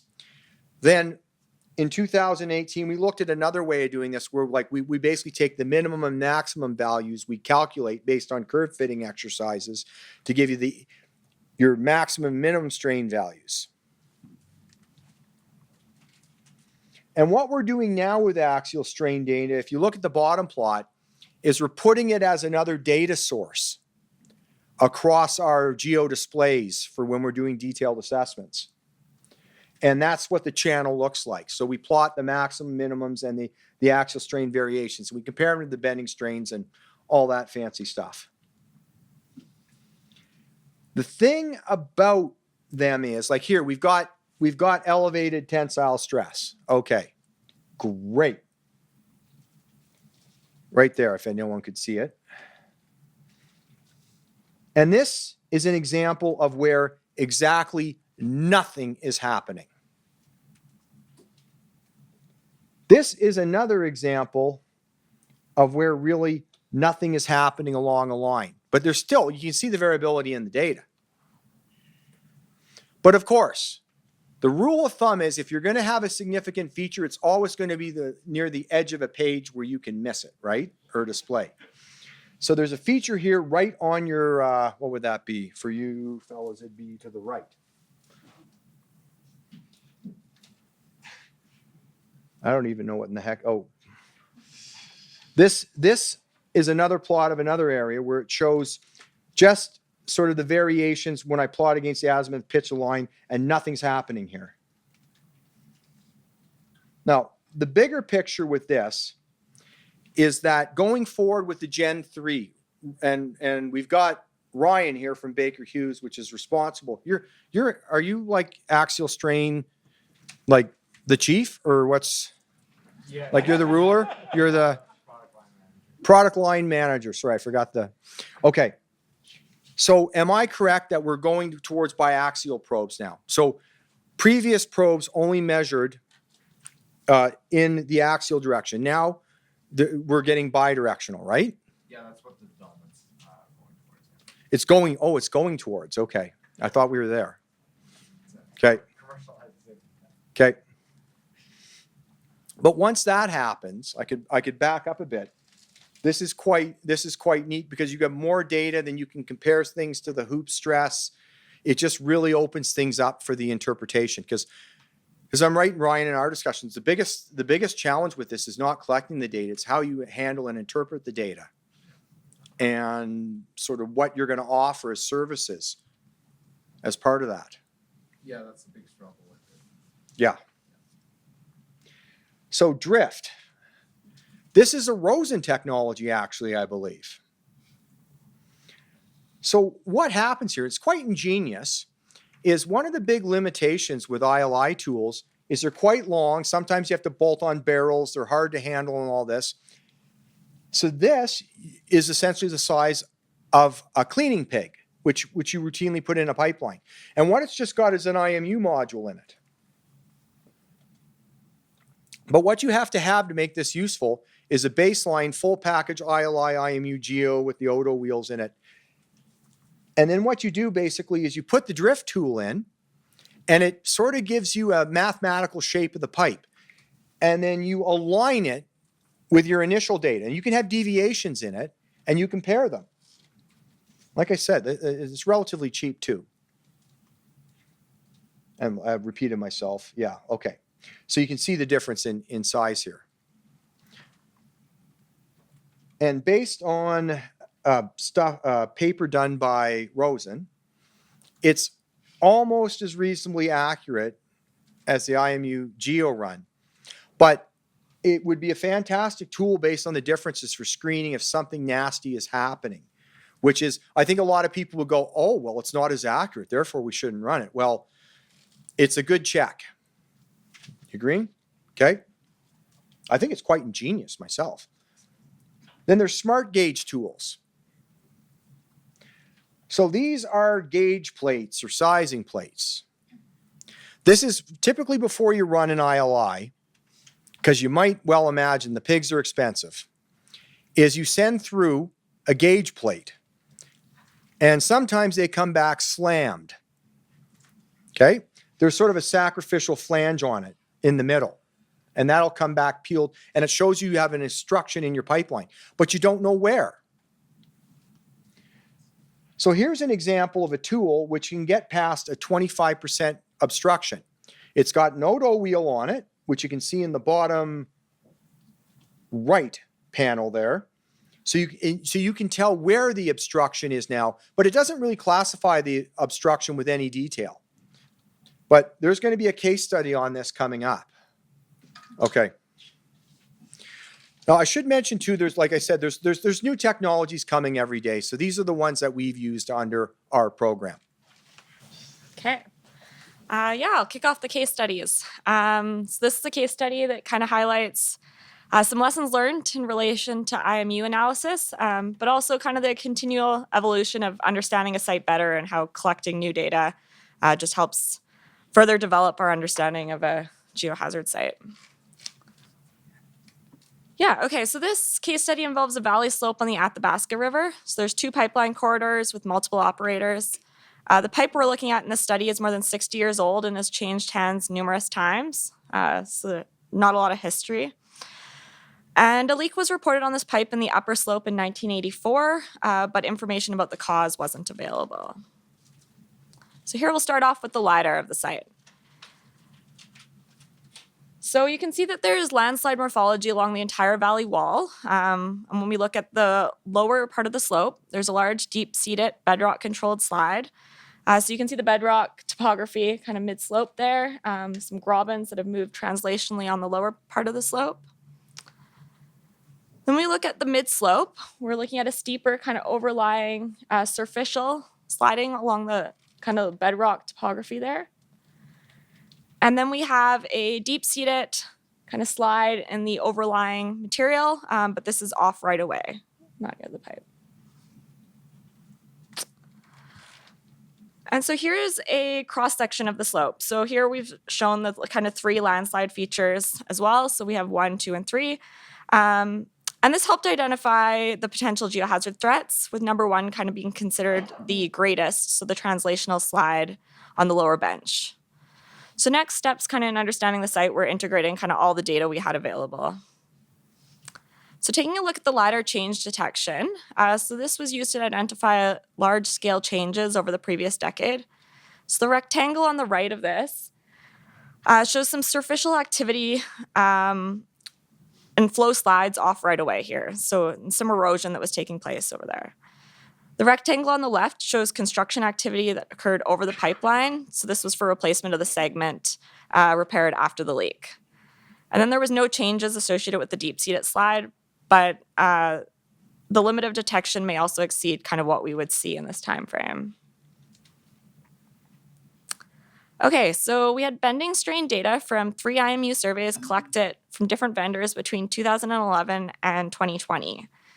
So run-to-run changes were noted in 2 areas. So one was that upper slope replacement cutout, and the other location was 60 meters into the river.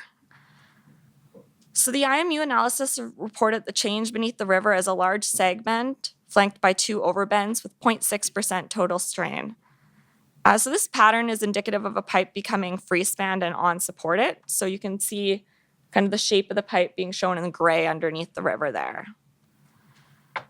So the original thoughts were that this could be a hydrotechnical issue, that erosion had occurred and that the pipeline was being undermined here. And so it was forwarded onto a river engineer for their input. So the river engineer investigated the probability the pipe could become exposed and concluded that there was a low probability for this to occur. But the next steps were to do a depth of cover survey and see what the depth of cover here was in the river. So it was planned for the following year. But in the interim, a sizing plate, so what Doug was just talking about, was ran through the pipe, and it came back quite damaged.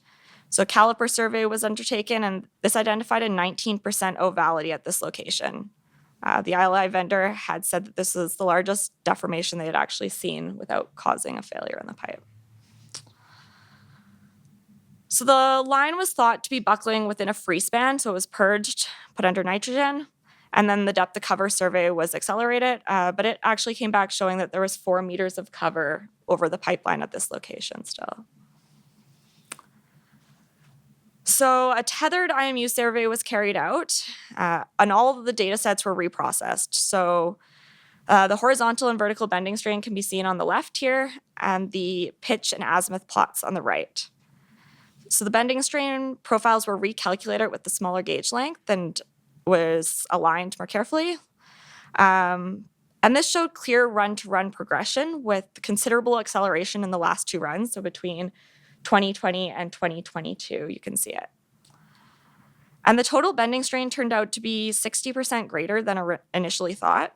And the other thing that was noted was that the feature is actually a sag over sag. So the original orientation of the feature is actually reversed, and the pipe is actually going up in this location and not down.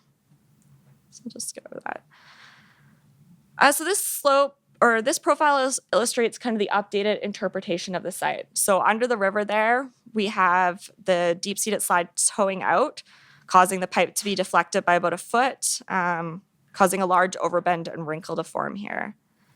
So this is shown by the corresponding pipe change shape there in gray. And the pipe shape is shown here in the top left, in the comparison between the blue circle and then the black outline there. We can see the change in pipe there. And then at the head of the slide, there was also some progression in the bending strain that was noted. So this was small, but it was real. And when you line it up with everything else you know about the site, you can see the change that's occurring there as well. Okay, let's see if this plays. Yeah. So this animation was generated from repeat bathymetric surveys that were taken over kind of that same time frame of 2020 to 2022. So it shows the location of the IMU feature in the red circle, and you can see here that the channel bed is clearly going up.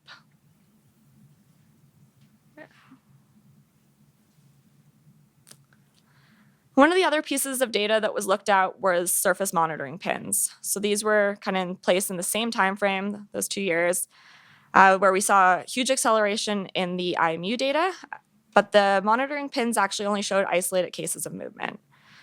So we would have expected to see much greater movement in the monitoring spikes during the time with the change in IMU data.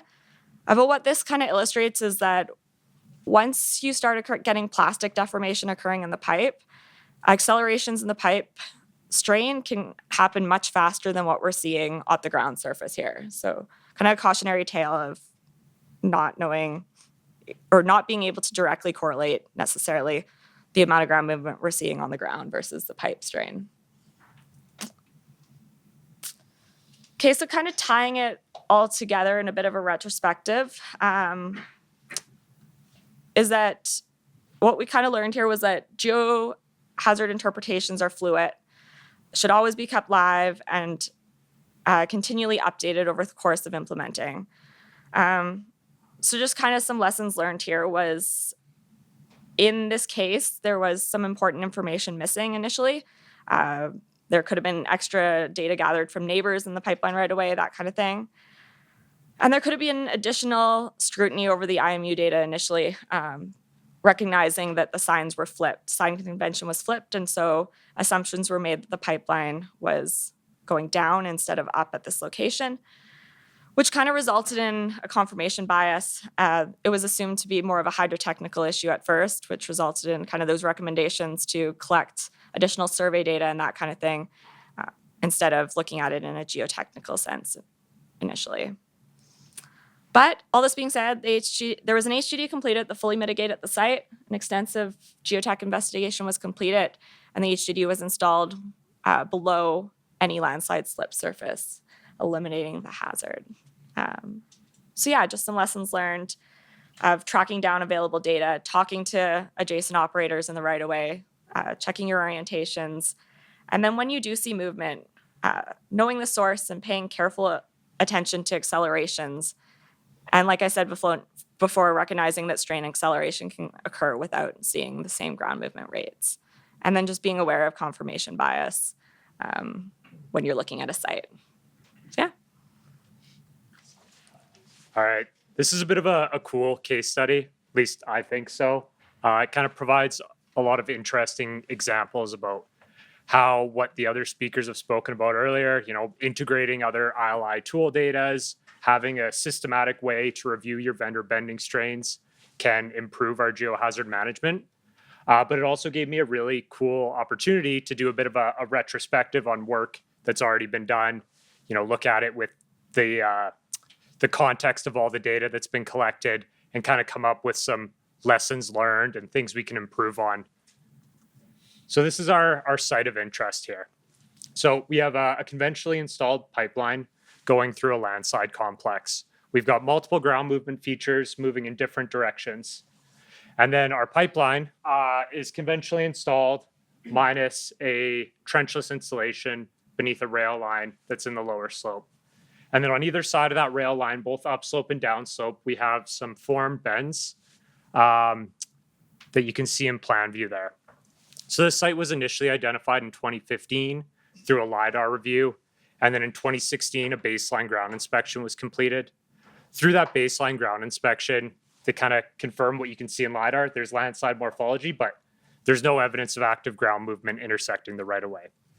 Our story kind of starts in 2018 when an IMU tool run was completed and a vendor bending strain feature was identified. That's BSTR 096 on the slide. It extends about the entire length of the slope. And so here are our single run plots. And we've all been listening today. We can quickly identify exactly what's going on in these single run plots and come up with a mitigation solution. Obviously kidding, they're confusing. There's a lot going on. Things that jump out to me, we've got those form bends we can obviously see in the horizontal. We've got some vertical form bends in the middle. Our horizontal bending strain is low magnitude. There's not a whole lot going on other than those form bends. And then our vertical is a lot more noisy. We've got what appears to be some roping. But that 2018 run wasn't our baseline run. So we actually had a baseline data set collected in 2013. And so within our BSTR 096 feature extents, we identified a movement feature. So that's PLMM 015.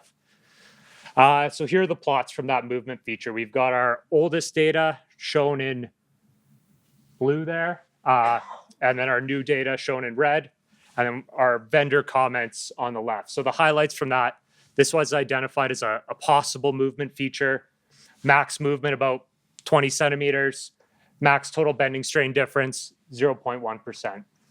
Zooming in on that vertical strain plot. So I think that 0.1% is right there. And so those of you with a keen eye in the audience might say, what about that? That's about 0.3% change. And so what I think happened here, and obviously this is just my opinion, a retrospective, is this wasn't called because it was within a form bend. So it was potentially attributed to some of those tool errors that Doug had already discussed. But either way, this was called 0.1% change. And so I've spent a bit of time already talking about form bends. We spent a lot of time today talking about form bends. So let's look at those form bends. We've got our horizontal form bends there, our vertical form bend there. And then if we look at our pitch and azimuth plots, so horizontal bends, azimuth, we've got these nice linear vertical or linear ramps, consistent bend angles, exactly what we'd expect. If we look at our pitch plots, though, we've got this wiggly kind of W feature, which to me doesn't look like a form bend. And so it kind of gives us these early indications there's something else going on here. But moving on with the story for this site. So we had a consultant review it. They had the context of the ground inspection no evidence of recent ground movement. They had those 2 vendor bending strains along with the movement plots, and their interpretation was we had non-form bends coincident with the rail crossing, maybe roping. I think they're looking at that right there. To me, that looks like a roped overbend related to the crossing. They also said some pipe movement. That green line, we've got a little bit of change, probably near the limit of detection. And then the total bending strain magnitude is relatively low. So based on all that, I think that we're still discounting the bending strain, the max bending strain that's occurring at what was called a form bend. So based on those interpretations, the recommendations, next steps commensurate with operators' risk tolerance for the site. Doug spent some time today talking about recommendations. They should be actionable. So he didn't love that one at the time. And the site was assigned a medium hazard ranking. So it wasn't given the attention that a high, very high would have been, and it wasn't elevated to that more detailed assessment. And I think here we can already stop and look at some lessons, some things we can improve on. So ILI vendor analysts don't necessarily have the same context about how landslides and pipelines interact that the geohazard professionals in this room do. So that's why it's so important that you have a systematic way to review these elevated bending strain features on slopes, kind of how Pembina does on the wall there. You can take a look. And then also, if you see movement, it's important to know your source. So before you can make you got to assume the worst is going on before you can make a more conservative assumption. But back to our site. So here we have our crossing. We're lower on the slope, looking upslope. We can see we have a rail crossing. We know that railway predates our pipeline construction. And then we can see that trees haven't been cleared. So we know trenchless installation. And if we zoom in on the LiDAR in the lower slope, you can see we've got landslide morphology that's pretty obvious both south and north of our right-of-way, not as clear across the right-of-way.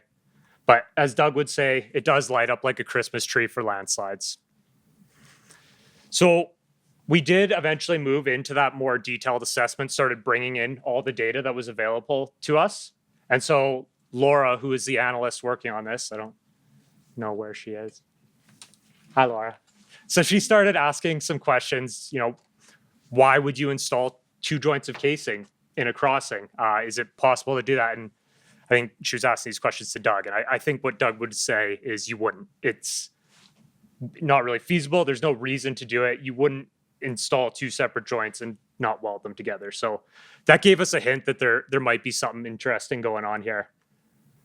And then when we plot up that 2018 and 2013 IMU data with the rest of the data that's available to us, we can see that what was called a form bend is located within a joint of casing. So you wouldn't see a form bend within casing typically.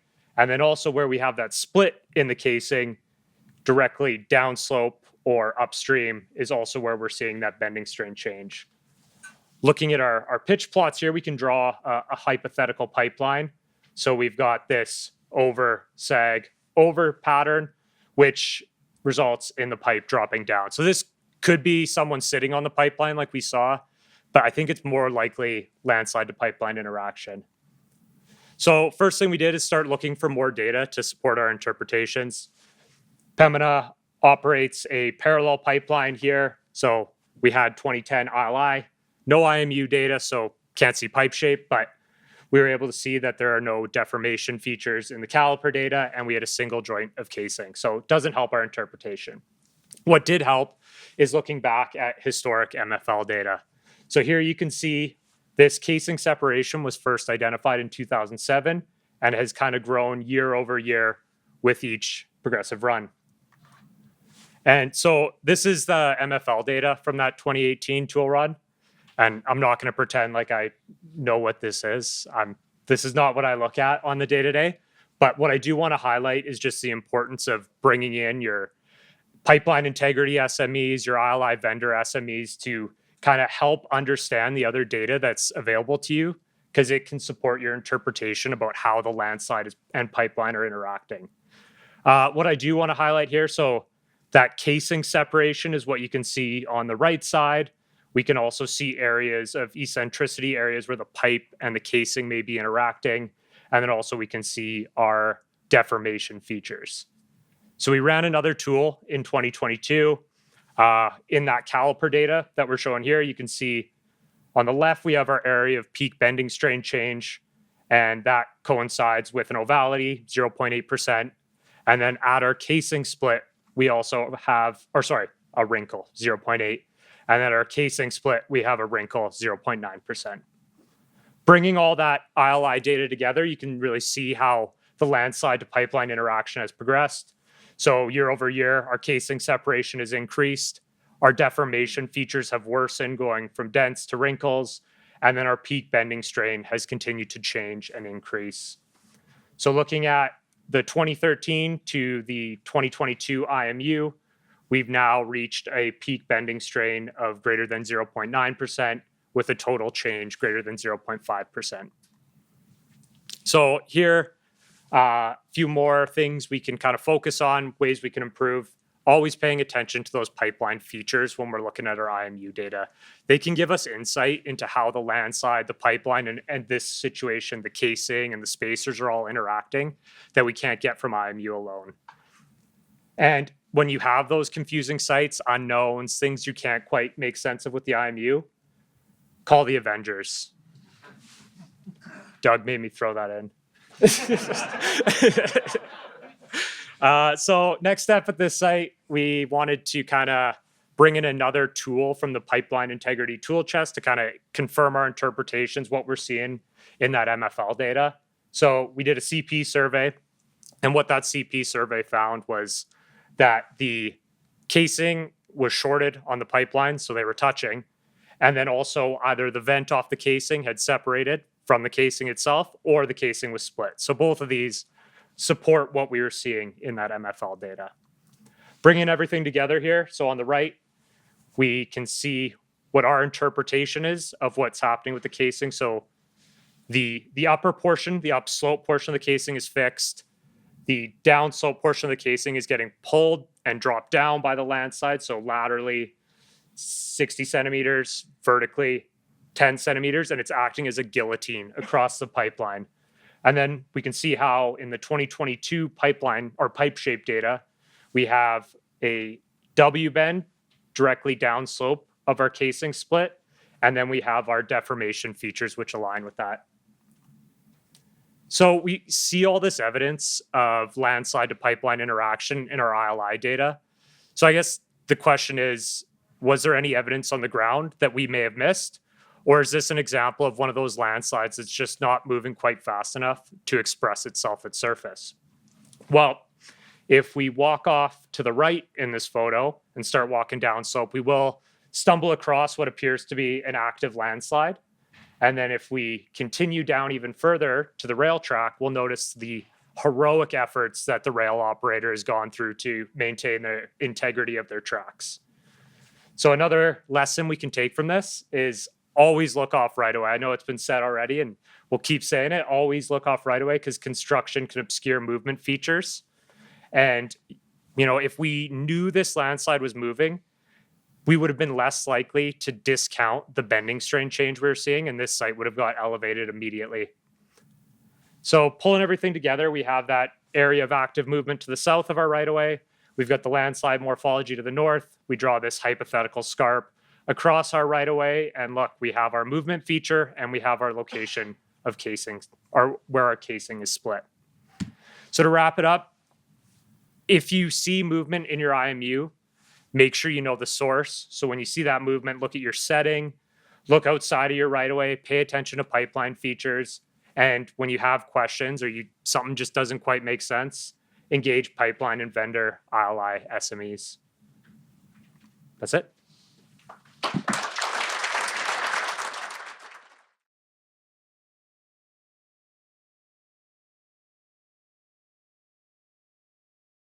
Okay. One more exciting case study to come. Construction. You know, in one way, philosophically, you can hate construction, but they've given me a career. I've made a lot of money. off of construction. So you don't want to have too much oversight. That's a joke. But go back to the relationship you can have with construction. And generally, I've found, like in later years, it's gotten really good where through education, we're always engaged proactively and early on projects now, which is absolutely fantastic, at least internally within our group. So they seek us out rather than us having to, hey, listen to me, listen to me. So things are definitely looking up. I want to discuss with you some trends with historic construction. And maybe they're still going on now. So there's a lot of different issues we can have that construction gives us. Fitness for service issues. Okay, I've decided, a lot of times it could be a loss of containment. Sometimes it can simply be operating outside of design limits, which is just as bad. Or you're breaking some sort of regulatory code. There's impediments to integrity management. We'll get into those. There's operational maintenance issues. They're not as bad. And I think I've already told you and warned you that sometimes people will think the maintenance issue is almost as bad as the fitness or service issue.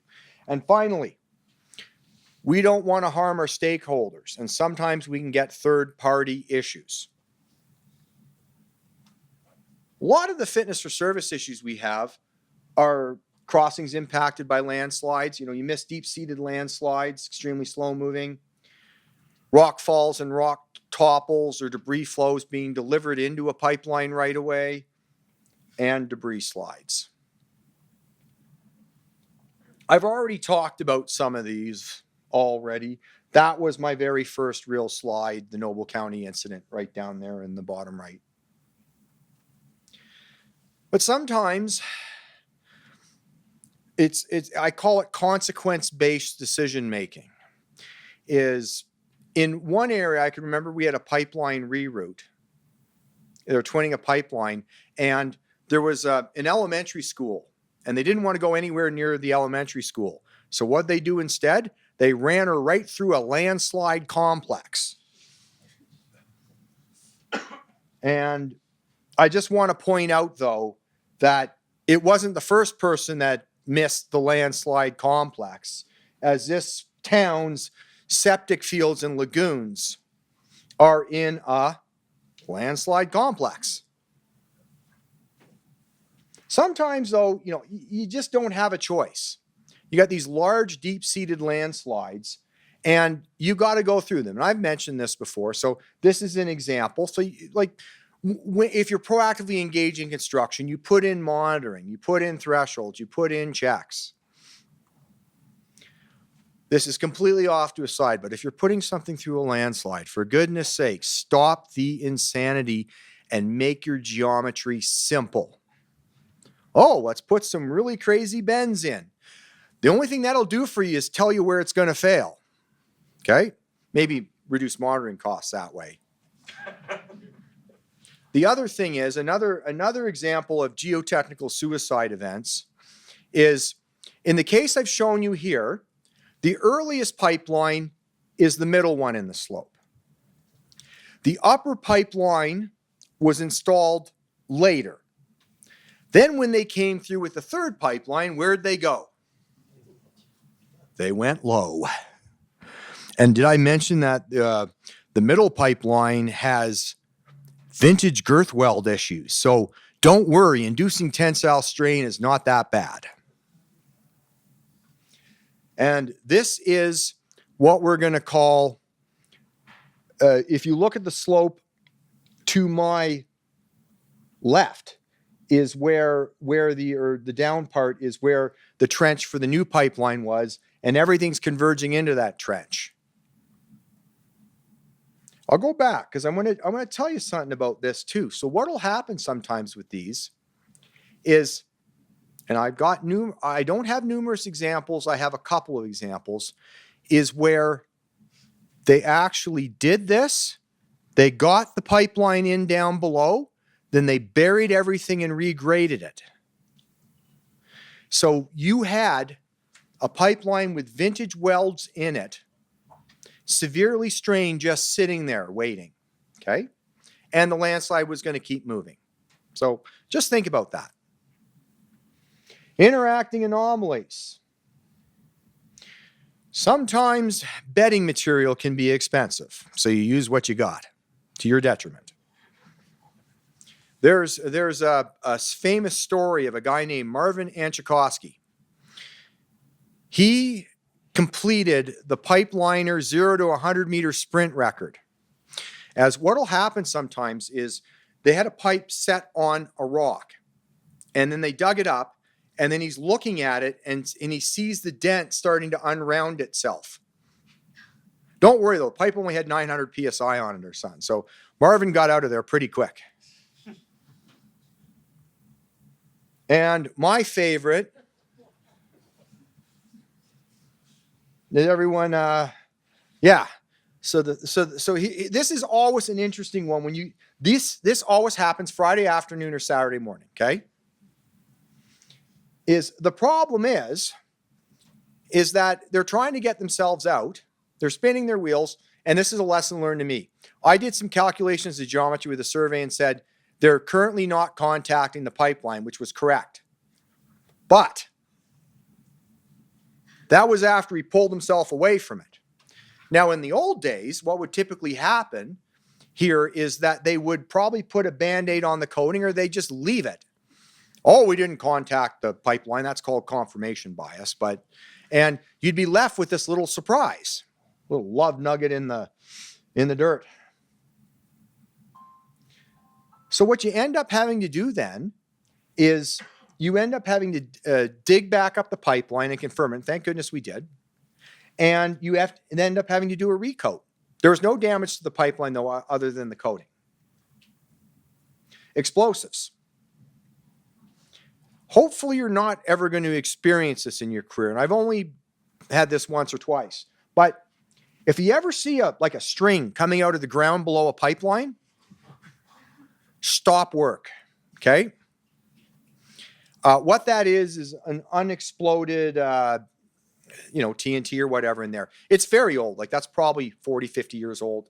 So what you do is you call an explosive specialist and they'll come out and they'll neutralize it for you. Or you could get the summer student to, okay, no, sorry, that's, okay, so integrity management. The bane of my existence sometimes is trench design and execution. So I've got down here excessive cover, proximity to other facilities. There's a little bit of a practice called stovepiping, which is used a little too often. Unstable trench walls, never had a problem, and unsuitable backfills. And rooting. Sometimes we'll put the pipe through steep slopes or through poor ground. There's a great philosopher.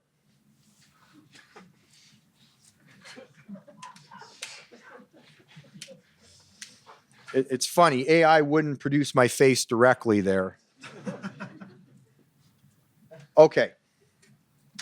So sometimes getting back in, and here's the crux of it. I don't know if I got a slide covering this, but when you're going back in for an integrity dig, if you barely got it in the first place, you have to go 0.6 meters to a meter down below the damn pipeline. So your excavation gets that much bigger. Then, I'm just going to show you, this is in the mountains near Hope, British Columbia. What we have is a 1957 pipeline going through here, and they barely got this sucker in. But don't worry, they really pulled the stops out for the 1996 pipeline. So what they did was, we've got a mountainside here. The 1957 pipeline was basically put in a talus slope and through. The 1996 pipeline, they built in a beautiful cut. So what they did with the cut material is they put it there. Yeah. Okay. So we ended up with 55 feet of cover over that pipeline. And to make it even worse, because I talked about ground disturbance, so are you going to get a hydrovac out there to positively locate that pipeline? So what we ended up having to do is we took the IMU data and then we went and dug up the pipeline and positively located it at 2 shallow covers on either end. We gave a surveyor the IMU results and we started digging, and they kept staking off the depth to the pipeline as we went down. And then when we got to within 10 feet, then we started doing more conventional methods of approaching the pipeline. So that's, if anything, that may save you right there, that little tip. Can you imagine being under that pipeline and looking up at a 50-foot high cliff above you? We had to put rock fall in. This dig took us probably a month.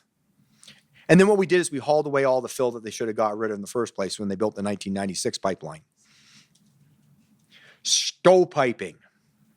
So this is the way you normally lay a pipeline in.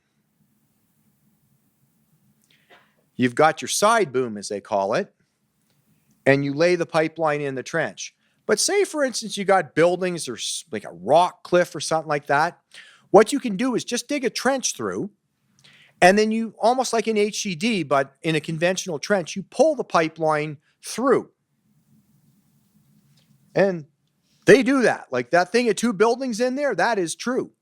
But what happens when you have to come back to expose that pipeline? It's absolutely heroic efforts. And like I said, there's rules to excavation. And you got to follow all these rules to expose that pipeline.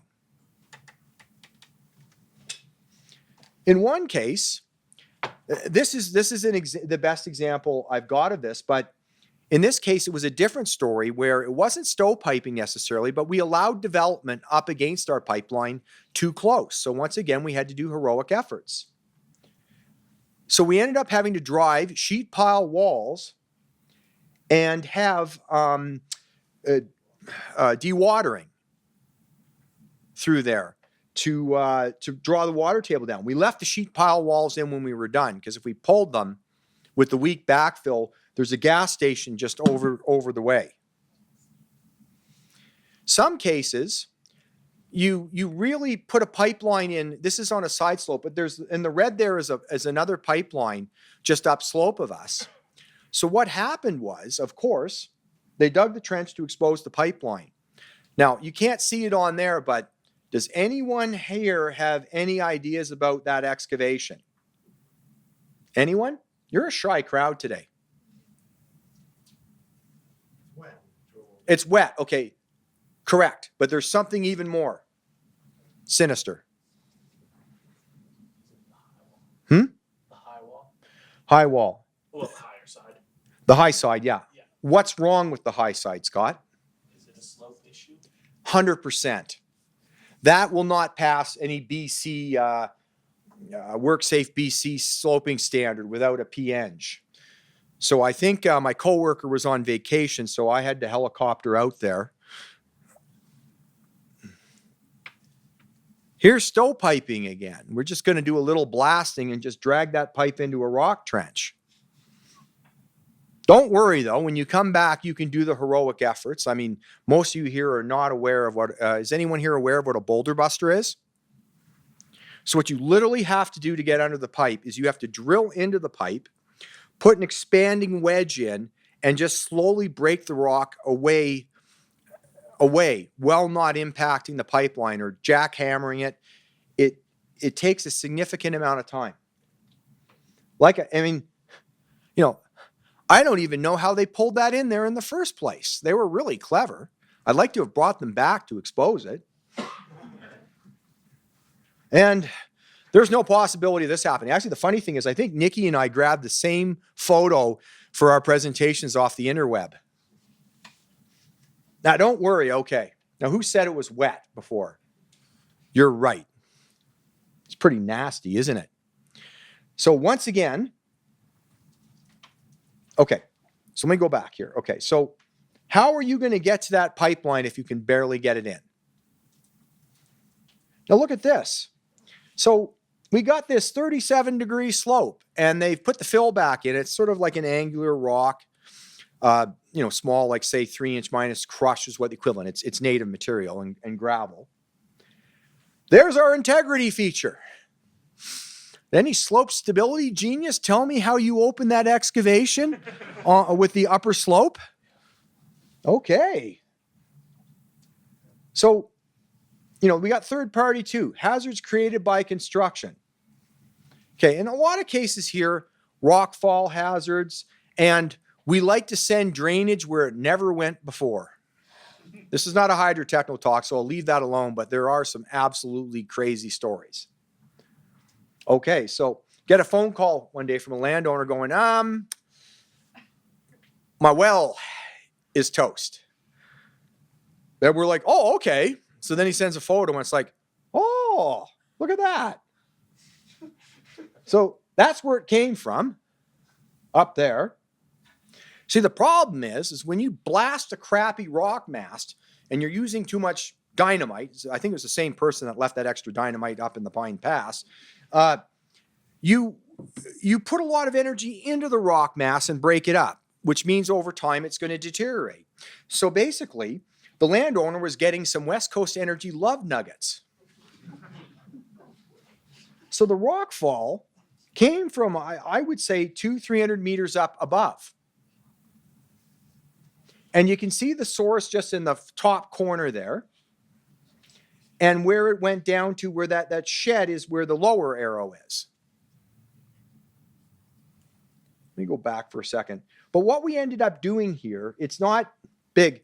There's basically, that arrow also points to now, I can't pronounce it, Thunberg, Schneider, Schnucken, rock catchment thing. I forget the full name of it, but we basically put in a rock catchment barrier, and then beside it is a lock block wall, which is about 5 lock blocks high and 3 or 4 lock blocks thick, in case there was a little bit more of a slide rather than a rock fall. So we would take the energy. Okay, maintenance to cover, soil slopes, rock slopes, and pop-ups. And once again, philosophy time. Yeah. I tell that to construction, though. Once again, we go back to this slope. 37 degrees. I hate to use the word, but it is technically correct. If you do an infinite slope analysis, and anyone, don't use that angle of repose thing, right? Okay. But, you're not going to get much more angle out of that. Like, how are you going to maintain cover here? Especially if you have a shallow slide. Here's an example here, and I'll talk about this a little bit later, but this is in glacial lacustrine material. And for all of those that are material science geniuses here, if it gets wet, that's at 37 to 40 degrees. You think that's going to stand? Okay. And then we've got what I'm going to call the complete package. This case study has everything, and I mean everything. Let's build a pipeline down a 30-degree slope. First of all, what we're going to do is we're going to put foam breakers in. Okay?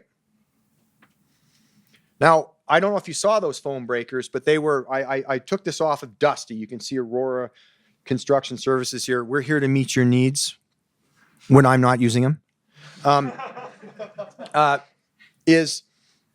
You've got to have positive drainage. What they did there when they built that, it was just a wall on the trench. So it basically created a check dam. That's what they did right there. So typically what you want to do if you're going to use that design is you have a pipe out of the bottom of it that conveys the water through the fill. But don't worry, we're not done yet. So they started backfilling this. And then what they decide is, because they're having some raveling in the upper slope, they took that whole thing and shotcreted it. The upper top part of the slope. Okay. And then, you see, if you put green stuff on the slope, like the color green is more stable, you can actually add about 3 degrees to your internal angle of friction. I feel bad for you back there operating the camera because you have no idea what I'm saying, do you? It is funny to an engineer, though. Okay. But then what happened then is that started to slide. So you see it right here. So what they do? they continue the shotcrete and did it on the lower part of the slope too. So we've got check dams and shotcrete. But don't worry, it doesn't crack. Okay. You see, this is almost a perfect trifecta, right? But you're going, Doug, there was 4 issues. I got you. So you see that field down there? Well, there was a rock cut right at the top and it was delivering rockfall across that creek into the farmer's property. So all 4, that was a 4 for 4 right there, okay, on that case study. But this stuff happens. And, you know, this was probably about 10, 15 years ago. I'm not going to mention where or anything, but I hope nowadays this stuff won't happen because they will get geotechnical input. And this is also another geotechnical suicide, where what happened is there was a leak in this pipeline in a landslide complex. So they decided to keep the pipeline operating by putting it on these stilts. And is Yan here? Yan, I got, okay. And then they backfilled all around this, right, Yan? So they built the backfill back up and buried the pipeline. And then they took everything down and just redid it, right, Yan? Okay. Do you remember what the bottom of the pipe looked like? There was a nice I-beam shaped dent. In every, yes. Yeah, so I'll just, in case the camera didn't get, Yan has said I-beam shaped dent in the bottom. Nikki'd love that because it'd be good for a case study, right? Stop doing it. Okay. Yeah, so that's the end of the construction. I could go on for literally hours and days about construction, but I thought I'd hit some high points there.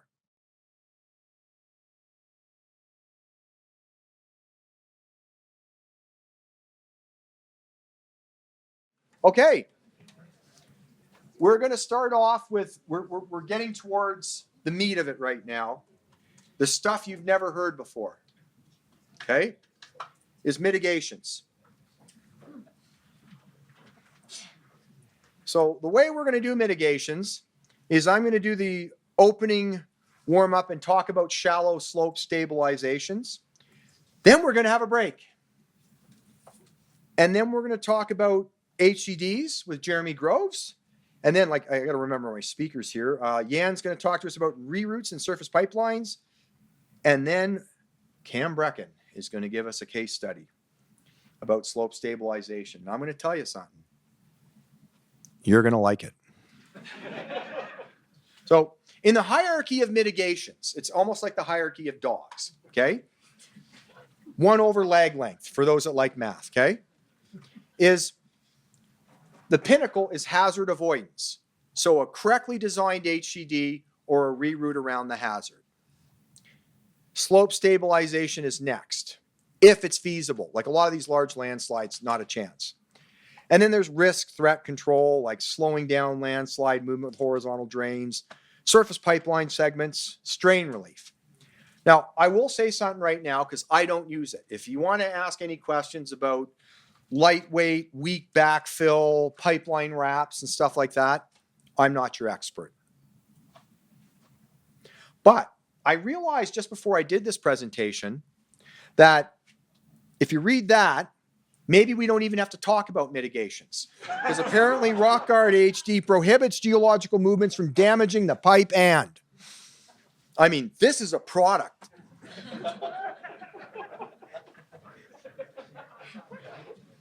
So now to get into the technical stuff, okay?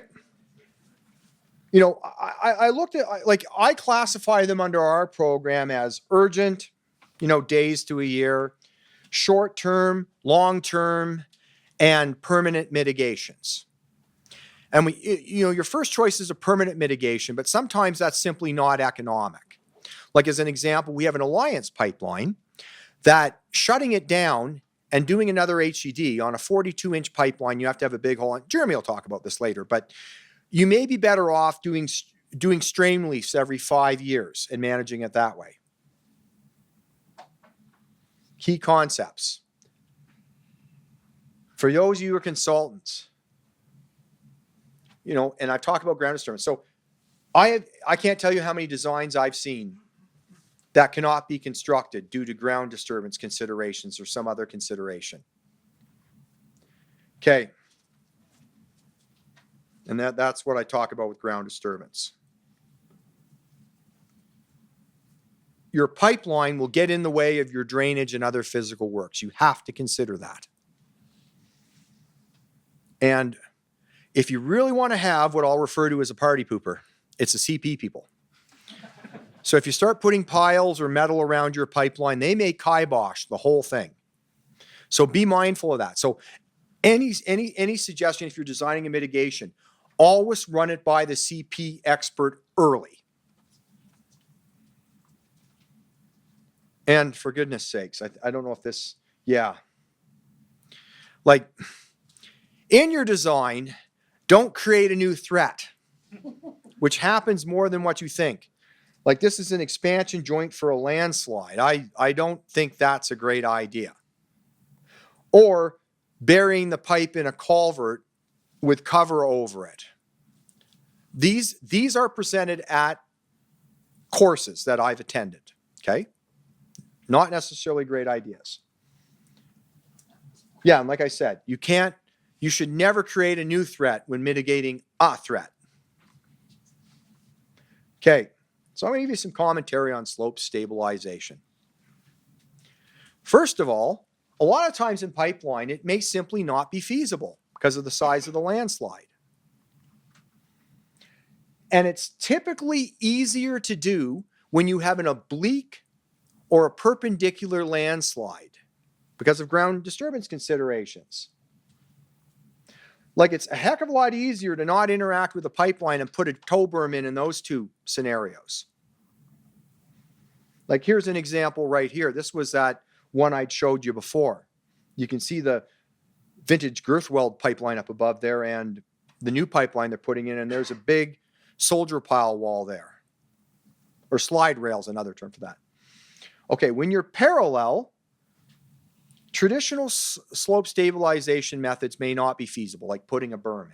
You may have a water course right down below you too, and we don't want to mess with fish habitat. You know, water course crossings. If you create a berm and then have a localized failure through a pipeline, you just created a new threat. So you got to manage for that. And sheet pile walls, you can't drive them through a pipeline, so they have to be on either side. And the CP people may kibosh that. I don't know. Yeah, I think that's sheet piles or something. Okay. So let's look at these tow berms. So if I put a tow berm there, I'm also limiting the access to my pipeline. Yeah, you got to work around the pipeline. One of the things is when you're doing tow berms in a parallel situation, you may actually destabilize the tow while you're recoding the pipeline or digging it. So you got to be careful about that. Also, future access to the pipeline is compromised. And a lot of people, like I've seen designs of tow berms over pipelines with MSC walls or like mechanically stabilized earth use geogrid or geotextile, right? Like, it'll limit access. When it's on a minor scale, that's fine, but a major scale, not good. Okay. Now, one thing I've seen a lot, and sometimes you have no other choice, is you will dig up a failure around a pipeline and put in drainage and then restore the soil. So in my experience, that's going to work 50% of the time at 10 years, okay? Maybe even a little bit less. Of course, if that's the only thing you can do, you should still do it.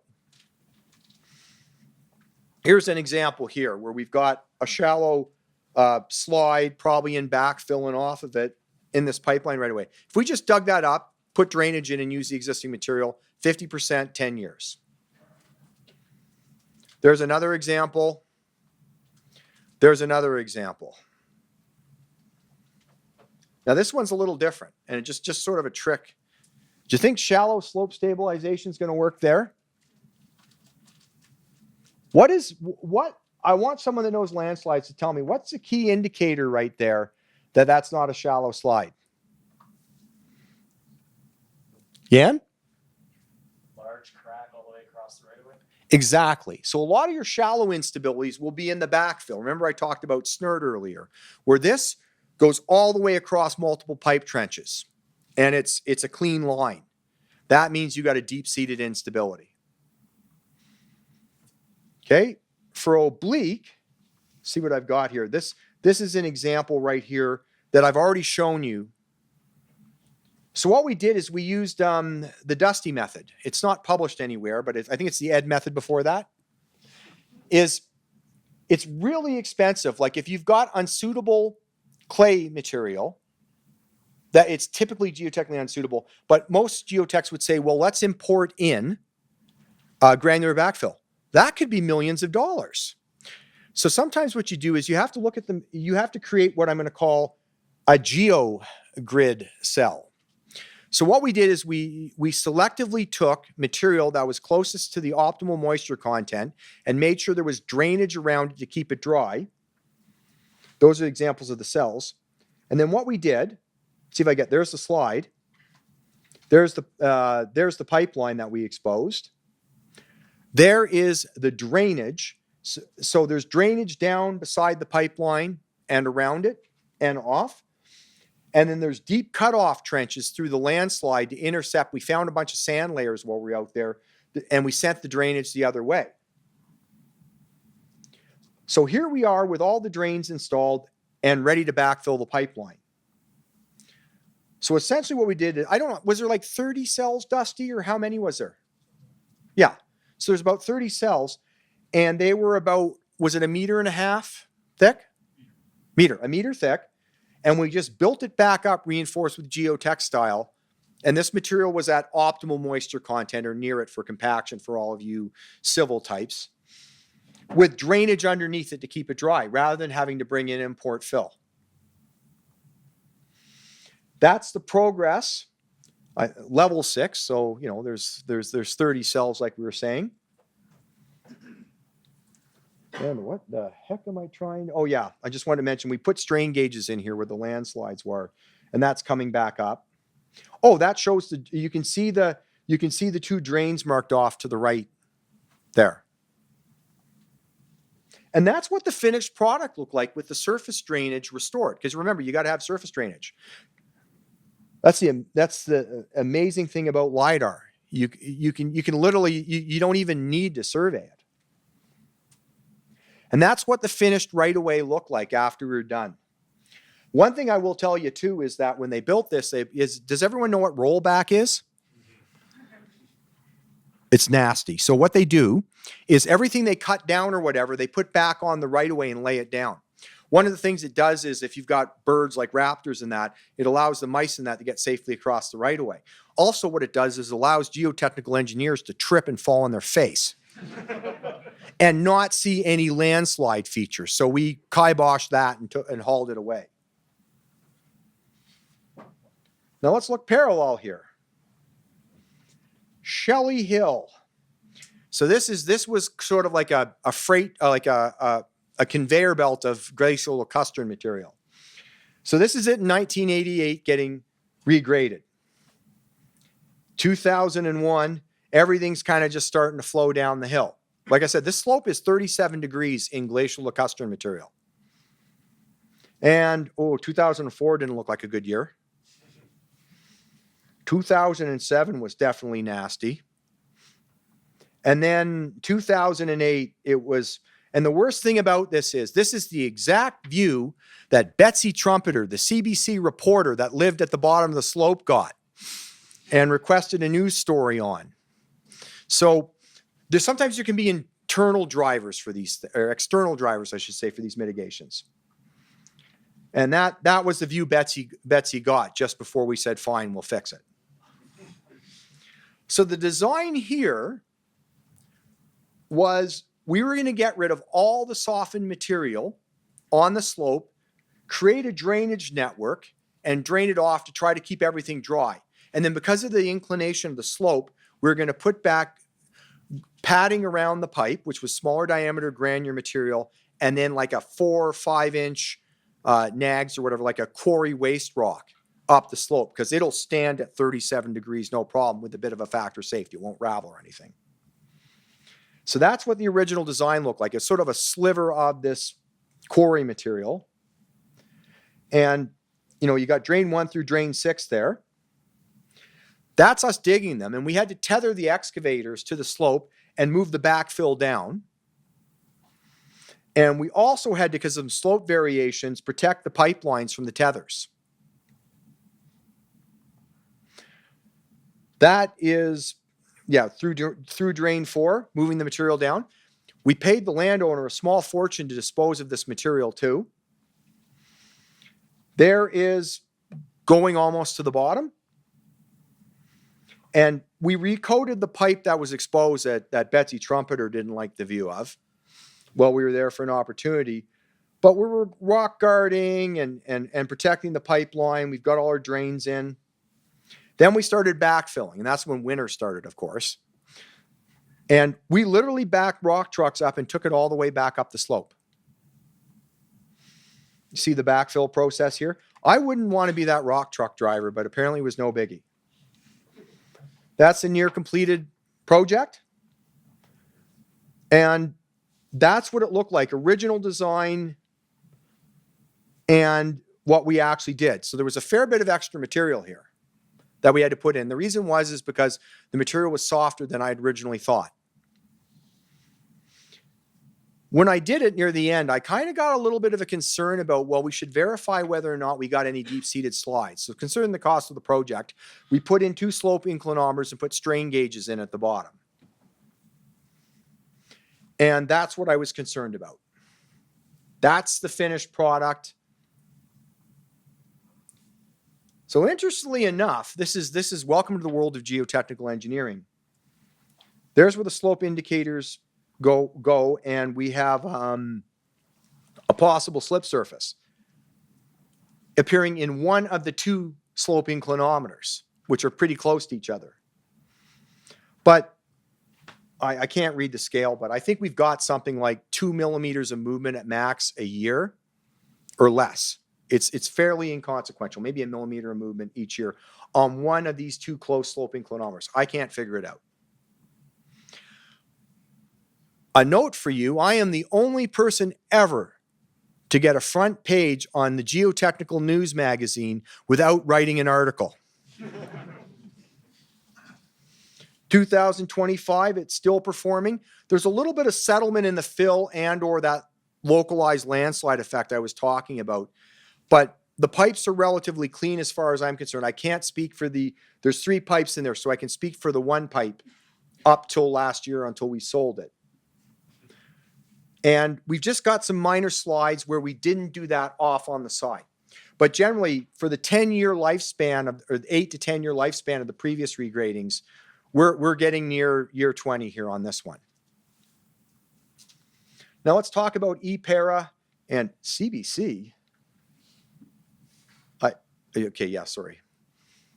Late night slide making. Okay, so we're on a very steep slope here. This slope is even steeper than the last, but it's in rock. That is a picture of it. It is, I'd say it's about like 800 meters high at angles between 40 and 60 degrees. They had to build these pipes originally with a tram car, essentially, or a trolley. So then what they decided to do is foam solves everything. So they foamed the pipelines in for the cover in a lot of cases. And they supported the foam with logs because they last forever, chained up. Okay. On the parallel right away, they used angular material, but we ended up having a debris slide off of it. And that notch there is about 45 to say 50 degrees.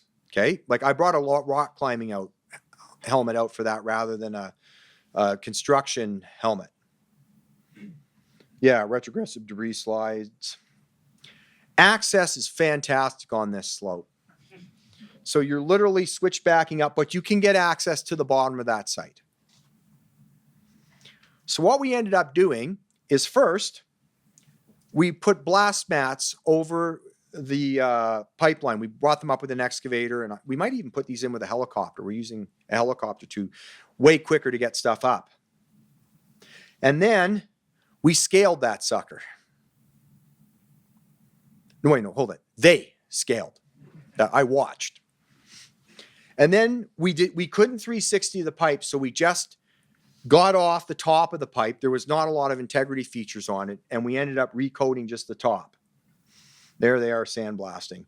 Nothing's better than sandblasting on a 45-degree slope. And then there's the recoated pipe.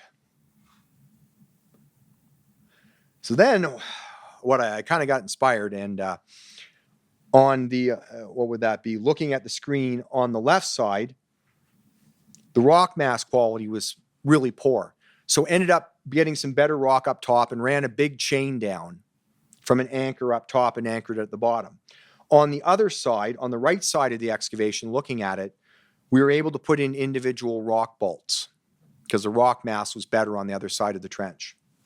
Then what we did is we chained gabion baskets to the pipeline after protecting it, because you're not going to maintain cover any other way. And we literally then helicoptered infill in bulk bags, dropped it into the baskets, shut them, and we had two thick of these gabion mattress, pardon me. It's about 1.5 feet thick by about 8 feet long. And we essentially chained cover to the pipeline.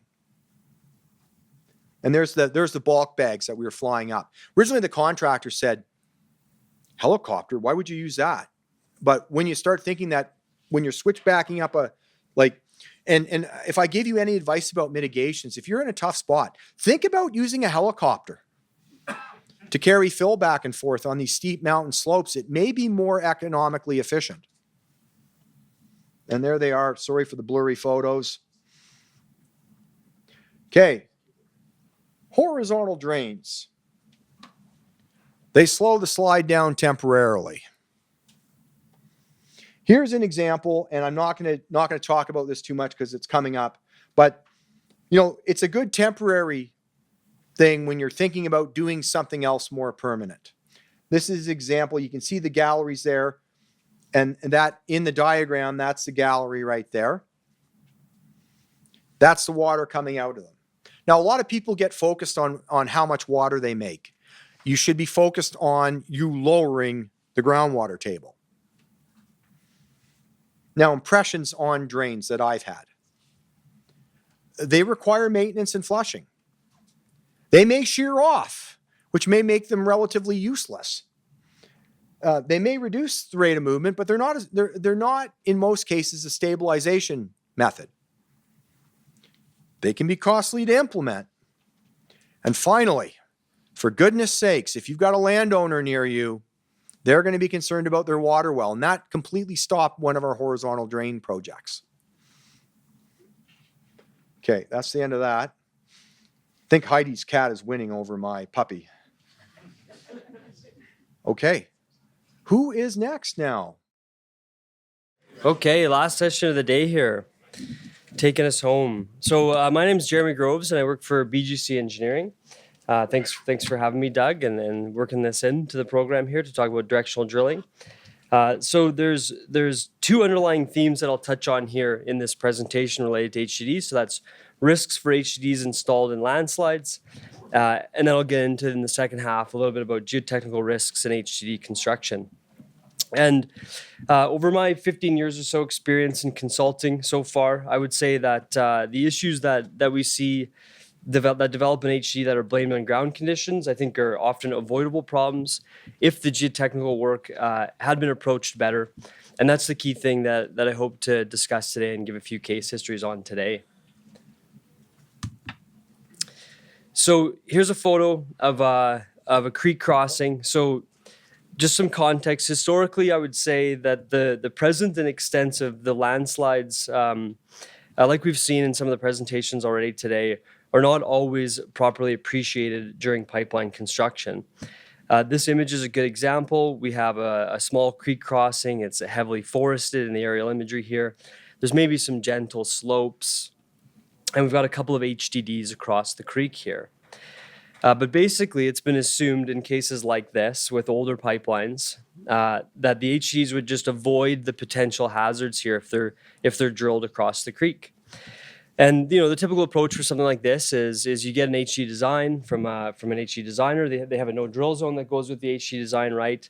But that no drill zone is typically going to be primarily for annular pressures and not in consideration to the hazards at the crossing and not for hazard avoidance. So just having an HDD design doesn't mean that you're going to avoid the hazards automatically. So now today, with the improvements like we've talked about in data availability, tools for landslide identification, characterization, with the LiDAR imagery like this, we can start to look around valleys like this, and those gentle slopes we can easily characterize now as big valley scale landslide features. So these arcuate shaped slope crests, benching and cracks across the valleys, these are all big deep-seated landslides that occupy both of the valley walls across this creek. And both of these HDDs would be impacted by active slide activity coming from both sides of the valley. Jillian actually had one of these HDDs up in one of her slides showing the IMU features across one of them. But basically both HDDs are impacted here by deep-seated landslide activity. Yeah, even if we just zoom in a little bit further, take advantage of the nice high-resolution LiDAR, we can see there's cracks in the upland across both sides of the valley, right? Just further evidence that there's deep-seated movement on both sides. These retrogressive events that are cracking further into the upland. There's also cross-cutting cracks on the valley walls, indicating these multiple failure surfaces and failure zones deep within the valley bottom. And unfortunately, there are more of these cases of HDs installed in landslides than you might realize. This is some work that Doug and his colleagues at Pembina put out another classification system here. The references there, I'll share it in a bit actually, where you can dig that up and go through it. But the concept here is that there's all kinds of different situations where we can have HDs drilled through landslides across these valley walls. And basically what you want is the green one at the bottom that totally avoids the hazard, right? The green one at the bottom is set back from the bottom of the slope far enough. It's drilled deeply enough to go below the landslide slip surface and exits into the upland far enough back to completely avoid that slip surface. But basically, you get all of these, right? And there's no mitigation here. All you can do is replace this HDD once it's impacted like this. So just to further underscore the risks for HDDs installed in landslides like this, just to hammer it home a bit and give an appreciation for the extent of this problem that we see in geohazard management for pipeline operators. This was a study that some of my colleagues at BGC did a few years ago at IPC 2022. And basically what they looked at was for 10 pipeline operators in this region of Alberta and BC, they looked at 100,000 kilometers worth of pipelines. What they identified was almost 4,500 conventionally installed pipeline intersections with landslide features. Not all the landslides are necessarily moving, but they're characterized as landslide features. Of that whole group as well, there's 162 HDD landslide intersections. So this is about how common we see this happen.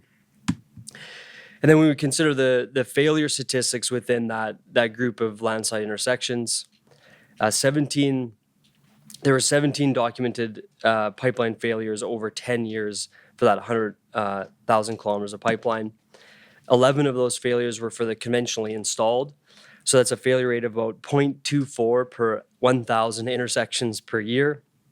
When we look at the HDDs, there were 6 HDD failures of that 17, so that's a much higher failure rate on average, just given the breakdown of the numbers. So the takeaway here, the big realization is that HDDs are 15 times more likely to fail when intersecting a landslide compared to a conventional installation.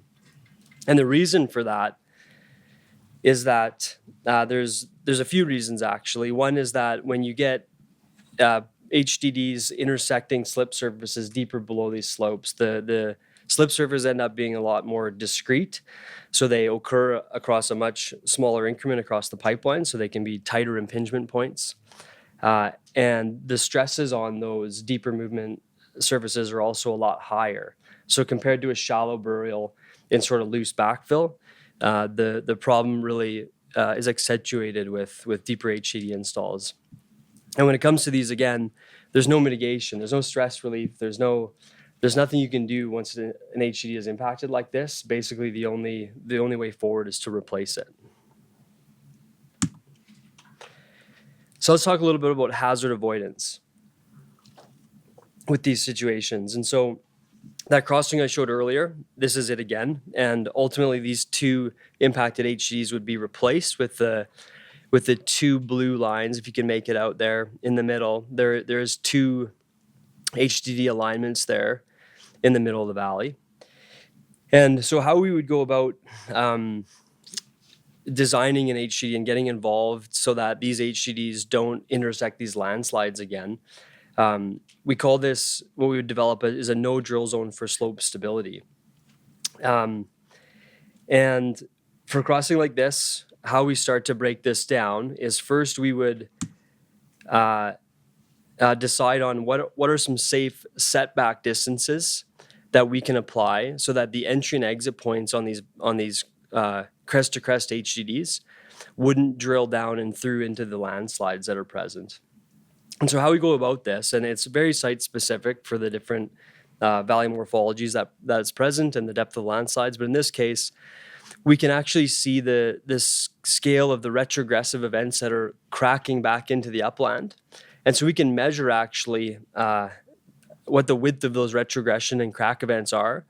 And then we can decide, okay, how many retrogression events are likely to occur, say, over the course of or the lifetime of the pipeline, and how many of those do we want to set ourselves back from the crest of the valley or the last crack so that we're safely set back over the lifetime of the pipeline. So what's a credible retrogression event, and how do we set back safely from that?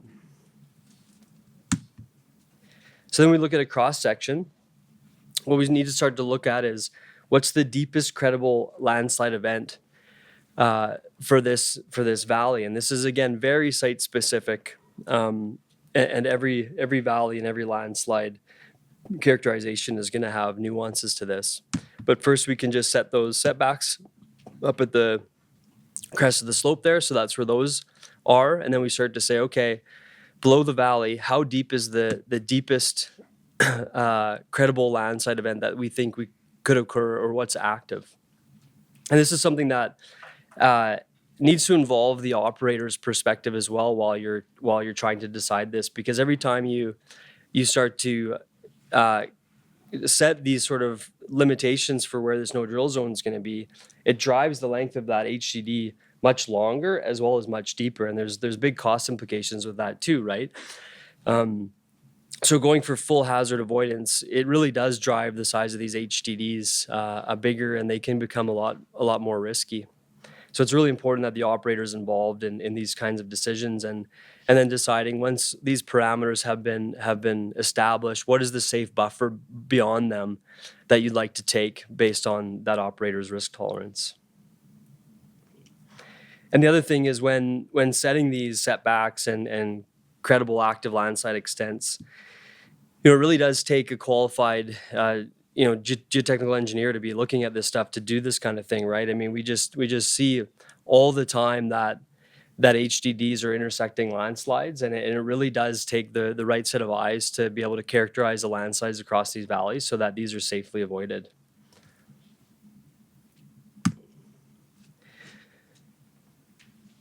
Yeah, there's just, if you can make that out, the red dashed line was the no drill zone at the end based on those parameters. And again, very site specific based on the information that's available, and sort of, you might end up being more conservative depending on how much is available, how much data is available. The other thing quick, on top of geotechnical issues or landslide issues or hydrotechnical when it comes to HDD. So you can see the extent of an HDD there across this creek. But when you're setting entry and exit points, it's really important to consider what are the hydrotechnical hazards and the idea that a bank like this that's showing 75 meters distance from that pipe center line today, or in 2015 anyway, back in 1950 there was 600 meters of bank there, right? So these things migrate over time, and really is that HDD extent showing there sufficient for the hydrotechnical hazard that's present? So that's again requires a hydrotechnical engineer to get involved to decide on that and look at the bank erosion potential. A couple references there just on those studies that I mentioned. More about those are about HCD landslide characterizations, then also some information about how to screen out impacted HDs potentially across geohazard management programs for pipeline operators, both presented at IPC. So going to change course here into a little bit more about geotechnical and construction risk, and talk about this concept of targeted investigation when it comes to HDDs.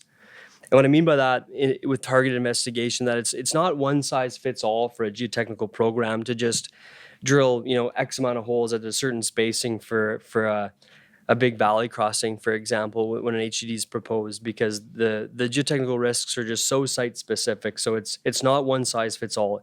It's targeted investigation that we like to talk about.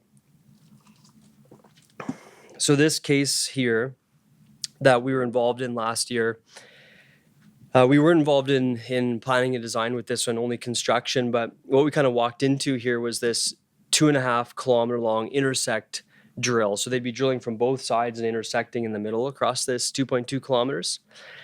And you can see pretty extensive geotechnical investigation completed there with, I think it's a total of 8 boreholes, 4 of which were drilled in the river here to characterize the bedrock contact as best they could. So there's the HD bore path design.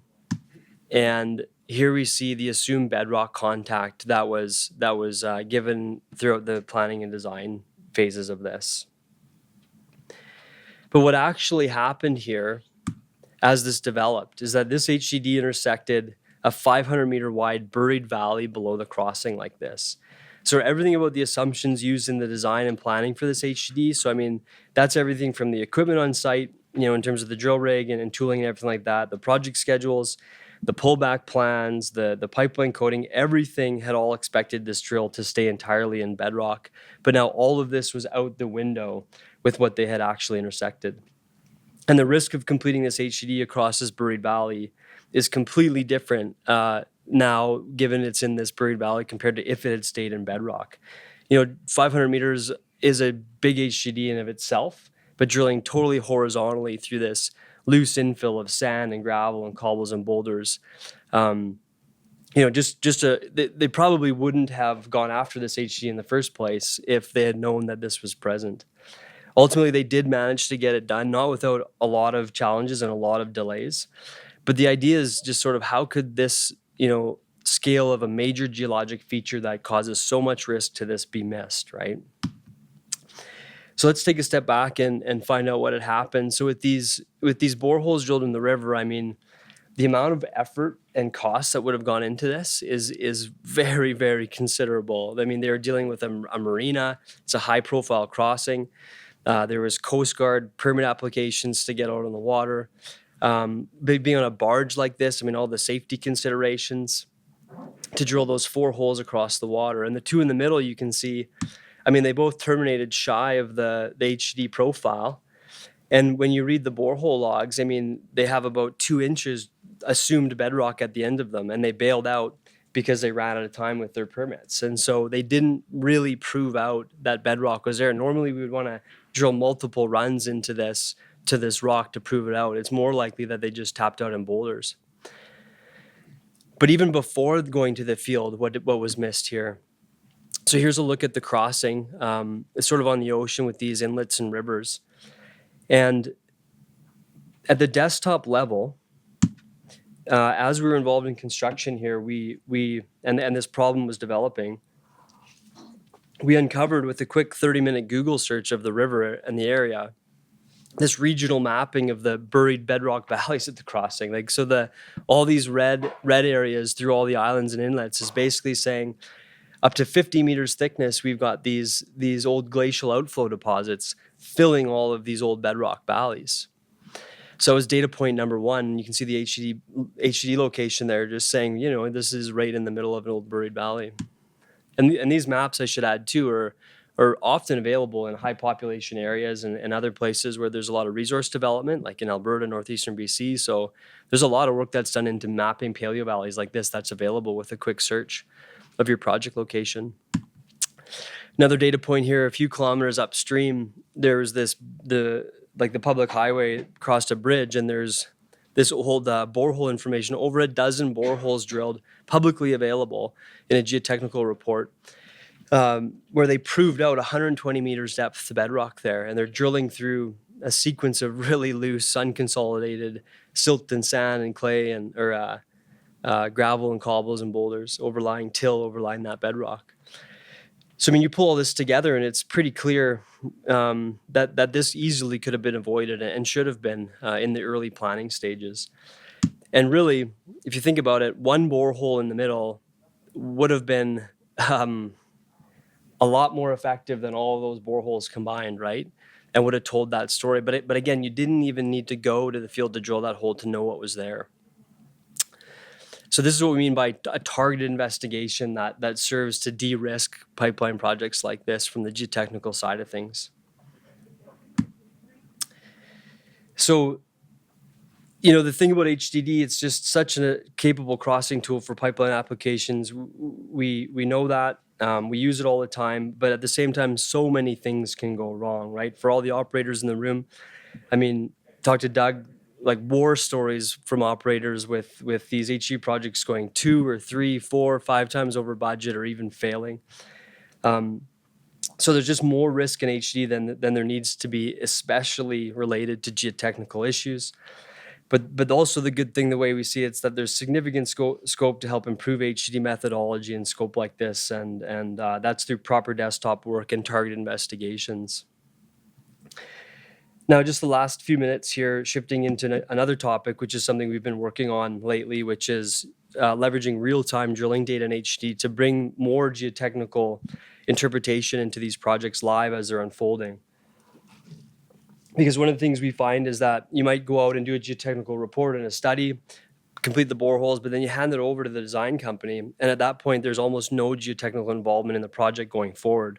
And you might just hear after the fact, 2 years later, that HDD had some sort of major issue on it. And if it was geotechnical related, that feedback loop just really is never closed, and you never find out how to improve. But what we're doing now with real-time drilling data is that we've just come to realize on a lot of these HD projects that are done in Canada especially, there's a lot of data being collected that we can leverage to better support the geotechnical work on these projects. And this is sort of the same data that we've seen completely change the downhole drilling industry, but it really isn't leveraged today in HDD, so that's what we're starting to do now. And leveraging that can help us have a much better control on the risk. So in this example I just shared, how we actually uncovered this buried valley in the first place is that we were live tracking this job remotely throughout construction. So every day we're pulling data off the rig and providing interpretations of that. And the data we're pulling are things like the drilling rates, the torque, the thrust, RPM, like all of the mechanical drilling parameters on the rig that's being collected. And to sort of prove out what had happened in the buried valley, this is just a bit of a look at what that data looked like for us pulling it off of the rig. So what we have the capability of doing now is we can pull all this data off and we can filter out all the drilling operational parameters. So everything between being on bottom or off bottom with drilling, all of the steering and rotating, the day shift and night shift, like we can really peel back all of the operational changes and look just at what the changes are in the ground conditions. And in this case, we're looking at a parameter called specific energy, which is the amount of energy it takes to drill. And just, you know, at a high level, drilling through rock takes a lot more energy than it does to drill through soil. And in this case, with the way that we slice up the data for every drill joint drilled on the HDD, in this case, there's something like 250 joints drilled that's showing here. We can really clearly see where that buried valley is, right? The energy just drops off on both sides as you transition from bedrock and into soil. So that's that order of magnitude change in specific energy we see here. And it was the fact that we uncovered this real time as this project was unfolding that led us to do that desktop work to uncover that yeah, we just provided the basis for what we were seeing in the drilling data being that buried valley. So some other ways that we're applying this today back to the earlier example I was sharing with these HD replacements, we were also involved in processing the data from the 2 drills that were completed in blue here. And going into this, we had 2 boreholes as part of the investigation we supported, drilled from the upland on both sides of the crossing. And that's all we could get for geotechnical investigation, because drilling from within the valley, we had environmental and regulatory issues where we couldn't get into the valley to drill, but also we'd had issues leading up to this with artesian pressures drilling from within the valley bottom. So once you drill from a lower elevation within the valley, the water pressures within a deep alluvial deposit that was actually driving the landslides in the first place here would cause issues with artesian boreholes, and we didn't want to walk into that. So the decision was made to advance with these HCDs just with the information we had from the upland boreholes. And so what that left us with was this characterization of drilling through a pretty thick package of clay deposits, through into some more sandy alluvium, and then down into the bedrock. But the uncertainties we were left with only the 2 boreholes, and the information we had was sort of this idea about the drillability in the buried alluvial deposits. We weren't sure how that material would hold up, just having more sand content to it. And then also there was a bit of uncertainty with the variability potential of the bedrock surface, whether it might contain coarser deposits as you move away from the boreholes, as you often do with buried paleovalleys and overlying fluvial deposits, and just where that bedrock contact was across the bottom tangent of that HDD. We weren't sure if it might dip off or not. But what we were able to do, tracking the data live on the job, here it is showing again on both HDDs. In this case, we're just showing, I think, the on-bottom drill time for every joint drilled, 149 joints drilled on each drill. But by tracking that data, leveraging that data, what we started to understand here was that, okay, actually, the concerns that we had, well, how could we address them with more data? It's that the sandy alluvium actually drilled great. It was a total non-issue. So we could kind of cross that risk off here. With the bedrock, we found that once we entered the bedrock on the entry side, we stayed in the bedrock until we popped out on the other side. So that bedrock variability issue was addressed.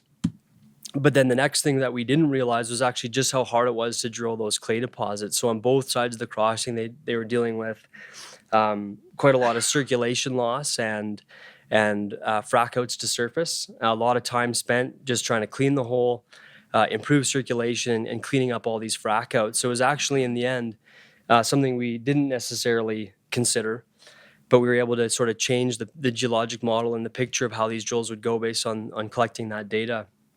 And why that was really important was that because the same operator would be going to potentially drill a 3rd crossing here for a 42-inch install, I think it was, pending. But the whole idea here is by completing these 2 drills already, adding that to the geologic model, we're just starting to understand a lot more about the potential risks going into this larger drill that'll be longer, deeper, and have multiple reaming passes to enlarge the bore. So we're just collecting more information to continue to build that geologic model. Another way to look at the data, the drilling data that we've pulled off of this drill 2 here, looking again at specific energy, I believe it is. Yeah, the on-bottom steering specific energy. So what we can see here, it's just been really interesting. And again, we're not drilling these HDs for the purpose of geotechnical characterization, but what we can do with the data is that I talked about that bedrock contact here in one of the boreholes. There it is, coming across the pipeline. So there it is on joint number 20.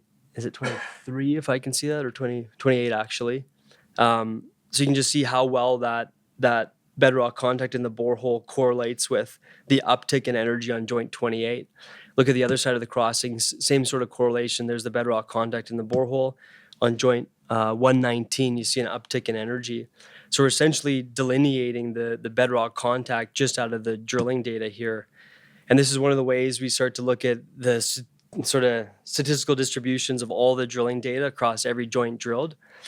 And when you tie that across, you can sort of set, okay, here's the specific energy values that tie into that bedrock contact. So all those joints across the middle of the drill or the bottom tangent that are sort of bigger in size and deeper, darker blue, it all correlates with drilling the higher energies. And it, in and below the bedrock contact. So it's almost like a geotechnical investigation with the HED data.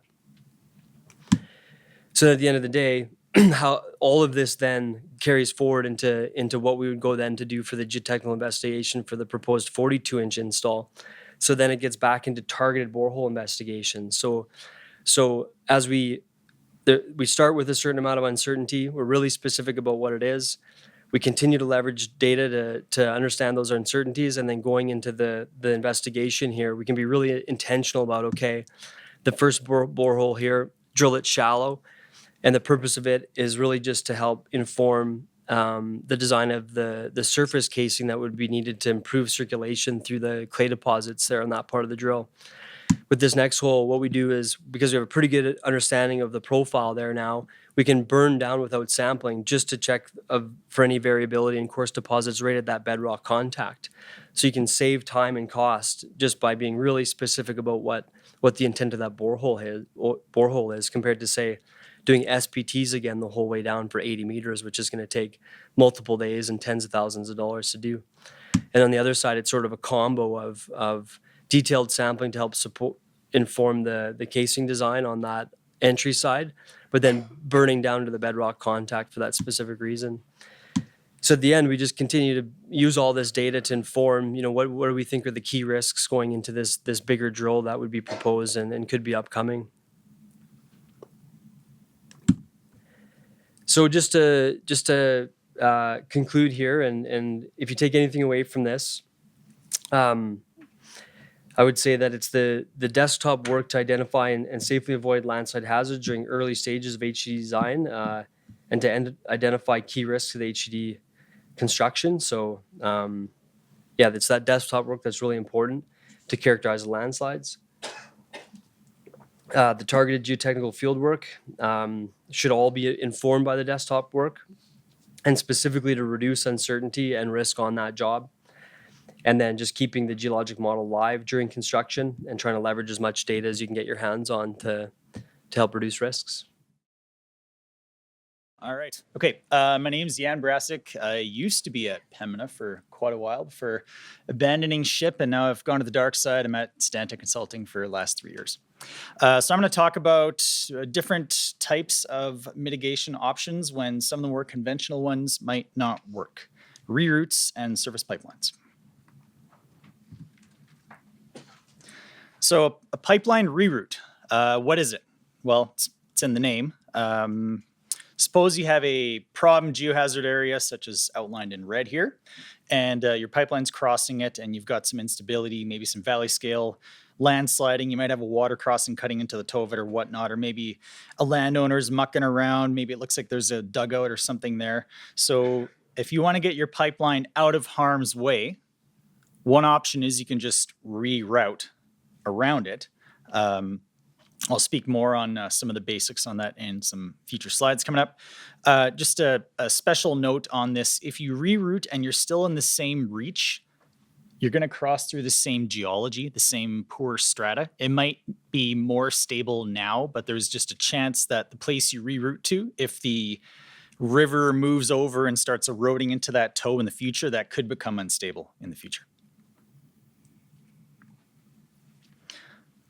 So pipeline reroutes, what do good examples of these look like?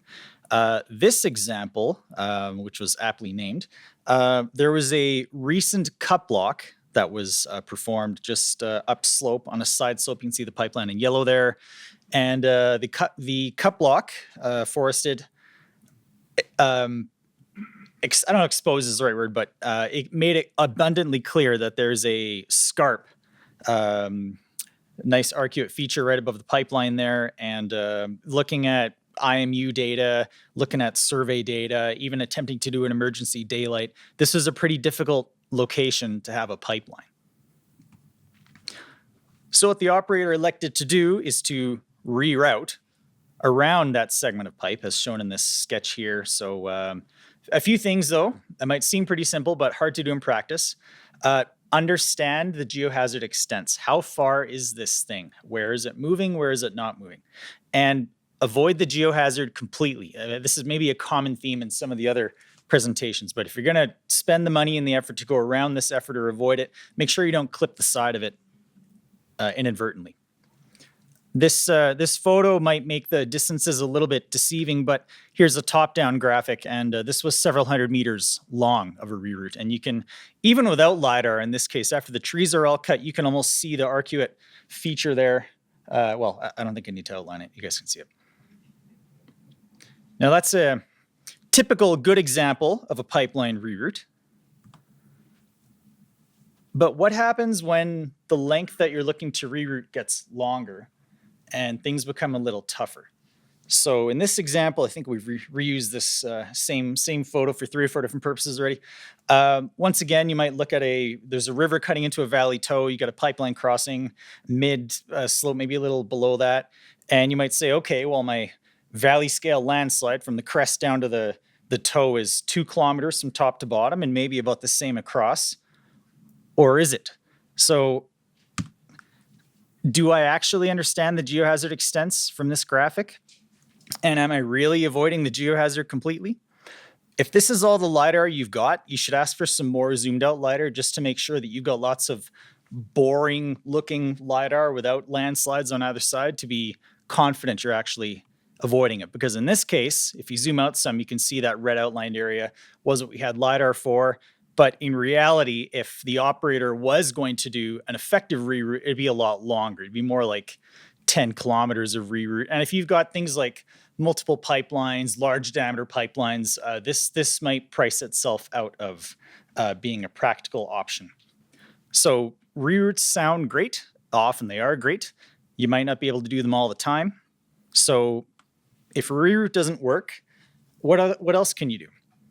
Well, sometimes you can just keep the pipeline in or near its existing right-of-way and bring the pipeline to surface. Now, the graphic on the left-hand side, you can see the fellow standing on the pipe. Hopefully you found it. But that pipeline, even though it's spanning above a creek and maybe it's spanning due to some landslide considerations, even though the pipe is above ground for a certain section and goes below ground, there's some movement above it. So even though it's above ground, it wasn't above ground quite enough to accommodate the movement that happened after installation. So what do good examples of surface pipeline mitigations look like? This is a pretty good one. I think this made a news headline with at least one of the folks in the room here. And you can see there's a local creek cutting basically top to bottom in the graphic, and even maybe in the center right of the graphic. It's a bit hard to tell just from this photo. Is that whole thing a big landslide? Is it a spread? But you can squint and see the light colored pipeline going for hundreds of meters, if not a kilometer or more. So how do you design these things? How long do you design them for? What do you do when your surface pipeline is on the ground? And what do you do when you come to obstructions like creeks or other things that might be in your way? How do you accommodate that, but still also allow for creek flooding events, freeboard, that type of thing?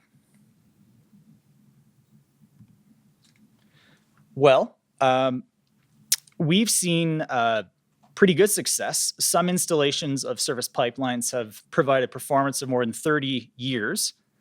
And these designs can allow you to traverse large landslide complexes seemingly without distance limits.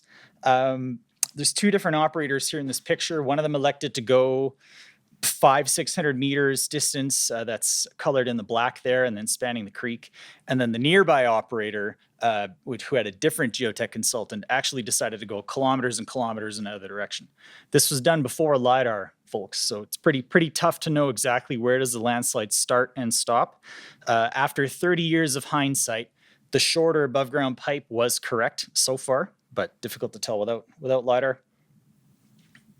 And again, this type of design, you'd likely be looking at other design options first before pulling this tool out of your toolbox. So when you're building these and the pipeline is just on ground, you typically put them on just plain old wooden skids at set spacing once every 5 meters, once every 10 meters. They can be adjusted and you avoid embedment of your pipeline into the ground. More on that in a few slides from now. Your design factors are probably going to be higher because your pipe is exposed to the elements and to other potential threats. Keep in mind that the environment that you're operating in, if your pipeline is in the Western Canadian Sedimentary Basin, you're probably going to see some hot summer days, especially in the last few years. Some summers are getting even hotter. So you might want to design for plus or minus 45 degrees Celsius. And you might want to add, well, not might, you will want to add additional protective coating on top of your pipe and coating, such as for ultraviolet and for abrasion and for gouging. And I've got a comment here about hillbillies. Ed McClarty, what's that all about? Above ground pipes and hillbillies. What considerations might there be for those? Oh, crossings. And, oh, gunshots you're talking about. Target practice. Additional considerations for a surface pipeline. When you go to a regulator or an agency and you apply for a permit, you'll often get, you want to do what? And you get some eyebrows raised. And usually the first question they'll ask is, well, why don't you HDD it? And so you typically have to come already prepared with your homework ready, that to show that you've reasonably exhausted all of the, normal, I'll say, ways of mitigating a geohazard. Conventional won't work. Your pipe's going to be overstressed. You can't stabilize the thing. It would be impractical. The landslide's too big to route around. Not feasible to drill, whether geometry or really poor strata. Circled in green here, just some additional considerations. Where your above ground pipeline has to cross creeks, for example, or where you have to cross roads.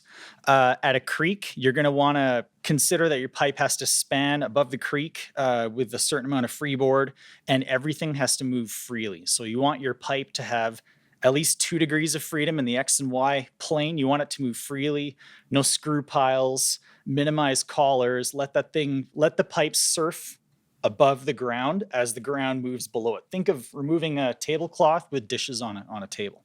That kind of thing. In the distance where the pipeline's crossing underneath the road, you might want to consider putting in a box culvert with a certain annulus so that if the ground and even the road move, you've got some allowance so it doesn't directly affect your pipeline and you can go back in and adjust it.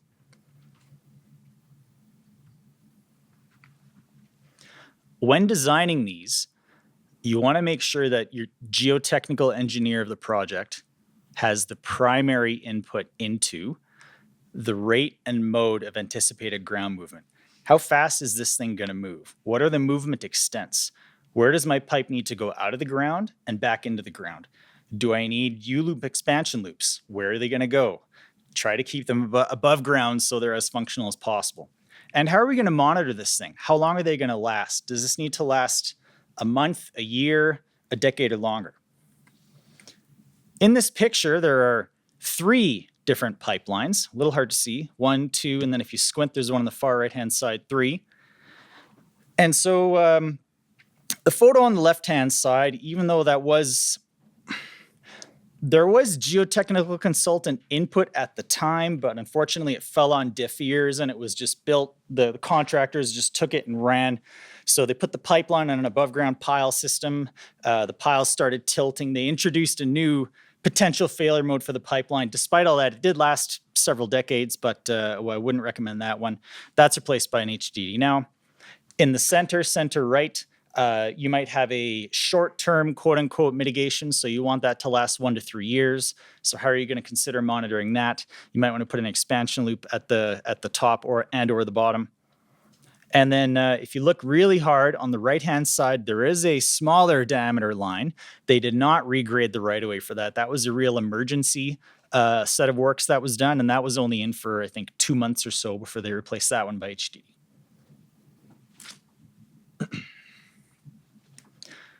Once again, the geotechnical engineer also has to review the other design inputs. Do you have a stress analysis? Here's a big one. What are the soil parameters? I've heard this one over and over again from geotech consultants. An FEA is done, soil parameters are assumed, They might not be the right soil parameters, but by that time you have your FEA and the project team takes it, runs with it, and your FEA might not represent reality. What does your support design look like? When are you going to build this thing? Is it in the summer? Is it in the winter? What type of equipment do you need? Do you need a crane out there? And again, how are you going to monitor the pipeline above ground and the slope, as well as any other infrastructure you might have? There's a reference of a 2006 IPC paper there, a pretty good one on stress analysis of above ground pipes. What are some things that might grind a geotech engineer's gears? Adding restraint on your above ground pipe, that kind of defeats the whole purpose of having the pipe above ground. But if you need to have restraints on your pipeline, if you need collars, that type of thing, let the geotech engineer have some input into it, and where absolutely necessary, let them optimize where it goes. Don't have your project team have a siloed set of sub-teams, because that can do definitely more harm than good. Like, don't try to avoid an expansion joint only at the bottom of a slope and buried. It will be a lot more effective if it's above ground, and if you also have an expansion joint at the top of your slope. And just some basic things to a geotech specialist, which might not be so basic to some other folks on site. Why can't I get 100% density in the middle of winter in Alberta? For the monitoring of these, one successful case study that we already saw earlier in the day was using some real-time GNSS or GPS. Navstar was used in this case. Every one of those yellow arrows is one of these near real-time GPS sensors at select areas on the slope where there is differing movement rates, as well as where the pipeline, above ground pipeline, crossed across the creek on the bridge. And the sensors are put on the bridge as well as the pipeline on either end of the bridge and in the center. Some pretty neat stuff. We were able to see when the product line was filled, the bridge moved down a few millimeters and stayed there. So pretty sensitive, pretty reliable. When you install these things, they are going to move because you're installing them in unstable ground. You're probably going to get some fanfare. The field crews will call you and say, it's moved, which is great. When you install it, try to put in some simple markers like spray paint, a Sharpie mark, whatever you can, to try to show where did this thing originally sit, especially like a bridge footing on a wooden deck below it. And then you can see it move over time. And if you see something like this on your project, your project's just paid for itself because you've insulated your pipeline from this movement that would have otherwise been stressing your pipe axially.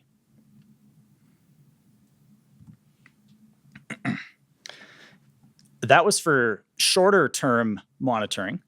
Some considerations for longer term monitoring. What if you have one of these that have been in the ground for several decades? What are some different things you might see? I'll go from left to right.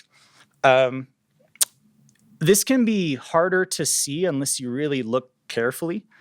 On the left-hand side, there's the skids that the pipeline was sitting on long ago. And then one year you might come to the site and realize, hey, the skids are all in a perfect line over there. And the pipeline has totally moved off the skids over here. So you'll want to take note of that, take that back to your integrity teams, maybe have a look at your ILI data or go from there. Zooming in a little bit for the smaller diameter pipeline, using that white pipe bridge to cross. If you've got some, you can see on the left-hand side photo, the far slope that you're looking at has some areas of local instability. One downstream to the far left side. Another one that's a bit harder to see underneath the larger gray pipeline. Now, if that movement's starting to encroach upwards, and if the movement is starting to encompass your bridge support and that's moving, then you can get some things like the bridge support might be moving sideways, or you might get bridge rotation. And at that point, you might have to do larger maintenance activities, more than just repositioning your wooden skids. Also, talking about embedment, on the right-hand side, you might start to see something like this.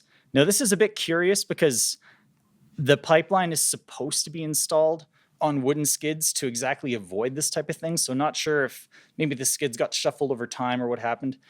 If this happens and you see your pipe starting to be pulled into the ground, this in of itself doesn't harm the pipeline from a geotech point of view, but now if the ground moves, the pipe's going to move with it. So you're starting to reduce the effectiveness of the above ground mitigation. Sometimes you don't need monitoring tools at all. You can just spot the differences. So if you have an older photo or if you've been visiting the same site for many years where you have a good idea the pipe was sitting on skids, I could see the wood on the skids on both sides of the pipe. And now when you go to the site, well, the pipe used to be here, now it's way over there, and the skids are just sitting high and dry with no pipe on it. That can be an obvious factor. Few other considerations. If your pipe is next to a road, you might want to consider putting up some fencing or maybe jersey barriers to try to protect your pipeline from vehicular impact. As well, trees might fall on your pipeline, other things might strike your pipe. This was an interesting case on a section of above ground pipe. ILI data was looked at afterwards, and this actually had no effect on the pipe, which was great news. Just one last slide coming up. One final consideration, you might have to install animal crossings on your above ground pipe. I've seen animal crossings where it's undercut underneath the pipe for moose to cross under, or there's animal crossings where they can go over the pipe, or, well, here's an interesting one. Well, I'll just leave you with this video.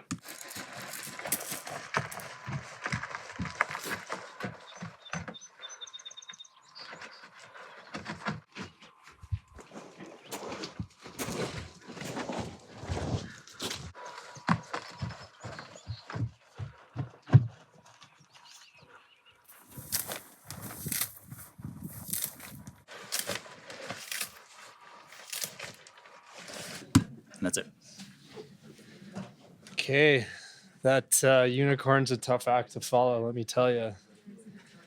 So hi, my name is Cam Brecken with BGC Engineering. Thank you for inviting me to speak here today, Doug. So I'm going to go through a case study on a site that's just downstream from Fort Saskatchewan, which is the Greater Edmonton area. And this is a less common instance where a civil structural solution emerged as the preferred approach to geotechnical hazard mitigation for a pipeline. So I'll go through the site history and events that impacted the lines and what drove that decision, and then we'll go through design, construction, and long-term performance. So the red pipeline on the left was the initial installation on this corridor. Of course, 1984, there was no photos, no as-built, no construction records, so don't know a whole lot about what went into that.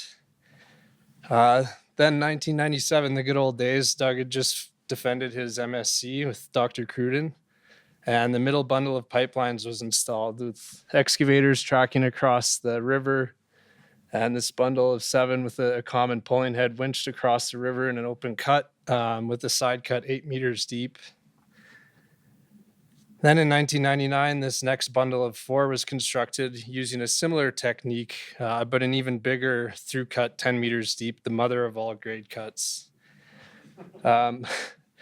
So these deep burials were a pretty critical, important factor in understanding the mechanics of how the slide was interacting with the pipeline and what mitigation decisions would actually be on the table.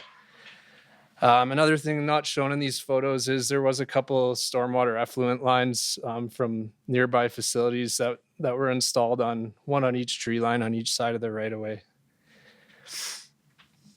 So up till 1999, there wasn't anything reported in terms of instability or integrity on the initial line.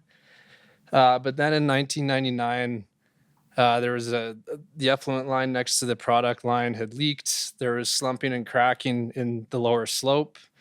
And so the effluent line was repaired, slope was remediated, and then 3 slope inclinometers were installed for monitoring. And then between 1999 and 2020, nothing remarkable really happened, but the slope was creeping along. So in 2014, the monitoring was expanded with survey spikes. Then 2020 came along, which I think a lot of people in here know is a very wet year that's been mentioned earlier today. And this slope, like many others monitored in Alberta, had accelerated. And so in this animation, you can see the west, which is the right side of the corridor, completely falling apart. And also the toe of the slope pushing out into the river across the full width of the cleared corridor. So what happened? July 2020, there was a development of that large failure that we just showed on the LiDAR. Those 3 SIs that were installed on the east right away showed a large acceleration on the order of about 200 millimeters per year over the summer. And this was after only about 50 millimeters of total displacement occurred in the 20 years prior. The surface monitoring pins that were installed in 2014 showed an acceleration between the 2019 and 2020 surveys with up to 2 meters of total movement. And then that west effluent line moved out into the river 1 meter from the as-built survey. And IMU along all 3 of the alignments showed bending strain developments beyond the toe of the river and then about 2/3 of the way up the slope. So this was obviously all very fluid, learning about all these things, and it kicked off a series of geotechnical investigation programs to expand the spatial coverage of instrumentation and the broader site characterization. So very simplified geologic model that was developed. Bedrock here is well below river level, not a bad actor like it is in other areas of the river valley. And on top of that, you have this Empress Formation sand and gravel. So this is a pre-glacial valley infill of the so-called Beverly Channel. And then at the start of glaciation, an ice dam created a lake which deposited this weak clay layer on top of the Empress Formation. And then over that, you've got this glacial package that's common in the area with till glacial, lacustrine, and glacial fluvial deposits. And the glacial fluvial at the very top, it's sand, gravel, coarse material, and a pretty significant source of groundwater recharge to the slope. Rapid downcutting formation of the valley left these unstable slopes prone to landsliding along that weak clay layer. And then what's not shown on this, but complicates things even further, is you had these mountains of fill in certain areas from those grade cuts that was superimposed on top of the slide mass. So having gone through all that, what options were considered? I think first, the main considerations and constraints was these pipes are so deep that you'd have a pretty major engineered excavation required to actually get to the pipeline. So doing a stress relief wasn't really an option. And then a secure solution was desired. All these pipelines were critical to keep nearby facilities up and running. So there wasn't a tolerance for, monitor, see how it goes, and have any risk of an outage. And then there was a desire to stay within the right of way and out of the river to minimize the regulatory approvals and timelines that would be needed. So could we replace and relocate the pipelines? When you think about an HDD, there's 12 pipelines. It's a pretty long, significant drill, low to high unbalanced. So that carries construction risks, and the cost for 12 of these is quite high. And then likewise, doing a tunnel or a bridge option, also very expensive and involves crossing the river. So then can we keep the pipelines as they are and stabilize the slope?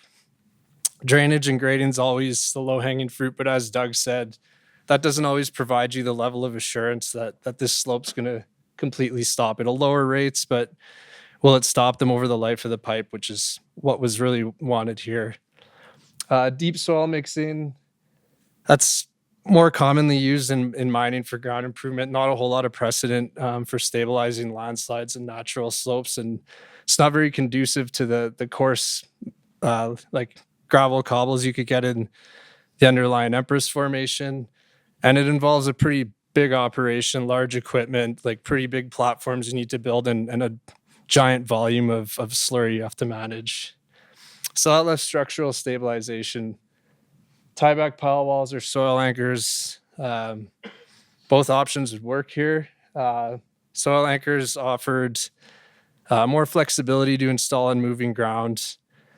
Cheaper installations. You're avoiding bringing loaded concrete trucks up and down the slope in the middle of winter every day.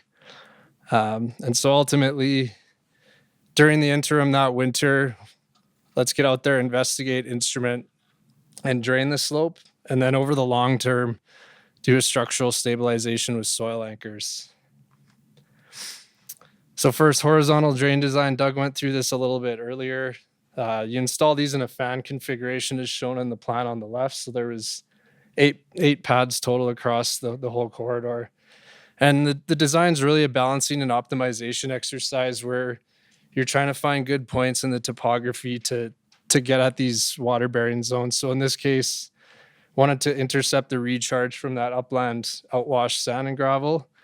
And then down in the lower slope, draw down the perch water that had accumulated in the landslide body. Essentially, it was a big bathtub that had filled up over time. And then the installation's trial and error. You observe drilling, measure flows. If things are going well, you stick with the plan. But if you're not getting much returns in the drains, you might try adjusting the azimuth and the pitch. And then, of course, you have to convey the discharge from the drain outlets to the receiving environment. So the photo on the left got us all pretty excited. Every pad we excavated showed some amount of seepage, but this one completely filled up with water, which is what we were trying to do, is get at the water. So that required a temporary mitigation, but once we got that going, you can see how much the drains on the right are producing. Some of these are up to 150 liters per minute during the first few days of installation. So pretty successful results there. While that was going on in that first winter, the soil anchor design was underway. So you do a two-dimensional limit equilibrium slope stability analysis to estimate how much force per meter of corridor you need to achieve a target increase in the factor of safety, which for this project was 20%. There's essentially three components. You have the anchorage, which is a precast concrete block at surface that acts as a footing. The bond length, which is grouted to the stable Empress formation below the landslide. And then the free stress length, which is decoupled from the slide mass and free to elongate. So all the anchors are pre-tension and they transfer load from the bond zone to the anchorage, which is the block. And you construct these in a top-down sequence so that you're providing reinforcement progressively as you excavate down the slope at the toe. And of course, you have to take that two-dimensional analysis and design into the 3D world. So there's a bit of 3D modeling to design the benches, and then you have to work around 5 different pipeline alignments and a culvert on this site and account for a sufficient gap so that you could access the pipelines for maintenance if required. Like Doug said, don't design something that you can't build on a pipeline right away. So to construct these, you excavate the bench, trim the foundation for the block, and then approve it. And if it's no good, you improve it. Place the block and then use survey to check that the orientation of the block is within tolerance. Then you drill. This is an air rotary with articulating mass, fully cased holes to the top of bedrock. You identify the top of the Empress formation by the distinct transition to sand and gravel cuttings. And then that determined where we would set the top of the bond zone of the anchor. After that, you lower and assemble the 12-meter anchor segments up to about 30-meter long anchors. And you mix grout on site, tremie grout from the bottom of the hole, and then we use pressure grouting wherever there was limited grout take in the formation. And I can't stress enough how important quality control is every step of the way when it comes to grouting for these anchors. All anchors are load tested and then locked off at a design load using a hydraulic jack. And then the anchors are detailed with a trumpet and steel cover cap that's filled with corrosion inhibiting compound. And this configuration enables you to go back and adjust the loads however needed. If you need to tension them or back off, this allows for that. So once all the anchors are installed, you complete surface drainage, bank protection, and reclamation. And then do we walk away? Never. So there's performance monitoring. This was 3 years ago that we finished. So we have automated SAAs, anchor load cells, slope inclinometers, vibrating wire piezometers, stam pipes, and flow rates from the drains, and then annual survey spikes. So this is a displacement time plot of the SIs and SAAs since the fall of 2020 when the slope was moving 200 millimeters per year. Initially, when we put the drains in, the slope was sensitive to that. We saw a short-term acceleration, but then movements reduced to on the orders of millimeters per year that late spring. And then after the anchors went in, there's a complete cessation of movements after the anchors. But full disclosure is we've had pretty favorable climatic conditions since construction, and so we're still waiting for the system to be truly stress tested in a wet year. For dewatering, this is a graph of the flow rate versus time. So the discharge has been observed year round from some drains, and we've estimated to have filled the equivalent of about 10 Olympic swimming size pools worth of volume. And the typical reductions we saw in standpipes and piezometers were 2 to 3 meters. Doug mentioned this in his talk that these drains generally build up residue, so iron oxide, algae, manganese, things like that. And so that's something we keep an eye on, and they'll require periodic flushing as long as we're relying on them. And then these are the load cells on the anchors. So initially there's a large reduction in load from settlement, and then longer term a gradual reduction in load due to consolidation. And then the bottom black line's temperature cycles with seasons. You can see that there's seasonal increases and decreases in the loads attributed to freeze thaw in areas where there was seepage and high moisture content. But overall, the loads have held within acceptable range.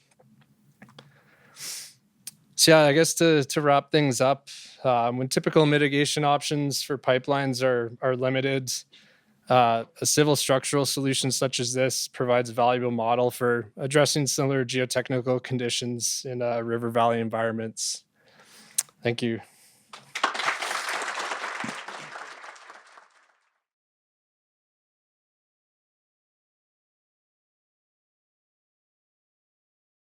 Okay, strain relief. This used to be 45 minutes, but I've come to realize strain relief is not for rank amateurs, including myself. So I think we're going to have a complete course on this or a guidance document on it. It's because it's a tricky business. What we're trying to do is shed some of the accumulated strain and/or stress in a pipeline. Typically the elastic stress. What's interesting is you can de-stress the pipeline, but you may not remove all of the strain. Talk to Yong-Yi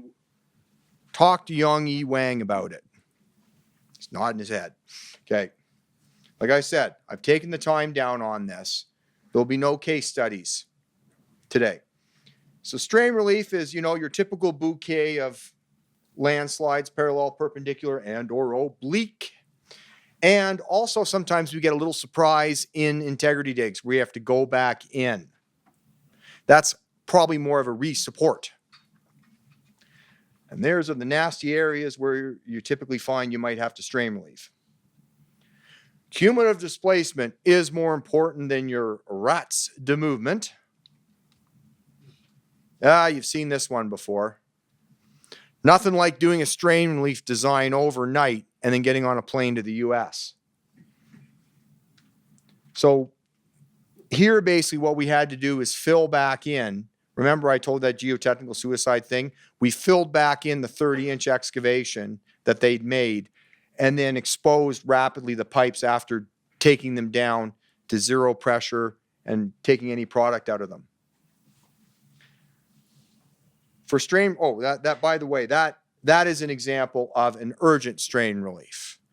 I literally wrote a document, and then while they were implementing it, flew to the US to fight with them. And then this is a short-term strain relief. It's designed to last for a couple of years. This is at South Taylor Hill. And in this one, we dug up the pipeline, moved all the fill off of the primary landslide, and the pipe is supported for most of it on wooden skids. This is a long-term strain relief, and that's that revetment or the slope stabilization I showed you before.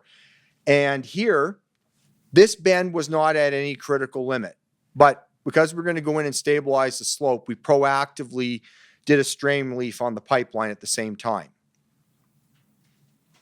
You can see, like, typically urgents are the surprise, although sometimes it's a surprise to other people, it's not a surprise to you that it happened. You know, rapid changes, landslide accelerations, and our favorite, construction. Short term, typically you're doing this because you're monitoring something and you're approaching a fitness or service limit and you've exceeded a threshold or you're about to. When you look at long term, once again, a threshold is exceeded, but they're typically more proactive. With the short term, sometimes you're just buying time until you can do an HDD or a reroute, as Germany and Yan were talking about. If we go on a little further, urgent ones, you're typically just leaving the pipeline on the ground. There's nothing fancy like skids or anything. It's open until the mitigation. Same with short term, open till mitigation.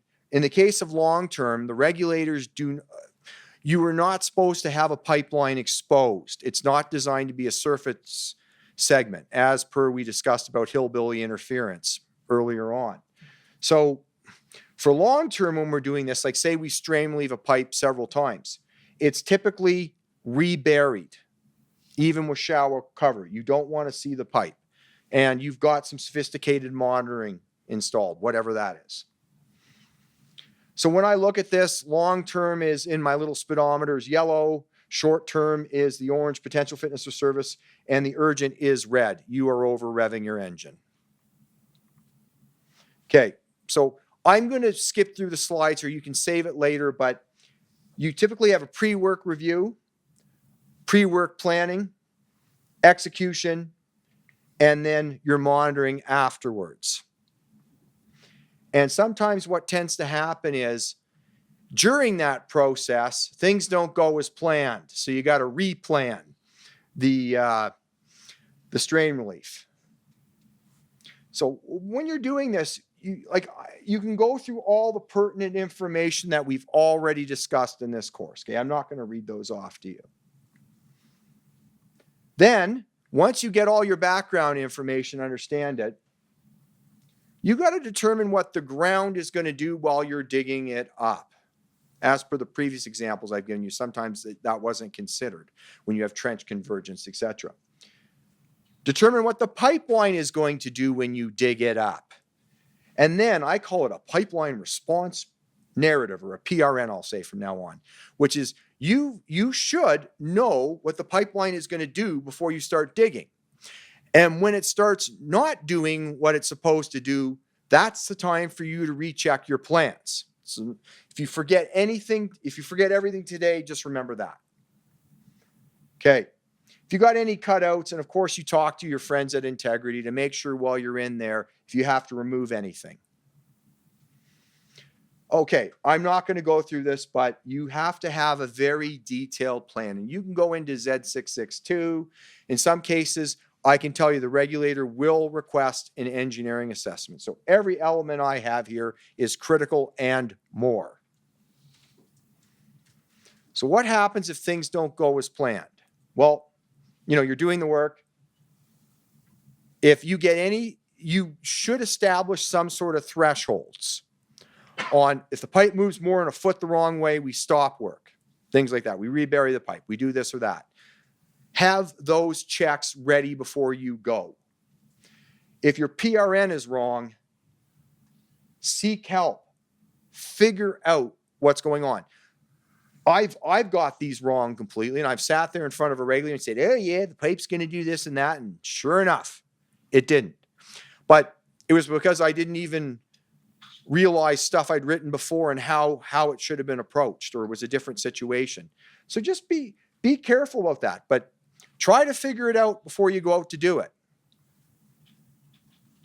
Once you change your plans, carry on. And if you have to, seek help. I don't worry, I'm not going to throw a wiener dog up here. So when it comes to monitoring, pick your technologies carefully. Like strain gauges have their limitations. What we may want to do here for me in the future is get some of them fiber optic cables on. Do a little science experiment, eh?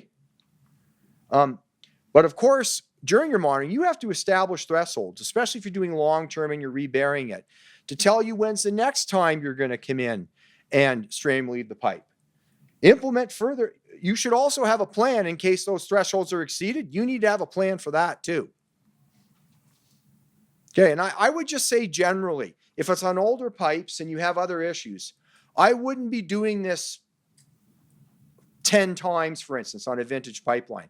I'd only be doing a couple of rounds of it before you consider doing a permanent mitigation, unless you can verify you've got clean pipe. Okay, now where you should automatically seek some experts if you're not, is where you have complex slope geometry. You have, and that includes when the interactions have ILI, IMU segments of irregular bends, because you don't know what it's going to do, or in my experience, seldom can you get the PRN right. Yeah, or if you can't figure out a PRN, seek help. And if there's too many unknowns, including pipe defects and anomalies, my number one suggestion is don't dig on an operating pipe. Take the damn thing down to zero. Have no product in it, because nothing's worse risking everyone's safety. Anyone's safety, I should say. So pressure reductions. Be careful, because in a zone of compression, and this has been pointed out before, you're reducing your stiffness when you lower your pressure. So I think it was Nikki before that was talking about a pressure floor. Absolutely. Okay. And like I said before, maybe you just take the line down completely. Okay. And when you're taking down that line, it could be at the precipice of failure. So while you're taking down the line, no one should be anywhere near that pipeline. For tension, there's actually a slight benefit if it's a tensile feature for reducing the pressure. We're not going to get into the pipe mechanics of that or whatever right now. Now, the other thing I'm going to say is when you're designing a strain relief, okay, got some advice for you. There is your strain relief zone, which is the zone of interaction plus your slack on either side, okay? And then there's your slack contingency. Straight from me, never heard this before, okay? And that's on both sides of the pipeline. Okay, and I recommend these parameters. For slack, above 12 inches, add 2 joints. Below 12, add 1 joint. And that, when I say joint, standard joint, 13 meters. Your contingency on each end should be two joints or 10% of your length. And the reason you do that is for budgeting, lands, and logistics. It's not necessarily for the geotech stuff. Always dig from tension to compression. As an example here, we had a buckle forming at the toe. We start at the top. We dig down that way. The compressive zone can expand back into the tensile zone. So you're not going to have some wild-ass buckle occur because you targeted the feature. But it's never happened before that people have just dug a zone of compression and it's buckled. Exactly said no one. The other thing is you got to consider how you're going to dig the pipe. You want to create space first in the direction you want to move the pipe. Like, look here. See here. You dig this side over the pipe and then there last. You never dig first in the direction where you don't want the pipe to move, right? I'll just keep hammering that. So say, for instance, you got a lateral movement. Optimally, what you do is you dig each side separately like this. But there's one problem with that, though. And I've seen this happen, is as you're digging and you're coming into a bend and you're following along the pipe and then the pipe curves, you can hit the pipe. Never happened again. Never seen it. The next thing is, if you're doing a trench, consider the direction of movement and create space the way the pipe's going to react, okay? Same with wood skids. You know, don't put the pipe in the middle, give yourself more runway, right? By optimally placing your skids. The next thing is, if you're digging and you've already strain relieved this pipeline, feel free to dig to the previous extents that you excavated. Otherwise, you're going to have sidewalls of your excavation, like I've shown here on the, sorry, my right hand, yeah. Right hand, okay, on the right-hand side there. That they didn't quite take all the dirt on that side, so it caved in and onto the pipe, okay? So take a little more. One of the things I've noticed when I'm supervising these is the pipe is going to adjust on you as you go down. So be careful Like if you're going this way, usually you're going down slope and you're watching this way. Turn around. Because sometimes the pipe will start lifting up the skids and become unsupported. And then I've turned around once and found 4 joints unsupported on a 12-inch line. Not a great idea, right? So it's like, get skids back up there. Now, when you're doing this, it gets more dangerous when you're on smaller or shallower slides because, you know, the mass you're removing, you're losing support. So think about that. It is way more dangerous when you're parallel, then oblique, then perpendicular. And we've shown that. That's the geotechnical suicide example I give, is they were digging parallel. And then the slide, you got trench convergence. Yeah, they see your risk goes down. Like, yeah, okay. So other suggestions is if you're storing your backfill, because it's never happened. Do I need to say any more? But think about where you're going to store that backfill. Okay. You know, if you're in a situation too, for that previous example, stabilize the slope before you start digging below in a landslide. That can be a bigger battle than you'd believe. When you're shading in these complex things, don't leave any hard points in the trench if you can avoid it if you're doing a long term. Okay, and that's just my quick thing on strain relief. Maybe another session for case studies.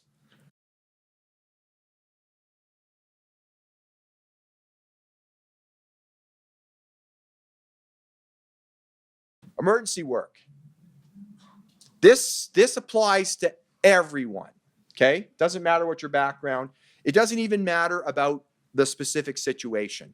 This is more kind of a human factors thing with a good story. And I will tell you, one of these days when I obviously saw at the start there, I'm still too emotional to talk about the landslide emergency. So I've chosen a hydrotechnical one. That's a little funner. So, okay, washout event. Okay, so you can read what our main job is. It's not to our corporation, our employer. That is our number one job as professional engineers and geoscientists, okay? We have to uphold safety. Now, what a lot of people forget is that includes you when you're out on these emergency responses, okay? Consequences. They tend to be product dependent, and I started that right off at the first. You know, natural gas, you're more concerned about safety than the environment. HPV is a dangerous game, and by that I mean that it's a liquid when it's in the pipeline, and then when it gets out, it's a gas, and it's dense, and it doesn't go up into the atmosphere. It just sits in puddles. Like propane and ethane, I think, are examples. Right, Nikki? Yeah, she gave me thumbs up, okay? And liquids. Your primary concern is more about the environment. Don't go for a smoke break, though. Okay. So this story starts with an extreme weather event being predicted for June 14th and 15th. And I'm sitting in Calgary. Hit a plane. We got a coworker on vacation. And this is what, yeah, Ed, it was you. So, no. So this is the scene. There is a lot of water in the ditch of Highway 97 near the Pine Pass. And then we've got the road maintenance crew here. And I thank goodness for the interweb. And so right coming up here, there's a lot of debris coming out. This is Motion Creek. And you saw that excavator we just passed. That excavator dug out a road right there to let the creek continue down in the ditch. This excavator and this excavator, which is working, are owned by Jack Ganson. And Jack is trying to bail out the severely undersized culvert of Commotion Creek, which can't handle woody debris. Okay.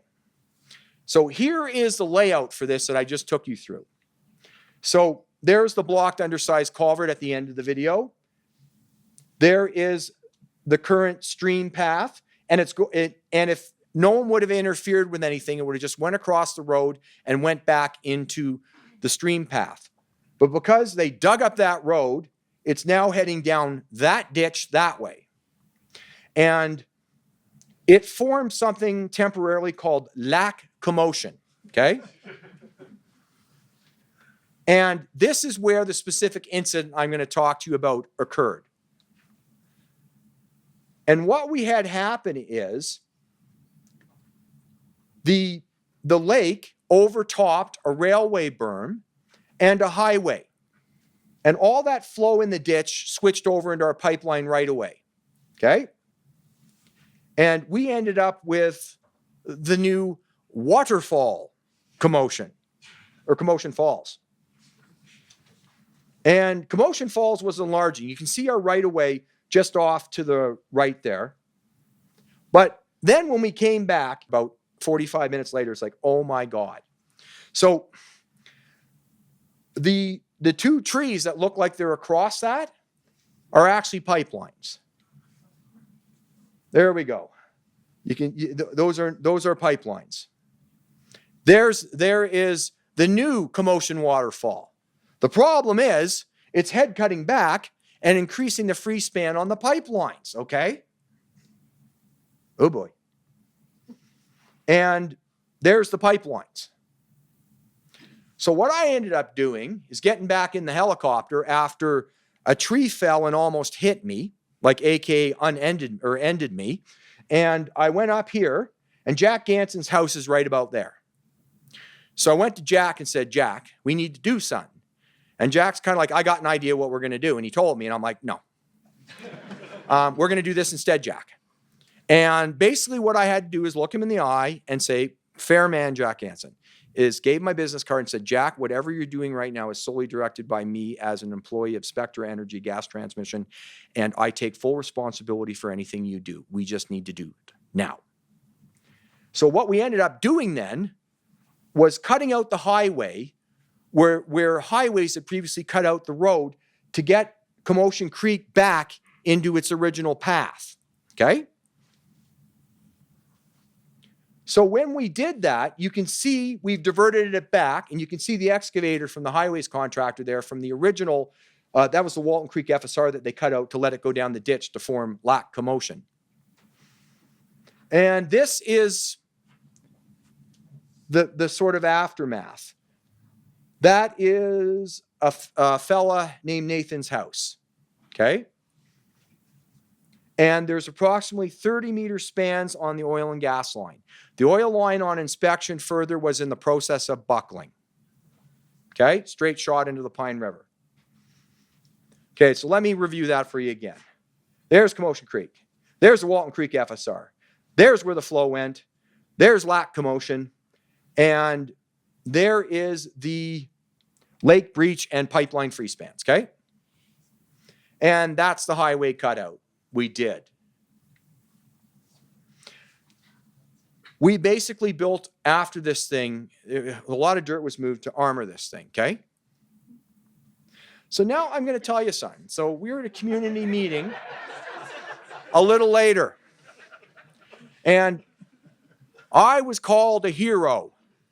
I didn't really feel much like a hero, though, and I'll explain to you why. Now, I'm doing this as a service because consultants can't do this, because they're not going to throw any shade on anyone or the situation. I'm going to tell you the truth, okay? Not in a bad way. So the first lesson was trying to get to the site, okay? I had to get in with CN Rail on a helicopter on the nastiest helicopter ride I've had through cloud banks in the mountains. We were safe, but there was a chance we would have been stalled getting up there. Then I actually had to get out and do patrols, and there was a huge fight. The other company representative was appointed to keep the helicopters there on standby to evacuate a gas plant. And that was a huge fight to explain to him, no, you can't sit a helicopter. We're in emergency. That almost came to blows. The fight for the helicopter, right? So then I almost got smacked by the tree. And then I had to plead the case to Jack Ganson, okay? And then after we did what we did, technically, I had lost my job. No, and it's not really that funny, but I know, but the truth is, I had broken more pipeline company rules, like probably about 10 separate rules in doing what we had to do, okay? But like I said, my goal was not to the company. At that time, it was to the Pine River and the residents that live nearby, right? Okay. All I remember is after I'm carrying all that stress, and I probably kind of helped the social license for pipelines in Western Canada. If you may not have noticed, we're kind of under a little bit of a, cloud right now, especially in Ottawa. So I show up, land in the helicopter, and I walk back into the airport terminal, and I'm nose to nose with the guy. And I'm getting crap for why I spent so long in that helicopter and why I even took it. Okay?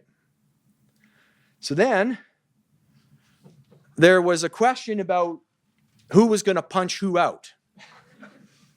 I think he would have won, actually. And then I got the call from Highway saying that I owned that section of the highway and I was responsible for fixing it. Okay? See how the hero thing is kind of going down a little bit here? I would have done the exact same thing. And then there was the lawsuit by that homeowner. And I'm not gonna get into that at all. That's been resolved. But there's some points here, okay? And I'm sure that someone else, I will never talk about this like in a public manner unless it serves a purpose. But someone else may have this on LinkedIn. Oh, we came together and we saved the no, okay? Because it's not the truth. The lesson we learned, though, is we had a similar washout 5 years before. And we had a free span pipeline, okay? And, if you're a consultant or like consider yourself the company SME, you report to your GMP operator contact. They report up through other SMEs to the decision makers, the VP. Also, during fixing, you may report to a company PM, emergency, field reps, contractors, and then they're supposed to talk to the stakeholders, okay? That's not the way it works. And you're going to deal with your family because you're gone the whole time, okay? Yeah, and I mentioned, I'm going to tell you right now, if you're ever called out in an emergency, the number one, I think, consider if you're the person for it. Okay? Seriously. For me, I always try to find someone to bring with me, preferably someone that's very calm, unlike me. Okay? Like, for instance, I take Scott. I like your size because I'm always almost getting in fights. You might be a benefit. You might want to consider being the backup person if you're a junior because you'll never gain experiences like this. You got to be prepared. Unfortunately, I always have a bag packed in my office with clothes, toiletry, and more importantly, snacks. Okay? I've been involved in, I think, 10 or 11 now where I drag up everything and go. Okay? And I didn't mention this about strain relief. Anytime from now on, I am the engineer of record on a strain relief, I will be standing there with the crew doing it. Okay? Because I had to one day pack up because things weren't going as planned. So I'm there with them on that one from now on. Okay, sources of conflict and frustration during these things. Slow processes. People above you make decisions slowly, although it's obvious to you. Conservative management decisions and actions, okay? I've wasted my energy pleading with executives to put a pipeline back in service because there's no issue for it, okay? But ultimately, safety's number one. So if we're losing $20 million a day because they're being too safe, who cares, okay? That's something I've come to the conclusion of. The contractor. They have their own ideas and they have their own plans. Your 30 years of experience may not matter and your handle on the laws of physics. Okay? Sometimes contractually, you may not be able to provide them direction. I would just ignore that one. Okay, let's keep going. Answer shopping. And this is a very vile thing. But in panic situations, people do this, where what happens is, as an example, I provide direction. And then let's say a VP then phones another engineer to get their opinion. And then they might phone another engineer to get their opinion. It's usually a fear reaction. And I've seen this happen a couple times. And so they'll go around until they get the answer they want, right? So just be careful about that. This can happen in emergency situations. Resistance to what you're doing or what you're proposing. And sometimes you just got to say to yourself, okay, if it's not critical, fine, do it. If it's critical though, you gotta put your foot down. Sage advice. I mean, try to tell people, do not create a new threat when mitigating the current threat. And sometimes, particularly in emergency situations, look at what highways did there at that, cutting out that creek, right? They thought they were doing the best thing.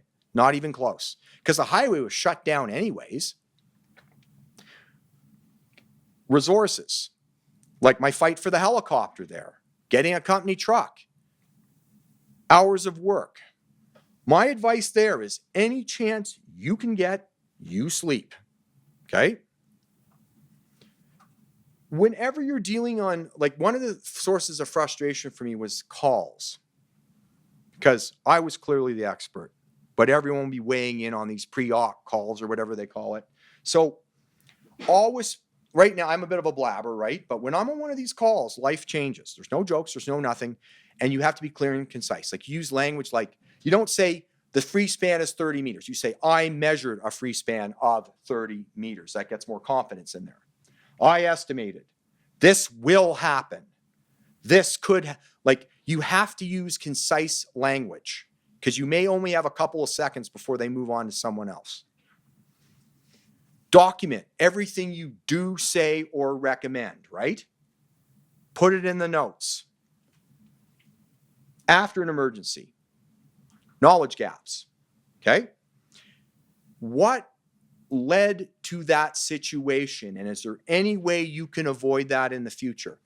You don't have time to take a breath. You got to start thinking about that. Is there any tools for quicker, better decisions? Like an example is those free spans. We had some poor engineer named Andy and just trying to calculate something overnight, like doing codes. So I can assure you, after that, in a couple of months, we had a piece of software to calculate maximum free spans. And it's called Span Check, but we've now, over 8 years, improved that. That's with BMT Fleet Technologies. Okay, Hydrotechnical Infrastructure Armageddon. The biggest risk we figured out to the West Coast and Pembina system in the Pine Pass was failures of the neighboring infrastructure directing water into our infrastructure. It wasn't our infrastructure.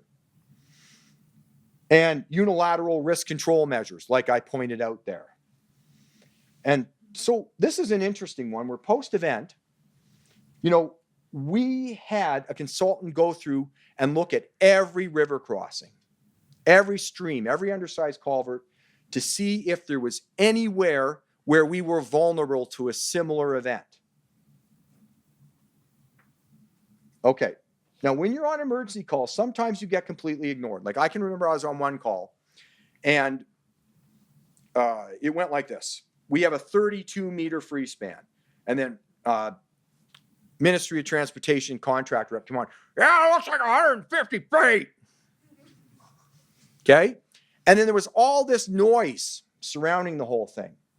So what I ended up having to do is stay up half the night writing a memo and sending it off to my executive to give them the facts because there was too much noise. That's where that sleep thing comes in. And this is just a situation brief I had done in one such emergency. Of course, you can read that, right? Okay, the media. Okay? Don't talk to them. And it's not because we have anything to hide. You're doing someone's job when you do that. Typically, unless you're directed, the operator will have a media liaisons person that you give the information to for them to relay to the media. So be careful about that, okay? That's their job, not yours. Just a little bit of a handy advice. If you have a partial exposure, rebury the whole thing, then dig through it again, okay? Simple enough. You can't side dig that or do anything with it. There's a pipeline running along half that ditch. Just a little bit of actual advice for you. If you see a pipe free spanning, a rule of thumb is it can handle 80 times the diameter for normal clean pipe in free span. And that's still quite safe. Okay. Oh, and I want to point out there, notice the stiffness difference, although there's an angle between the 30-inch and the 12-inch line in the photo. The photo kind of changed it, but that pipe there is very close to buckling. Okay, so with that, I want to give you the sage advice right at the end of this course, okay? We're done, other than the closure.